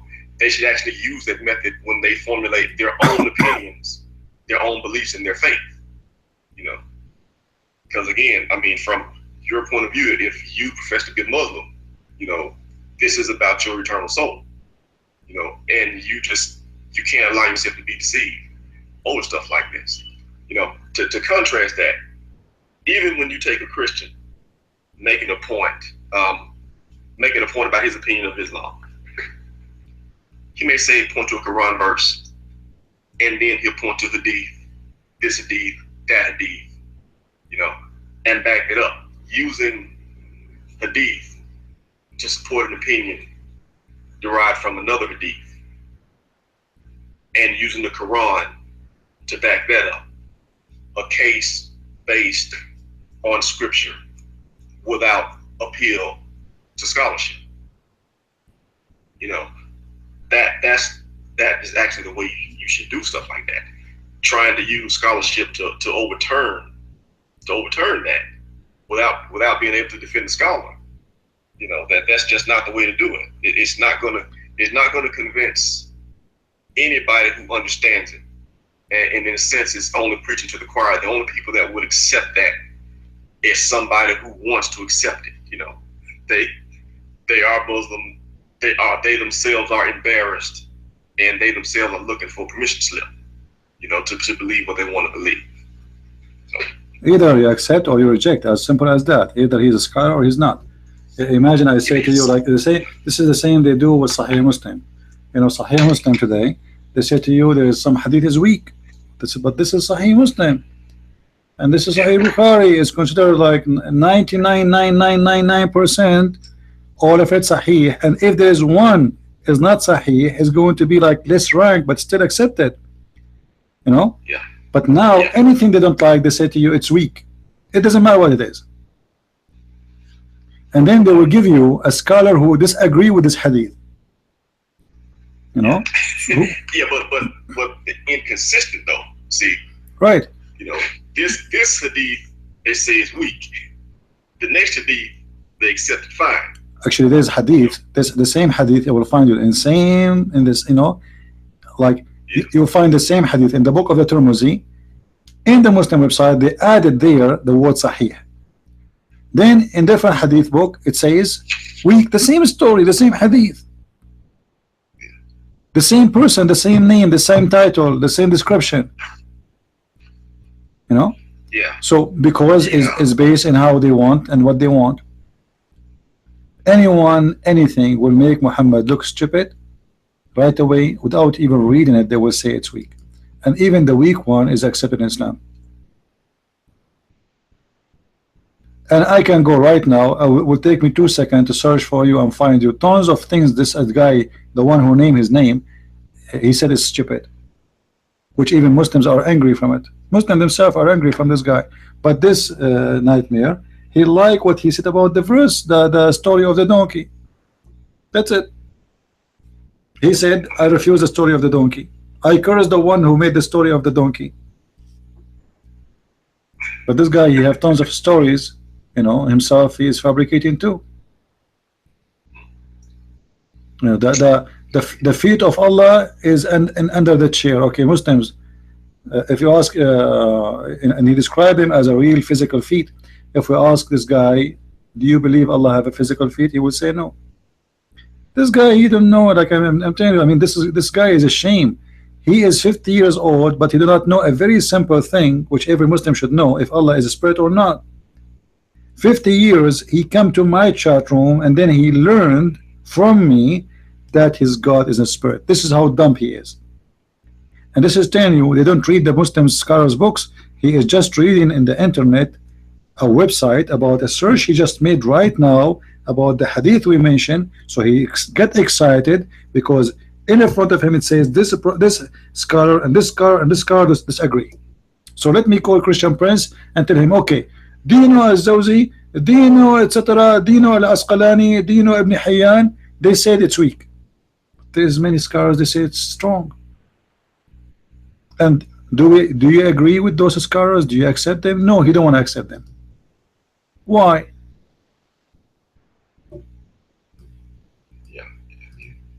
Yeah, and you have to be able to, prove that, you have to be able to prove that they know what they're talking about, more so than the other scholars who agree with this stuff. It's just, it's not the way to build a case. Yeah, it's a stupid argument. You know, like, imagine you quote for me a person to prove me wrong, and then I ask you, do you accept this person to be a scholar? You say to me, yes, but not in everything. It's just to protect himself from what I will show him next. Well, yeah, because see, here's the thing. The commentary, the scholarship we're talking about. Well, no more than that. The actual scripture. The scripture should make a point. There should be some underlying reality there that the scripture, whether it's a verse or hadith or an ayah, that it's telling you about. And the scholar should help you, or the scholarship should help you pull out the meaning of the scripture, the verse itself, such that once you read it and you understand it, you no longer need the scholar. You understand the underlying verse for what it means, and you can explain it, and you can put it in the context of other verses, other reality, other occurrences in history, and pull your meaning from that. That's what the scholarship should actually do. I mean, you look at the scholarship, you come across a verse or passage, you're trying to figure out what it means, and you read the scholarship, the scholar's opinion on it, and like, oh, I understand, it means this. And so since the verse means this, then that must mean that the other verse means that, and you can paint a picture in your head. And once you have it, you no longer need to appeal to the scholar, because you can describe the reality behind the verse, and you just present it as reality. So it's a misuse of scholarship, which, and granted, I understand why, because the truth is we know the meaning behind the verses. You see, all the names he mentioned to me, I'm showing the screen. They agree that Muslims women, they can do jihad and nikah, which means you said Muslim women. You said Muslim women, they can do jihad and nikah. What is that, jihad and nikah? Women, she do jihad, which means like man, he go to jihad for war. Women, she do jihad by her vagina. So what she do? She offer herself to the mujahideen during the wartime. That's why you see mujahideen in ISIS, they offer them women who they are coming to just submit themselves for nikah. They aren't coming to fight, or they are coming just to be effed. Those scars he is quoting for me, this is what they believe. And this is the hadith, most of them they use this hadith in Sahih Muslim, that during the war, during the time of Autas, the year of Autas, the Prophet he allowed his men to do with Muslim women jihad and nikah. What does that mean? A woman, she can offer herself to sleep with a guy for 3 days and 3 nights because they are mujahideen, you know. So now that just nikah they consider muta. No, nikah is not mut'a actually. You see, mut'a is simply the word mean joy. Okay, so a pleasure. So the joy or the pleasure for 3 days. With what? With women. In the translation, they say here to you temporary marriage. The word marriage is not there. There's no marriage. This is not marriage. There's no divorce in it. The Muslim, to make it, like if you ask a Muslim Sunni now, go and see the videos Muslim Sunni, they make fun of the Shia. They say to you, you are the sons of muta, you are the sons of adultery. So now the Sunni, they call the Shia sons of adultery. Okay, why they are sons of adultery if it's marriage? Because it's not marriage, it's muta. You know? Oh. Yeah. You know, a woman she accept a man to do muta.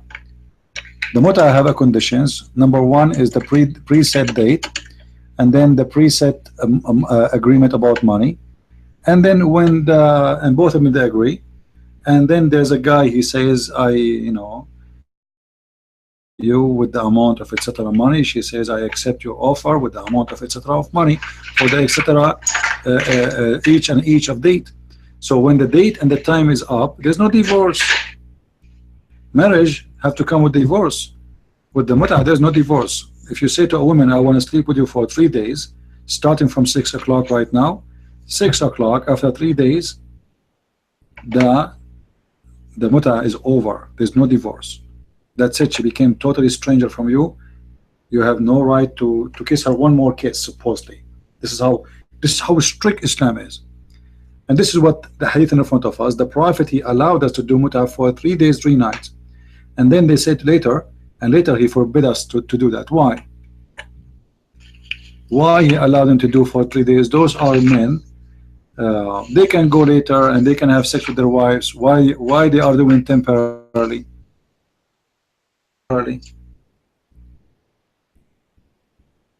Yeah. And then like there's a hadith that says that the Prophet he allowed the muta 3 times and he forbid the muta 3 times, which is showing us that Muhammad is crazy. Yeah. But what I was asking, like that first guy, this Al Josie, whatever the name is. Yeah, Ibn Jawzi, yeah. Yeah. When you were saying that he said that women can do jihad and nikah. Is he saying this nikah, is he presenting that in the context of this muta, or is he just saying that no just because they're the Sunni, their form of jihad? You see the Sunni today, they have different kind of muta. They don't accept muta no more. So the term muta, the second you say it, they say no, it's forbidden.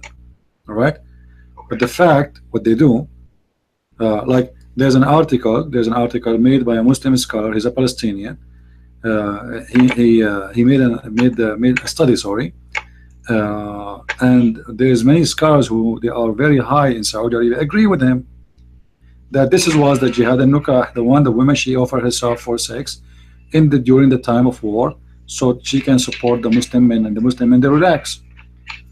So it is coming from where? All the reference coming from the hadith of the muta, all of them, you know. Yeah.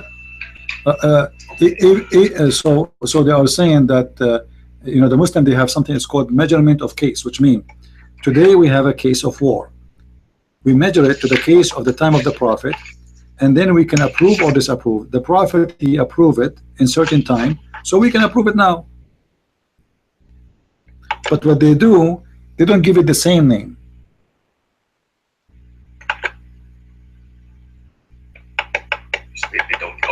Yeah, they just change the name, but the same, the purpose of it is the same. It's sex. Okay, yeah, it's the same. Okay, and that way they can kind of have their cake and eat it too, as we say in English. Yeah, look, This is اليوم السابع newspaper. Let me show you. This is an Egyptian newspaper. All right. اليوم السابع, very well known. The head of the newspaper, his name Khalid Salah, from Egypt. The I don't see anything on the screen yet. Oh, It's supposed to be on the screen. sorry. Let me show you. I forgot the screen locked. All right. This is اليوم السابع. This is an Egyptian newspaper owned by Muslims, run by Muslims, and the head of the newspaper is a Muslim. All right. اليوم السابع. All right. The title here says a Palestinian researcher, an Islamic researcher, he found with the proofs that 5 hadith in al-Bukhari and Muslim approve jihad and nukah, which means women, Muslim women, they fight by opening their vagina, excuse my language. All right. So, and they are talking about what now they are talking about, and how he proved it, and etc. And he is showing them that the women, it's okay for a woman to go and join the jihad by giving sex business to the mujahideen, because this is simply coming from the Prophet, and he is giving them the proofs. You know. And this is the article in front of the Muslims. They can go and read it. Now, if we mention to him this guy, he will say this is not a scholar, but he's not taking it from himself. He's showing you from Sahih Muslim, and he's showing you from other scholars who they are very well known. The same names he mentioned to me, like this guy he mentioned to me before, Al-Uthaymin. This guy Al-Uthaymin is a Wahhabi. He believes in everything Ibn Taymiyyah he said, everything. Ibn Taymiyyah, the one who quote for us, he quote his name too. A nightmare. This guy is a madman, crazy, but he is saying the truth. His religion, his interpretation of the Quran is absolutely correct. His interpretation of Islam is absolutely correct. You see, today they say Wahhabi, al-Wahhabiyin. This is the school. This is the same school of Ibn Taymiyyah. You know, all of them, they have the same school, but Muslims, they try to get away from them. So when they want this guy, he says, I quote Ibn Taymiyyah, you know. But if you say to him, do you accept Ibn Taymiyyah and what he say, he will say no. He accepted only in the case he mentioned, because they are hypocrites. Yeah, and you can't. Imagine I say to you, I quote for you the book of Luke, all right? And then you show me a verse from the book of Luke. I said I don't accept it. Yeah. It's stupid, you know. Yeah.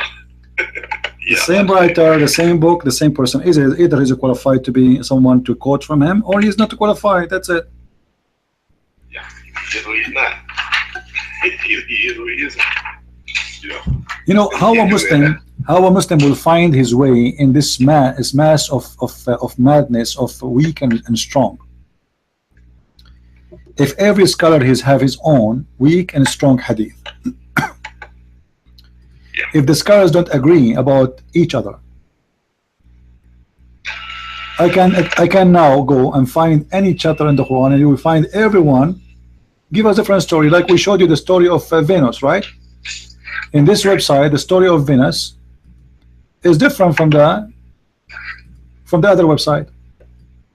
The other website, the women, she wanna go to court and etc. You know, here the story is different.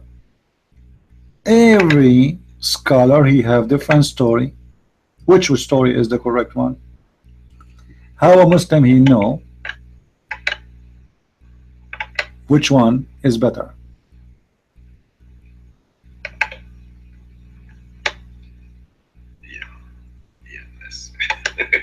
You don't know. There's no way to know. Yeah. There's no way to know, and you can't rely on that. Now, I guess in Islam, that answer would be the caliph, wouldn't it?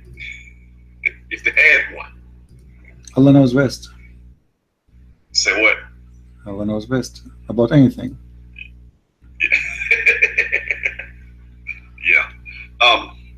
Like, look, this is Ibn Abbas here. The story of the sorcery. If you read it, is different from the interpretation of Al-Jalalain.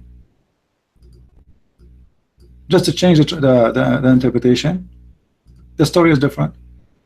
The same verse, the same Quran. Which one the Muslim should take? The Muslim here, he will pick up his cherries. The one he will find it today is more close to logic, he will accept it. You know, the one, the less horrible, but all of them, they are speaking the same, because the verse, they can't run away from it. The verse is speaking about magic, etc., so they can't get away. You know, so which one is the one we take? We take the one which less damaging based on today. Those stories, they were accepted for hundreds of years and nobody complained. Now, because they are funny and stupid, they decide to say, well, you know, I don't accept this. This guy is not qualified. This guy is, etc. You know? Right. You know, which if he would just say, I don't accept it because it's funny, or it's ridiculous, at least that's showing the confidence in his own head for his own reasons.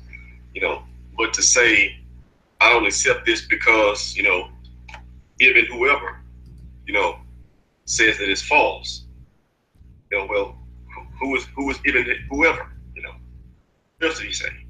How do we know that he knows? You know, why is he any better? Why is his opinion any better than Darius Cole? You know, prove it. What does he say? What does he know? You know, you have to be able to justify that. You see, there's a scholar. Once there was a Muslim. I forgot his name. I think Walid Ibrahim, the guy who wanted to debate me. He's from the Muslim Brotherhood. Anyway, so he wanted to refute me. So he said, let us see what Jalaluddin al-Suyuti he said. He quote for me Jalaluddin al-Suyuti. This is the same guy who is tafsir, you know, tafsir, the author of Tafsir al-Jalalain, the one we are showing on the screen right now. Jalaluddin al-Suyuti, he have big chapter about the corruption of the Quran. He quote for you endless numbers of statement and hadith which is proving the Quran to be changed and corrupt. Then you show them, do you accept what Suyuti he said about the corruption of the Quran? They will say no, or reject him. But you just quote for me Suyuti. Do you accept him or you don't accept him? They are hypocrites. They don't have a dignity. Yeah, well, because at the end of the day, it's just all their opinion. You know, it's their opinion about stuff. There's no underlying facts to it. You know, there's no underlying facts to it. So it's just one guy's opinion. You know, and you can't really ascertain any sort of standards of judgment that this scholar uses to come up with his opinion, you know, or any facts of history that he uses to shape his opinion. He just read it, he read some other stuff, he gives his opinion, and his opinion is his opinion. And they're trying to apologize for gaps and errors in the Quran. You know, which is, I guess. Look what Suyuti he said. Just hold on, let me show you. Yeah. The guy who they are so proud about him. قال أبو عبيدة حدثنا إسماعيل بن إبراهيم عن أيوب. Abu Ubaidah repeated from Ishmael, from Abraham, from Ayub, from Ibn Umar. Said, don't say we took the Quran, all of it, which means we have the Quran, all of it, because you do not know what the Quran, all of it. Because most of it or many of it is gone. Yeah, it's gone, and this is in the book of Al-Jalalain, the one they say he is this guy. By the way, this guy is a genius. This Al-Jalalain, he's a genius.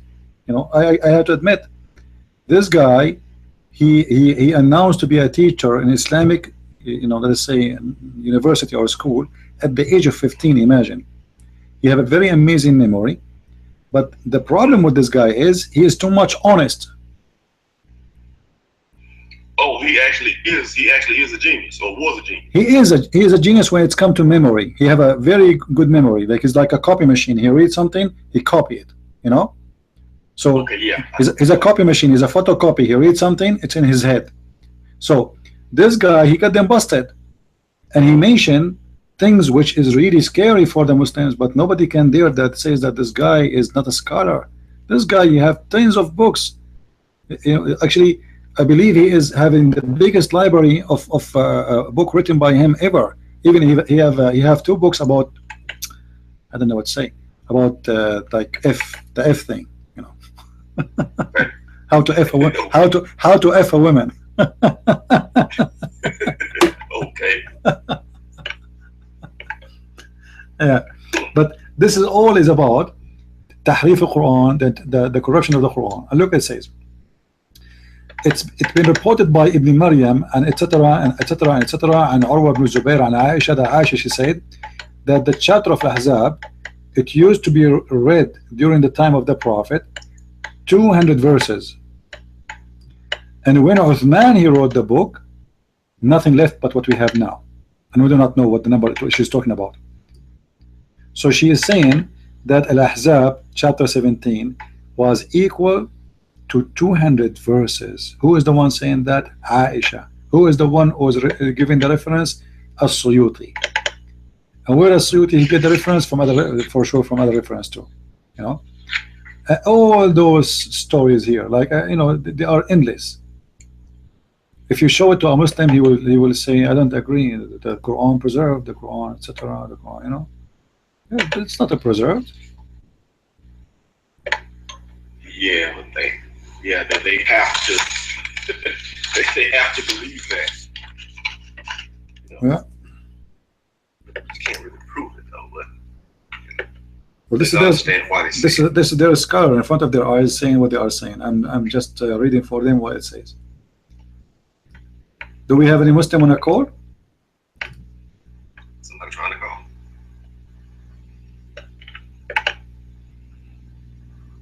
And you know, this nightmare is a very great example of the hypocrisy of the Muslims.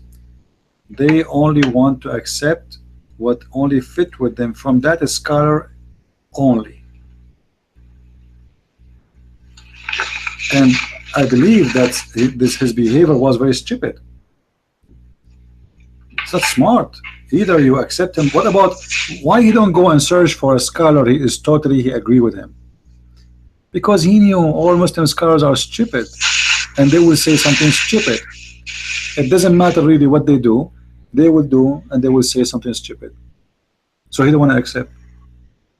Yeah, but but really, I guess for lack of a better term, I don't think it's a problem with the scholar. Well, not all the scholars anyway. Like you said, this fella Ajila Lane was a genius. Problem is the source material. You know, underneath it all, you know, it's just flaws in it. There's gaps in it. So if you accept it, if you buy into it, you're gonna say something that doesn't make sense. It doesn't add up because the source material, you know, or at least it doesn't add up. I should say, to accept it as sacred. You know, it does not add up. Did this guy, did this guy, he said he Ibn Kathir is a scholar for the Quran interpretation? He said that, right? Yeah, I think so. He said. Okay. Yeah, If we go right now and see what the Quran says according to Ibn Kathir, we will laugh. We can do it in front of him. He's in the text, just to show him how stupid he is and the behavior he do. Ibn Kathir, everybody heard you saying Ibn Kathir is for sure is qualified to interpret the Quran. So don't tell me Ibn Kathir is not qualified now, for everybody will laugh at you. I will go to Ibn Kathir and we will see what Ibn Kathir says about this. Here we go. I will go chapter Al-Baqarah, verse number 102. And right away in a second he will start spitting at Ibn Kathir and say Ibn Kathir is not qualified.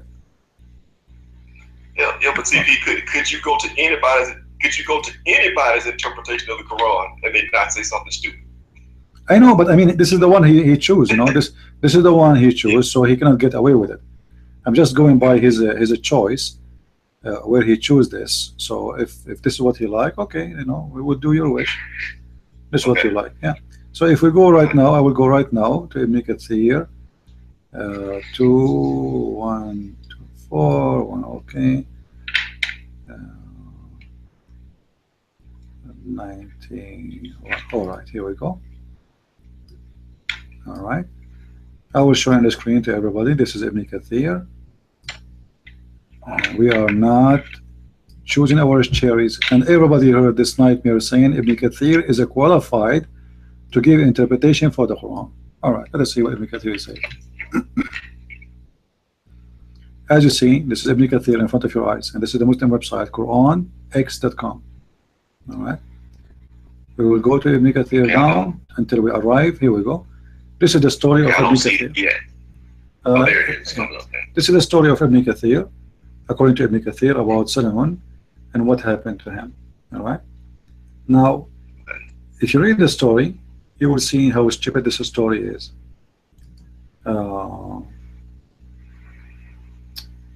Okay, to them the devil materialized the shape of a human, said, and etc. Okay, let's go down to the story of the angels and Harut and Marut. All right. All right. This is supposed to be, remember, yeah. And look. Do you see Ibn Kathir is quoting who? Is quoting Al-Qurtubi. If I show nightmare Al-Qurtubi, he will not accept Al-Qurtubi. Remember, right? So how Ibn Kathir accept Al-Qurtubi if Al-Qurtubi is not qualified more than him? You know what I mean? Or at least, or at least as much. Yeah. Why he is quoting him if Al-Qurtubi is no one? If we show him what Al-Qurtubi says, he will start crying. He says, I like Ibn Kathir. Let us see Ibn Kathir. All right.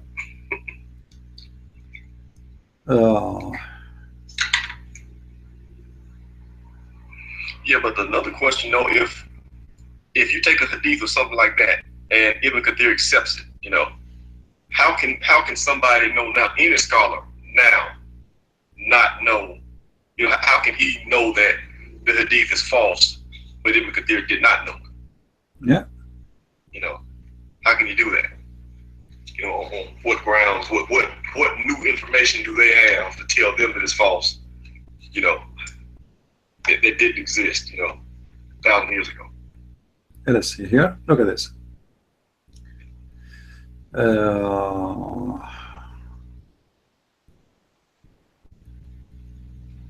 I'm just going down to see where the funny story started. What happened? It's over? Where is Harut and Marut? Okay, let me search. Maybe I missed something here.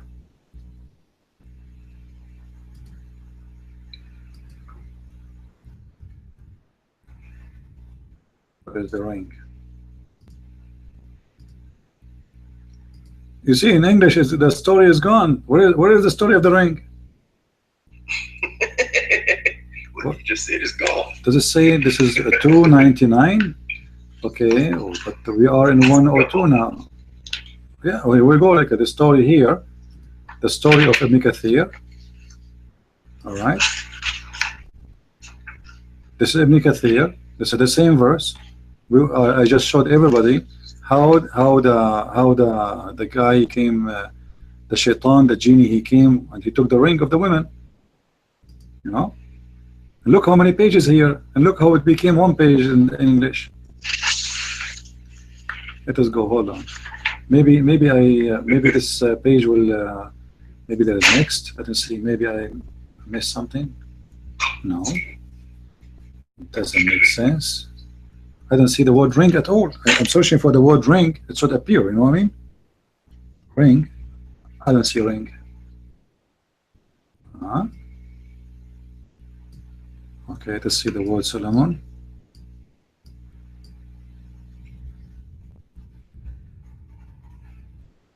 Okay.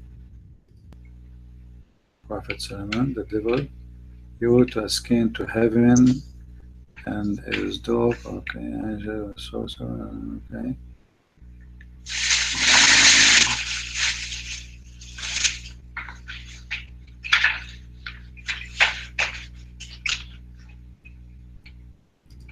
Yeah, the story changed here.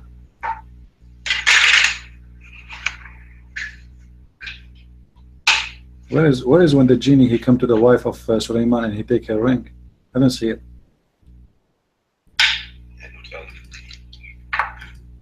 Guys, I will post the link for you. Tell me if you can find it in English. From my side, I cannot really see it. I don't know why. No problem. Maybe it's a mistake from their side, or maybe they are just the one who translate. He decided to cut it off as usual, you know. Because here we go. This is the Arabic one. I will go to the Arabic one. This is the Arabic.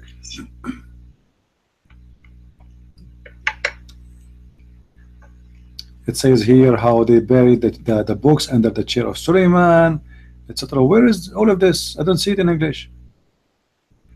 And then he put it under a chair in the house of his safe, and then the shayateen could not come to it, etc.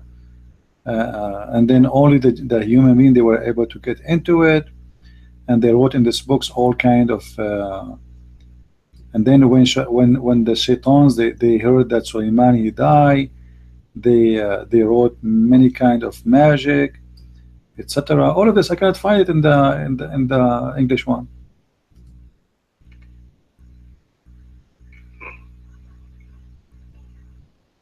You know, where is the? So you're looking for the part about the ring, you say? Yeah. When he go to the bathroom,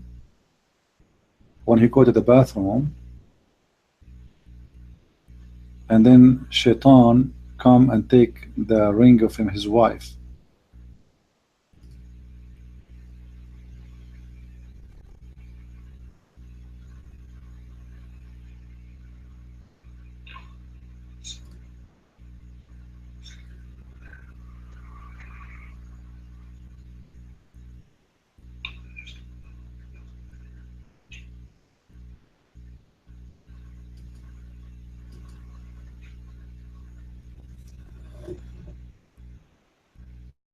See that either.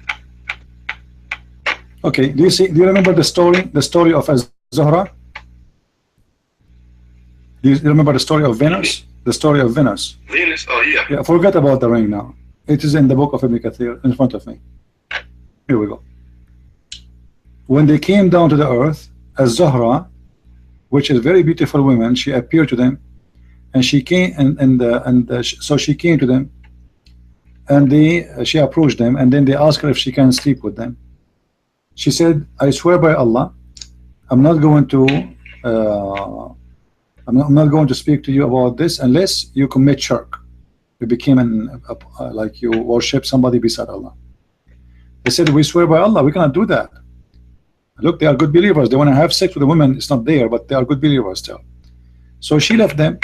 Then she came back with a boy. They asked her to sleep with them again. So she said, I swear by Allah, I will not do that with you unless you kill this boy. They said, we will not kill this boy. All right. Anyone can see that this story in the English page?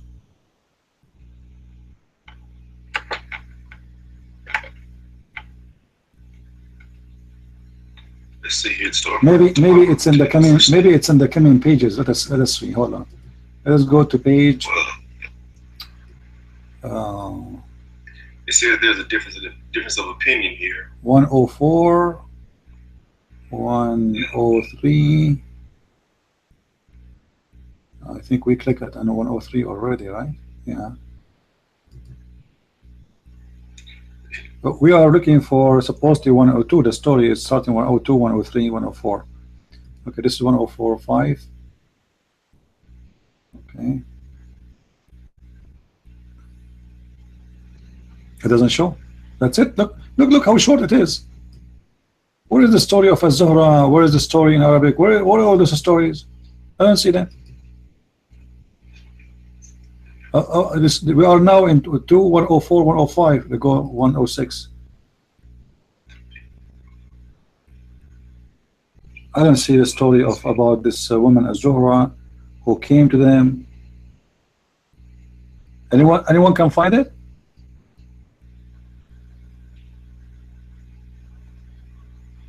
It's gone.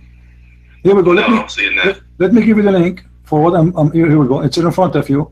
This is the official government website of the Kingdom of Jordan. I will copy the link. I will post it for you. You can open it. You can copy paste in Google. Muslim, Christian, I don't care. Copy and paste. Here we go. You have the link. You can copy in Google and paste, and you will see this is not exist in the English translation. Why? Where all this story is gone? Oh, I guess the goat ate. She made them kill the boy. She made them drink wine, and here in the story here, you see the story in the previous stories.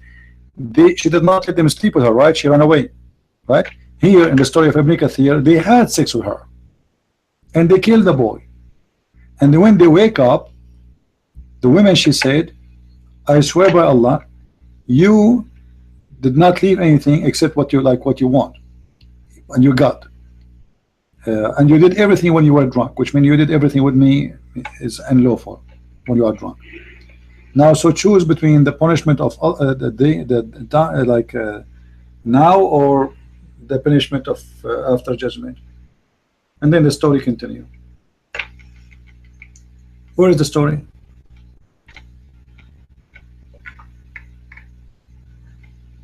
And this is Ibn Kathir. And look here, it says وهكذا رواه ابن أبو حاتم ابن حيان في صحيحه. This is Sahih. The story of Az-Zuhra, Venus, is Sahih in Ibn Kathir. Any Muslim can explain to us what's happening?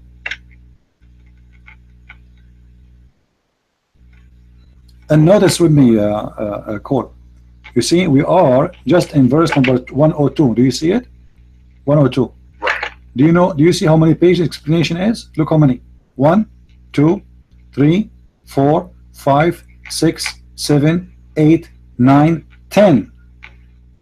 Still we are in the same page about this verse. You see, the verse did not change. About Sulaiman. All those verses at the bottom. All those pages about the same verse. Yes, all those pages about the same verse interpretation. You see, because when the interpretation changed, it switched to different verses. You see, we are still in the same page, the same verses. This is taking us from verse 102. Actually, starting from verse 101.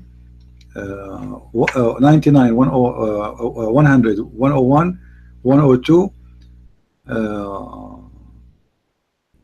Yeah, it's about 102. Yeah, it's about 102. So all of them, look how many, and then in there we find that all the pages are gone. Or we cannot find the story of Sulaiman and how he lost his kingdom. You know, when Sulaiman he left, the genies became apostate. Anyone can find it? I don't find it there in English. And then they followed their desire. When Sulaiman came back to his kingdom, people they became believers again, etc. And you know, and then they bury the books under the chair. And here we go. The story in the first page. It should be in the first page. Look, the story of about a woman. Her name is Jarada. Is here. I will take it to Google translation in front of you and we'll show you guys. Hold on. Copy paste.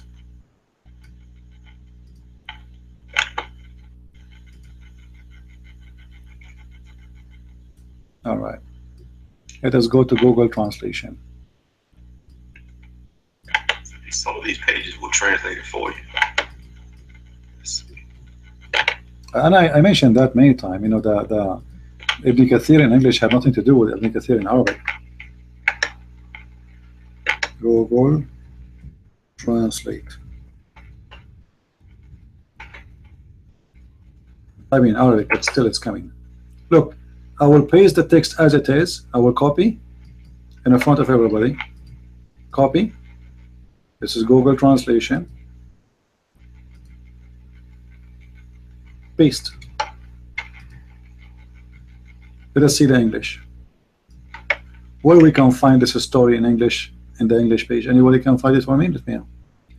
It's a woman, his ring, and when God wanted to suffer peace upon him, who gave birth to him. This messed up. You see the woman, her name is Ajarada. Do you see the word Ajarada? The woman, her name is Ajarada. All right. And one day he wanted to go to the bathroom, so he gave her his ring. Search for the whole page, you will not find the word ring. You will not find the word Jarada. What happened? So simply, he gave the ring to Jarada, his wife. He went in the bathroom doing poo-poo, looked like he stayed there forever. Shaitan, he came, and he came to her in the image of Suleiman. He stole the ring, and it's gone. Where we can find it in the English one? It's gone. It's gone. Why is that? It's a miracle. It's a miracle. And you see, I am anyone. You know, if you are a Muslim listening to me, you know, don't take what I'm saying to you for granted. Here we go. Let me post you the link again. All right. This is your official Islamic website, not mine. Just go check it out yourself. Translate page number 1, page number 2, page number 3, etc. And you will see the English one doesn't quote the Arabic. Yeah, because I'm actually not copy pasting into Google. My web browser will translate the pages for me. Yeah, it's not like if you go to verse number 3, the page number 3, the story continue. Suleiman, he came to her and he said to her, give me my ring. She said to him, you are a liar, you are not Suleiman. You know, take that part, page number 2, if you see with me in the screen. You see it, Cole? Click at page number 2. Page 2. Yeah, page number 2. The first line in Arabic. The first line Arabic. Copy it and paste it in Google. See.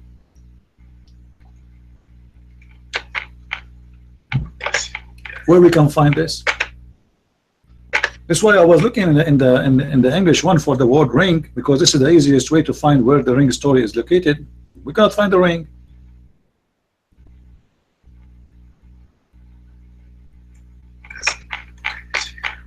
All of you guys, you can open the link, click at page number 2. Underneath of this, when you open this page, you will find link number 2. Actually, sorry, this is link number 3. I'm wrong. This is link number 3. Yeah, yes, link number 3. You see, number 3, not number 2. So the story of the ring of Suleiman starts at the end of page number 2, and then start again in the beginning of number 3. And remember, in Arabic, we start reading from right to left.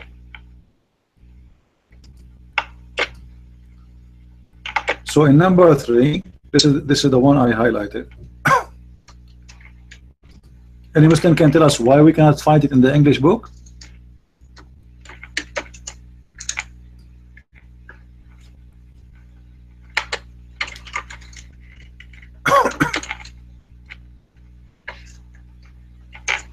What happened?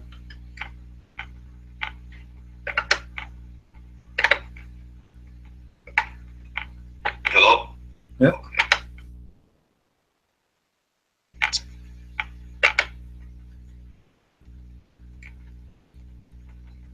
Any Muslim have an explanation for us? Why Muslims are not honest in the translation? What happened to Ibn Kathir?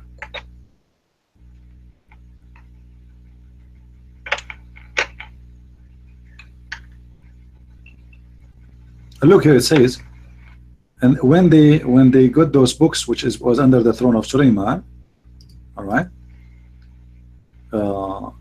he said, Shaitan, he said, Suleiman, he used to control the birds and everything and the human and genie by this book, all right. So Shaitan, he fly, and then he went and he spread the news between the people that Suleiman was a magician. And then the children of Israel believe in that. So Muhammad trying to defend Suleiman. This is the whole point of the story. That Suleiman is not a musician. It was the genie. You know, it was the genies who they are. But what about the ring? So what is the ring then? If Suleiman was not a magician, what is the ring in his hand which genie took over?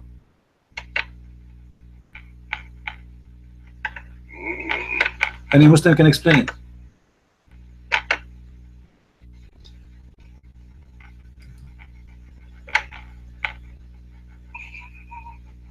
What is the purpose of the ring, Muslims? Anyone can tell us?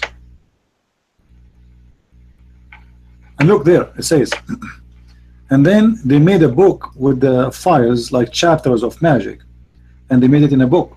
Then they seal it with the seal of Suleiman. But all of us, we know that the seal of Suleiman is a fiction story about magic. Those who believe in voodoos, they believe in stupid things. All right. So Quran is approving that. Yeah. So what is the ring of Suleiman, Muslims? What is the duty of this ring?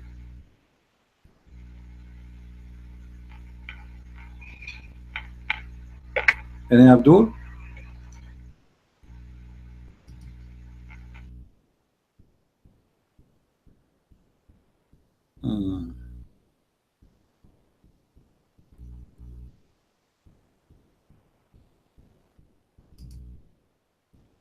I look like I lost you.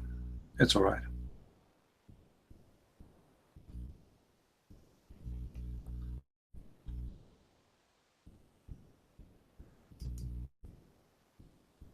And here, this is the story about the women, by the way. If you want the story about the women, it is in page number 8. All right?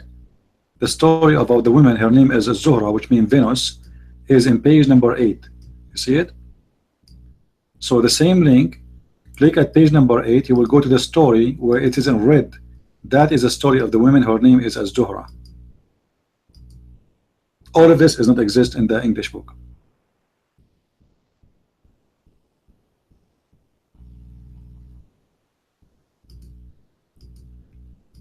If Ibn Kathir is a qualified scholar, how Ibn Kathir he tells us this story unless it's true?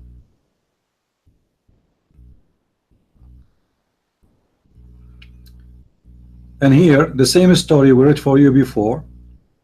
The angels, they say to Allah, how you have patience, or the sons of Adam, and the sins they do, etc. So then Allah, he told them the same story we read in that story. Okay, select 2 of you, and they elect Harut and Marut. All right. And here you will see the same story. This is the last page, page number 10. You see all those 10 pages about one verse in the Quran. 10 pages to give interpretation for one verse in the Quran. If we go in the English one, where is the 10 pages? No, this is Ibn Kathir. This is Ibn Kathir. This is Ibn Kathir. The same story. And then here, when Venus, when she was a very, very beautiful woman from Persia. She's a Persian woman. Huh? And she was with Harut and Marut, and they asked her to sleep with them. She refused unless they do for her certain things, which is to tell them how she can go to heaven, which means the password. So they taught her. So she said the word, and then she was able to ascendate to the heaven. And right away, Allah, he cursed her and he made her a planet. This is page number 10. I know you do not know Arabic, but you can count with me the same as I'm showing you in the screen, and you can copy and take it to Google. Let me do it again. Ali, he said, Ali, this is the cousin of Muhammad, that Zuhra was a beautiful woman. Her name is Zuhra, which means Venus, from Faris, from Persia. And she requested something from the 2 angels, Harut and Marut. They ask her to sleep with them. She refused unless they teach her how to go to heaven. the words will make her go to heaven, certainly, which means password, and which anyone, if he speak of it, he will go to heaven right away. So they taught her. So she said the words. She went to heaven. Allah, he cursed her and he make her a planet, which is Venus. The story in front of you, and this is Ibn Kathir. And look, for a nightmare, if he's listening, look what it says. وهذا الإسناد رجاله ثقات.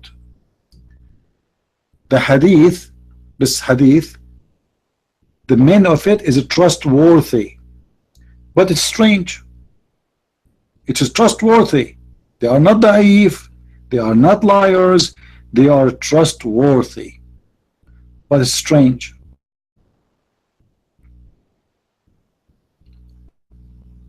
Allah, he curse this woman Venus and he make her a planet.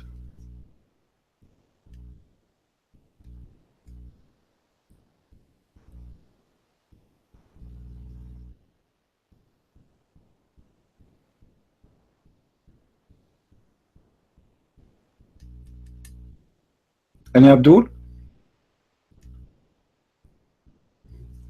And here in Arabic, by the way, in red it says قال Rasulullah. The one is talking is who now? Listen.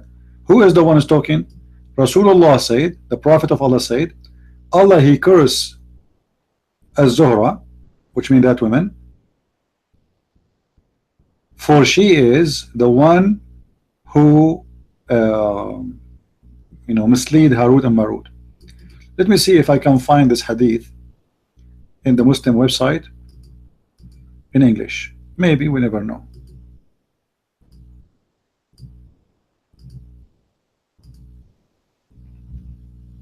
No, I cannot find it. Guys, did you say the reference?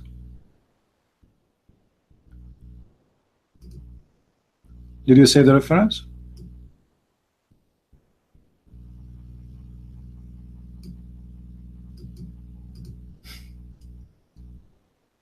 This is Islam. This is the religion. The Muslim, they keep screaming about it. They want us to convert to it. Believe that Venus, the planet Venus, was cursed. She was a woman, and Allah make her a planet because she seduced two angels and she have sex with them.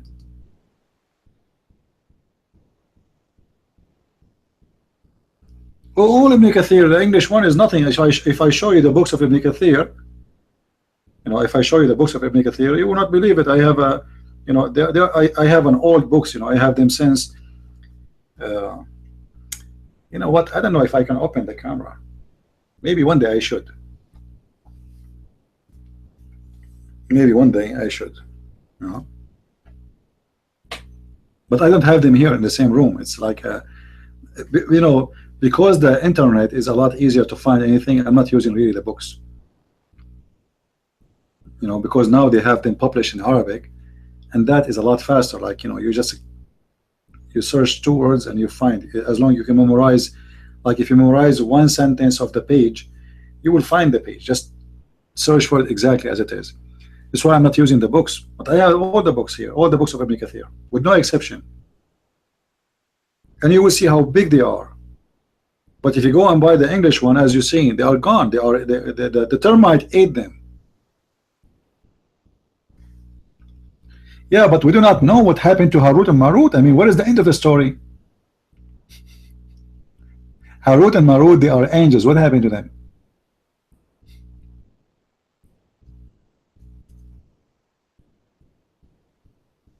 Right?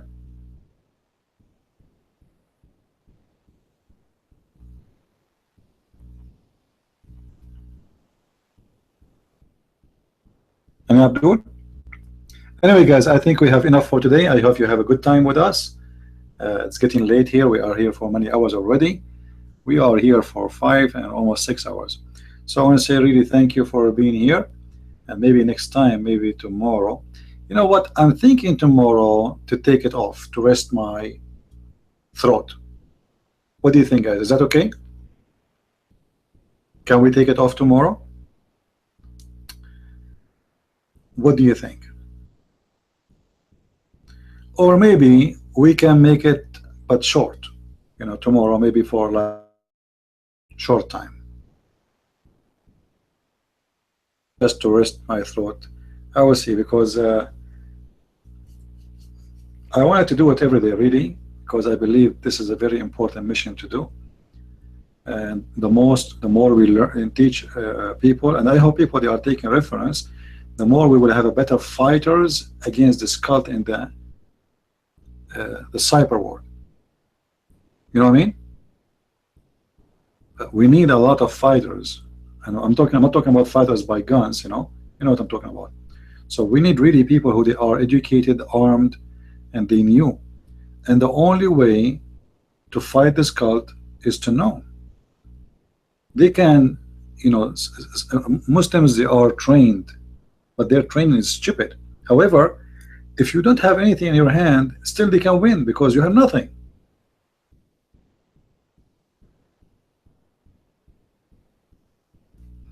So I'm working my book every day, actually. Right now, I am in the book about sexuality. I'm almost in the page number 80. This book, I'm not going to make it big. I will keep it small, because the whole point of this book is just to give you ideas what is sexuality in Islam. I'm not really making it because if I'm right about sex in Islam, I need endless.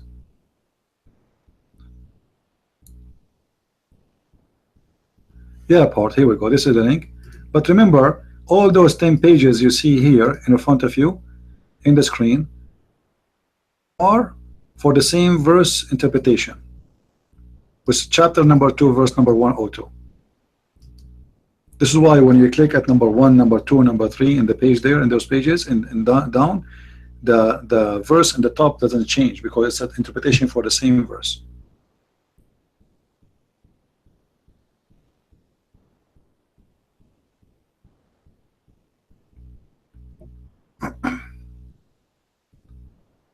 And by the way, for those who do not know, I made a class for teaching Arabic, and I think it was for maybe 6 weeks. I'm not sure.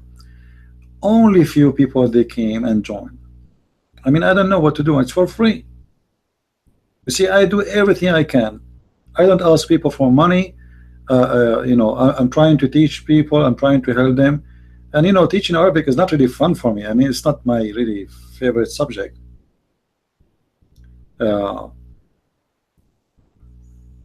It takes you a lot of effort, and try because it's a slow process. You feel like because when you learn a new language, it's the same as you are teaching a kid, even though you are a man, but you are starting from zero, starting from letter A, B, C. So the process is very slow, but yet sadly very few people they came to join, even though it was absolutely for free. And you will have the class in YouTube. In the beginning we have like 13, then became 10, then became 7, then became 5, and then became 1. People get bored. But learning language is priceless. I wish somebody can teach me for free Spanish, as an example. Seriously, I wish. Why not? I mean, it's beautiful to know languages. Imagine if I can do broadcast in Spanish to Spanish people about this cult is called Islam. Imagine I can make a one in Italian or French or German. I wish. Language is power,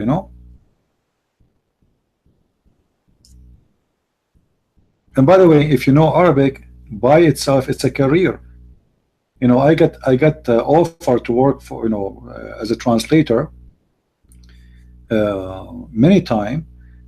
Like once in Afghanistan, the salary is 210,000 if you have a high school only. Only if you have high school. Imagine a guy who work in the gas station, just because he speak Arabic, they are willing to pay him 210,000 to go to Afghanistan. And then if you have a bachelor degree, is a lot more. If you have a master degree, now for me, I have a master degree. So yeah, 210,000 to work as a translator if you have a high school in Afghanistan. But for sure you have to pass an exam, a test, you know, which is like to see how you can switch between the two languages and translate. That's all. Yeah, the Arab American during the war, they made a lot of money. Like in Iraq, the salary was less because at the beginning it was, I think the danger was less. So I think it was 180,000 for someone who have high school. Start as 180. It depends how much security clearance you have, because the more you know, there's Cat 1, Cat 2, Cat 3. I don't know if anyone have been in the army before. So the higher your security clearance goes, the more your salary rank go. And if you have a degree, your salary, because you are working with the army, your salary fit with the rank. So if you have a master's degree and above, you are going to be considered as a major.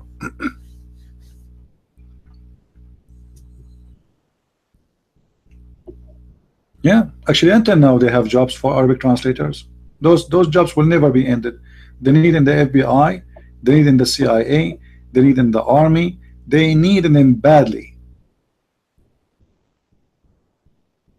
Just if you speak Arabic, like, you know, some people, they say to me, Christian Prince, he asks people to give donation. I get 1,500 donations, then we pay 10% tax, and then we pay 10% to Batterion, and then half of the process doesn't go through.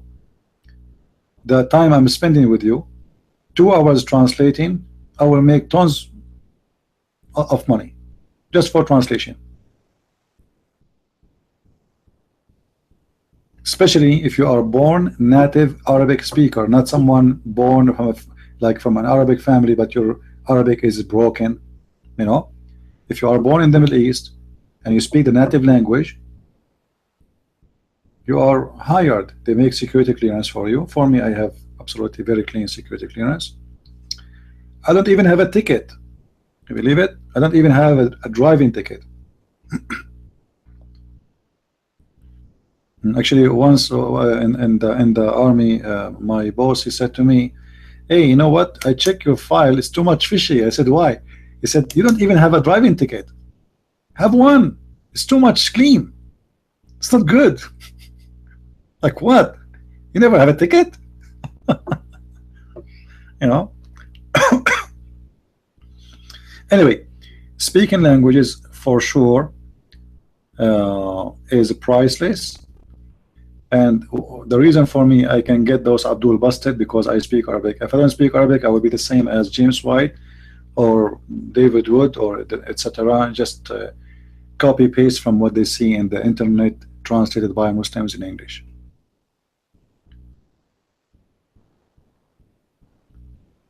Can you leave out 2 pages in every 10? I'm not sure what you mean. What do you mean leave out?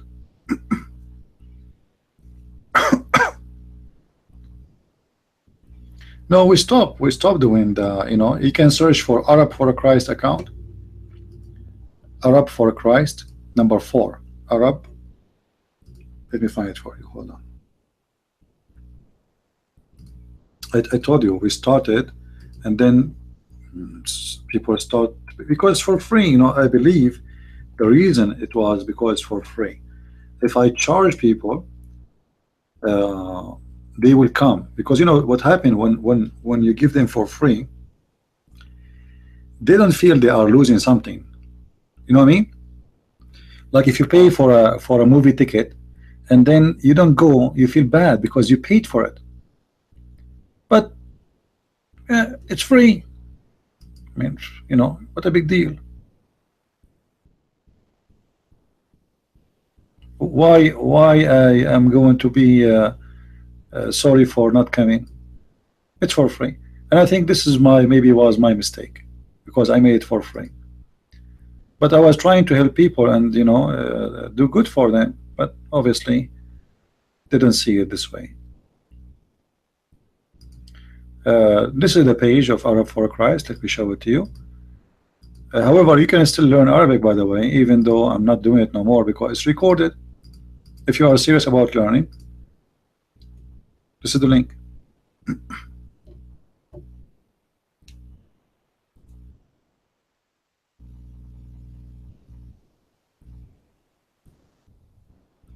Yeah, this is true. There's different versions of the Quran. This is not a lie, you know.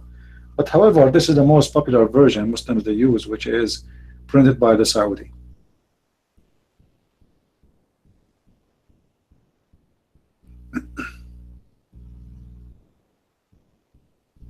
My friend, why people they oh, like? I mean, I'm saying, if I make it for free, do you think I'm here about money? A person about money? Like I need to support myself. This is true. I appreciate people to donate. This is true. But I have my own logic that if you are doing good for the sake of God, you do it for everybody. Now the one who can help and pay, he pay. But a poor person, we should help him too, and he should get it for free. You know what I mean? I know people who they are exposing Islam without saying their names. You cannot see their videos unless you subscribe and donate to their Patreon. And then if you do that, you will receive a private video about Islam. That is a business. That is not a mission. You know what I mean? That then is a business. Somebody is doing a business. If you want to learn from me, you have to pay me. I stay here for hours and hours and hours. I lose my voice, and everybody is welcome. You have money, you don't have money, you donate, you do not donate. I do not know actually who is the one of you who here who donate for me in Patreon.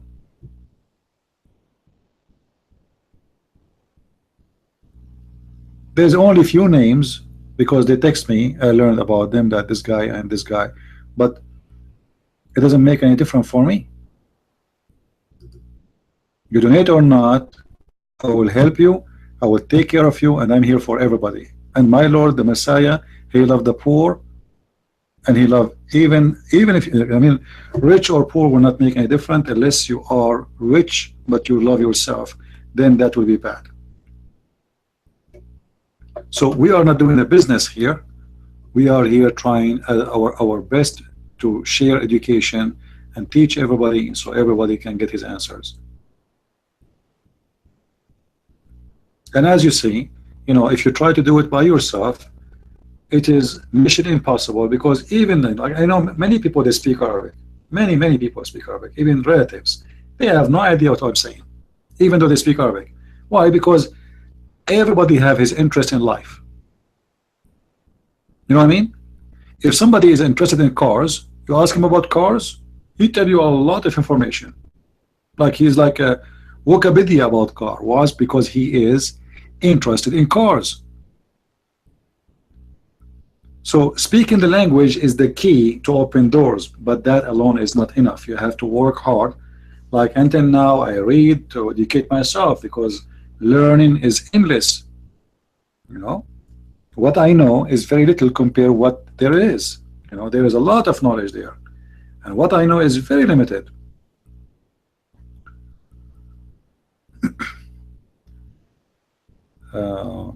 And you know, if anyone think that he know it all, he is just being an ignorant. I mean, when we say a scholar, the word scholar for me, by the way, is funny.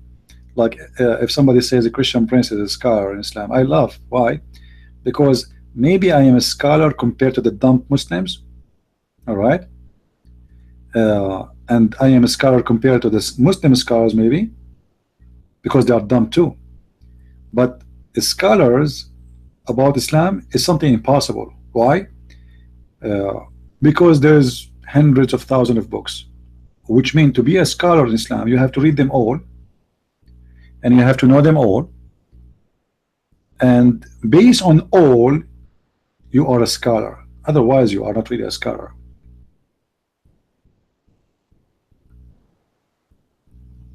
But it's about you compared to who. You know, if you want to compare me to Didat is a scumbag.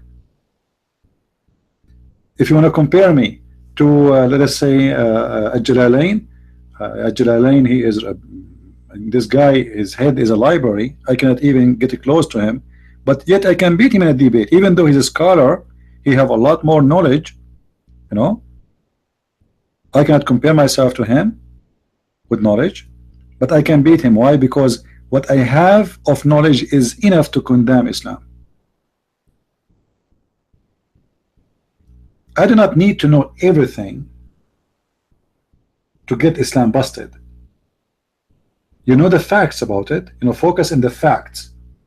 It's like, you know, a building have walls, have a plumbing, have doors, have windows, but there's things, if you play with it, it destroy the building. You know what I mean? There's the column of the buildings, and Islam columns is very easy to destroy. I don't care really if I am a scholar about shaving the private part. This is what Muslim scholars they spend their time with. Like if I go right now, if you know, okay, let us make a challenge to a nightmare. Nightmare, if I allow you to call me right now, are you willing to read for me the book of An-Nukah, the book of the Ifin of As-Suyuti? Are you willing to read it? Say yes. I will give you one page and you read for us. Are you there, Nightmare?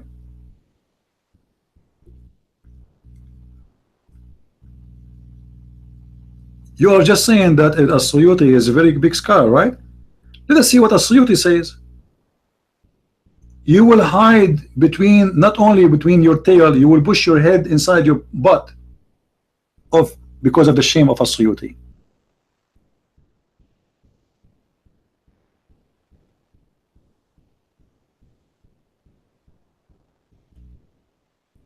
Do you want to see, guys, what As-Suyuti he said?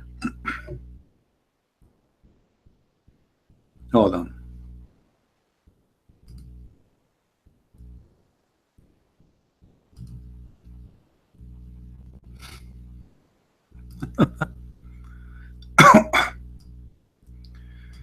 All right.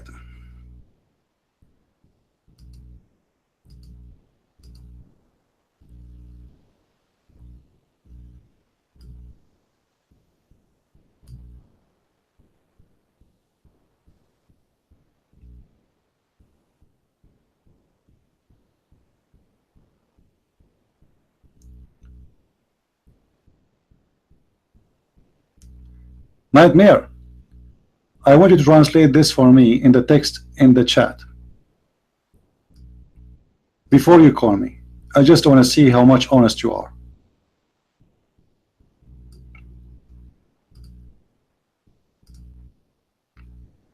I'm waiting for your translation.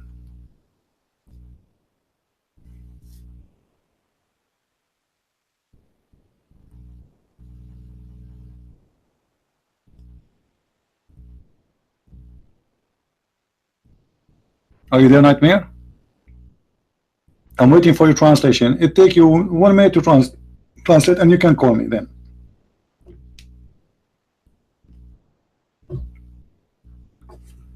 Are you there? This is the Imam. They are so proud about it. Nightmare, are you there?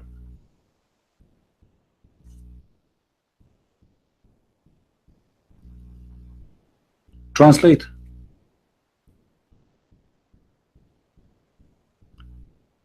Give us translation.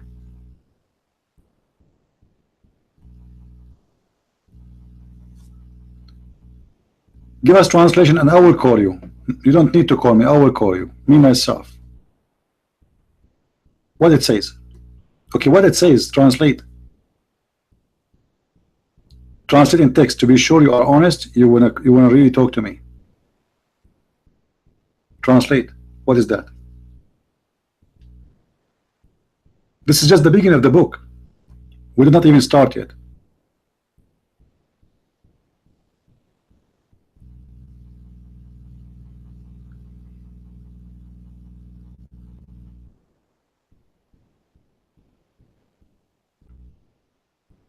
Hello?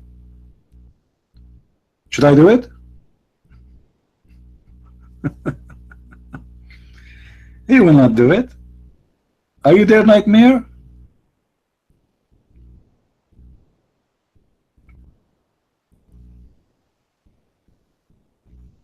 Hello? He will not do it. This is a Suyuti, the scholar we are talking about. The one I'm saying I cannot compare myself to him because this guy is really a genius. He is a copy machine. This is what his, when I say genius mean. He have a really great memory. He says a guy from Al-Kufa, he was not able to have his penis stand up. He could not what? Have his penis stand up. So he called his slave. So she punished him. And then he jumped on her because he wanna F her. His wife, she came, and her name is Khalid. I mean, what a story. What a story. Nightmare, you wanna call? I don't wanna hear you. Just sit down. You are a scumbag like your prophet. We got what we want. The guy who do not know if he's a prophet, his God is a spirit or not.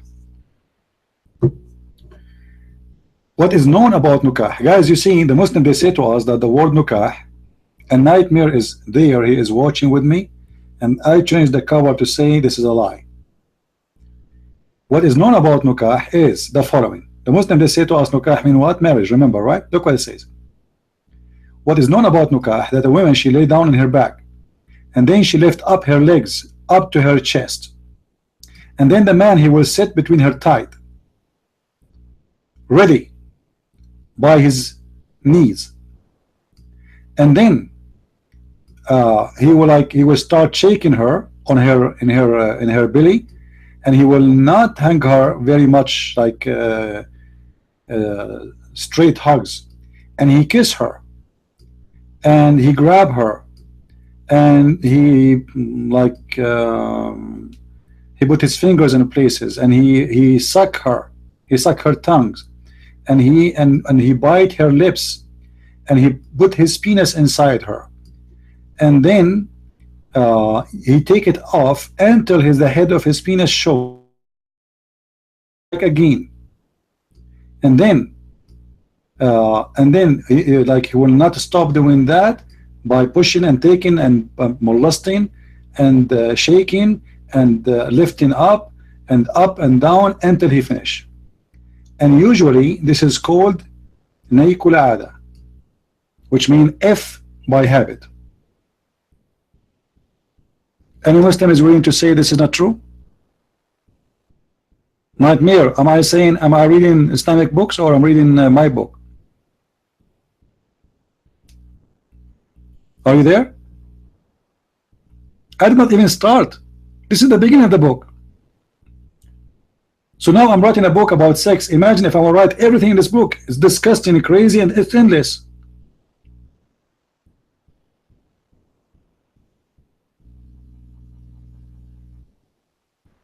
Nightmare, are you there?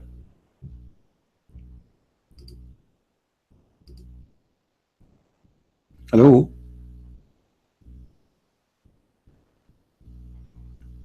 Advice about effing, how to F a woman. All right, this is written by the Imam of Suyuti. All right, you should not F a woman without breakfast. You should not F a woman when you are hungry. You should not F a woman after food. You should not F a woman after being tired. All right, and the best way, or if you learn how to to hold the head of the woman and lift up her legs, it's better for the penis. I don't want to go, it's really, and it's better for the effing and nicer and more attractive. Okay, they ask a woman, what is the best place to be effed with? The location, like best position or location. She said, a place where there's no snoring can be heard. Any Muslim can explain to us what does that mean? Or screaming, bring water. Anyone have an idea?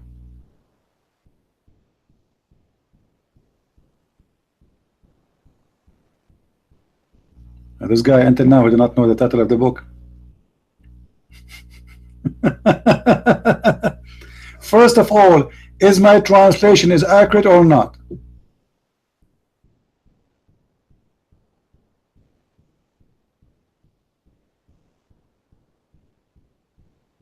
Yes, no?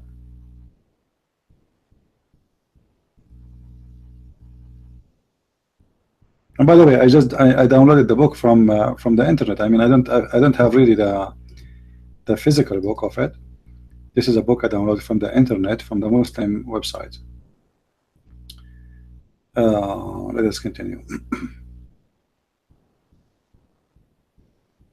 Okay. The movement of penis. If there is somebody who don't like to hear this, please leave. All right. The movement of penis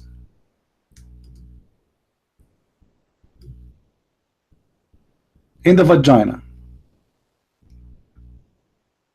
The movement of the penis in the vagina is many kind, and women, they have different, like what they wish.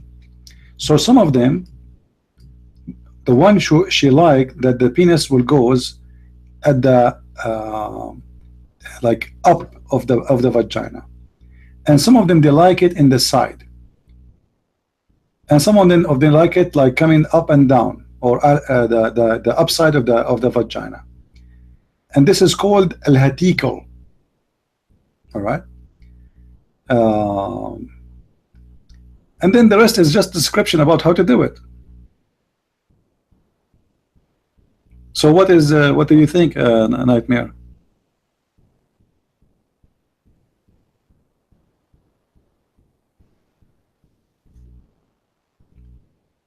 First, answer me. Did I translate correctly? Did I translate correctly, or I'm lying?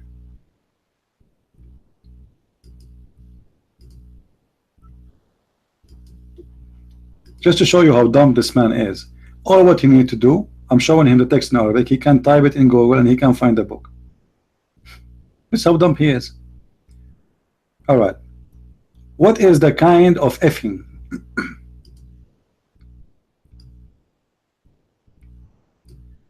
The woman is in her back and the man in the top, and then he described how he do it. Or the women in the top of the man, but this is can make scratches and what they call it, you know, if you have a pimple, and will make pause. You know what I mean? You know. So if a woman in the top of you, that will do this, which is very funny. And that will hold your sperm so it doesn't go out if you are sleeping in your back. This is Islam. This is Islam. The Muslim believe that there is no shame in religion. This is our learning religion. This is the religion. This is the core of the religion. All right.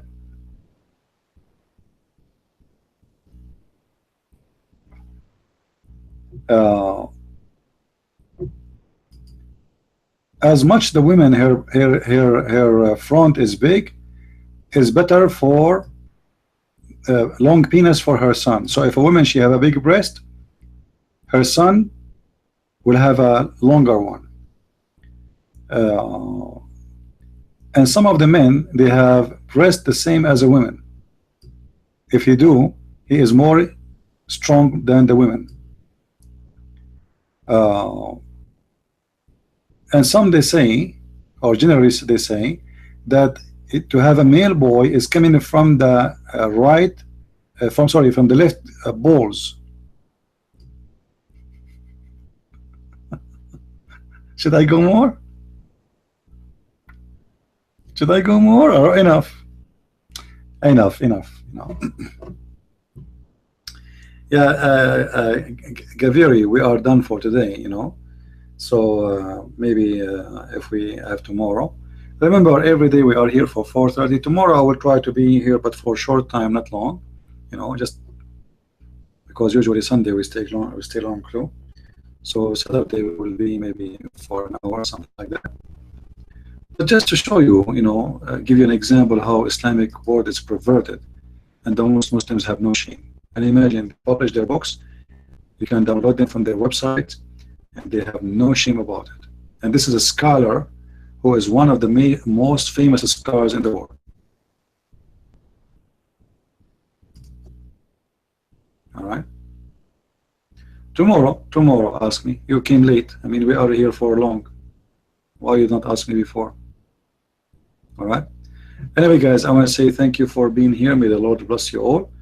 And I apologize for the reading we did, but it's just for the sake of education, not for the sake of speaking bad language.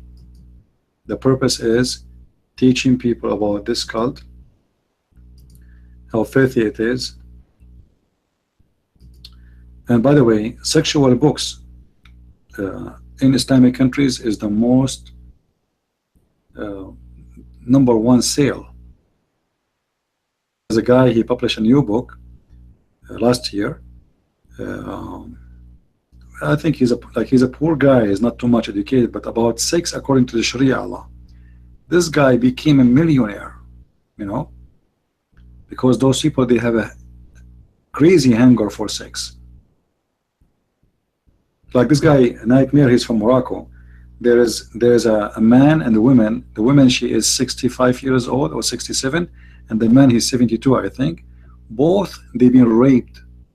Imagine, in Morocco. In Morocco, if a family, they bury a woman, she is young, they leave a family next, somebody, a guard, or from the family, young men from the family next to the grave, so young men, they will not come and take the young woman who is dead freshly and rape her after she died. This is what they have, and this is who they are. This is why #1 problems in Morocco is sex and sexual harassment and rape and prostitution. #1, and it is actually #1 business. There's a guy, yeah, Nightmare, yeah, يشككون, yeah, right. بعضه البعض. Give me your bad together. Anyway, there's a guy, he is going against the king of Morocco, and one of his statements, he says, you made Morocco a pimp house, and this is true. Prostitution is like fire in Morocco. It's a business everywhere. And then when you speak to those Muslims about morality, they will lecture you until tomorrow.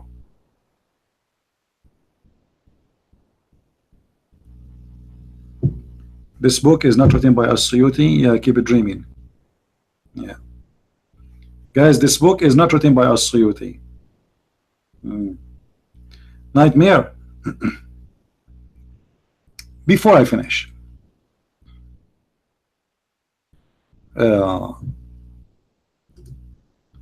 did As-Suyuti write any book about sex?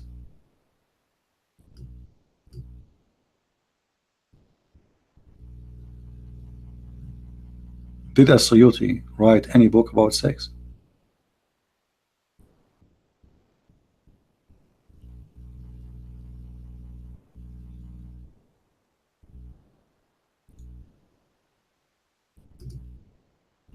Are you the Nightmare?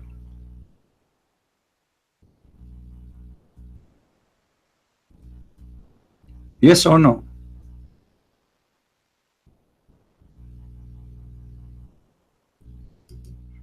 Because you're stupid. There's even 2 books, not only 1.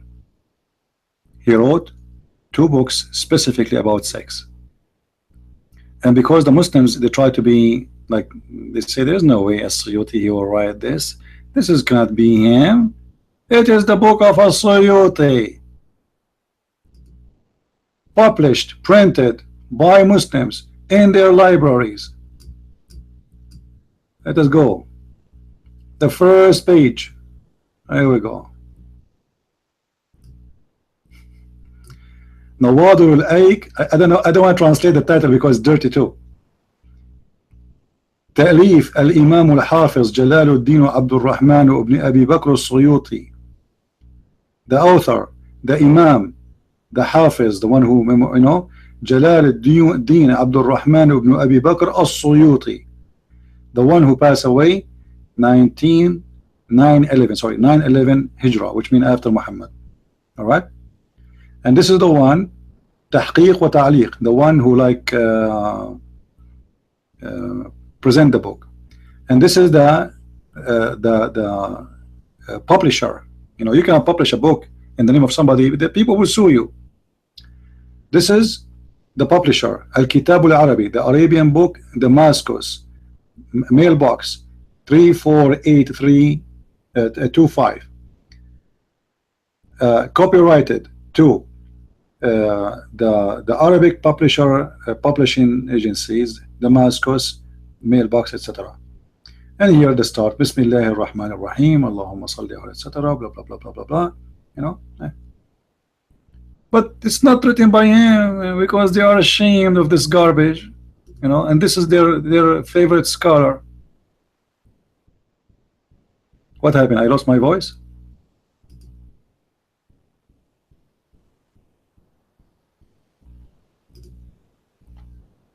Oh, I'm not showing the screen. Sorry. Let me go back. Hold on. I was showing you here the name. This is the title. This is the author, Jalaluddin al-Suyuti. This is the one who like proofreading. And this is the agency, the publisher, Damascus, the Arabian books, mailbox 34825. All copyright is etc. to this news to this agency. And here this is the introduction for the book. And now they give you a list of his books. Look how many books he have. Let me show you. All those books are his. All, each one, each line in bold letters is one of his books. Look how many books he have. Like this guy, he spent his life writing books. That's why I'm saying this guy, he must be like a walking library. You know, look how many. Look, we are not done. All the bold lines are made by him. Unbelievable. I mean, this guy is something. What, he finished a book every month? You know, look, we are not done. All of those are his books. Now it's over. This is the last book. So all those are his books. And here they are speaking about how the scholars, they praise as al-Suyuti, how amazing he is, what he accomplished. It's like introduction about the author. All right.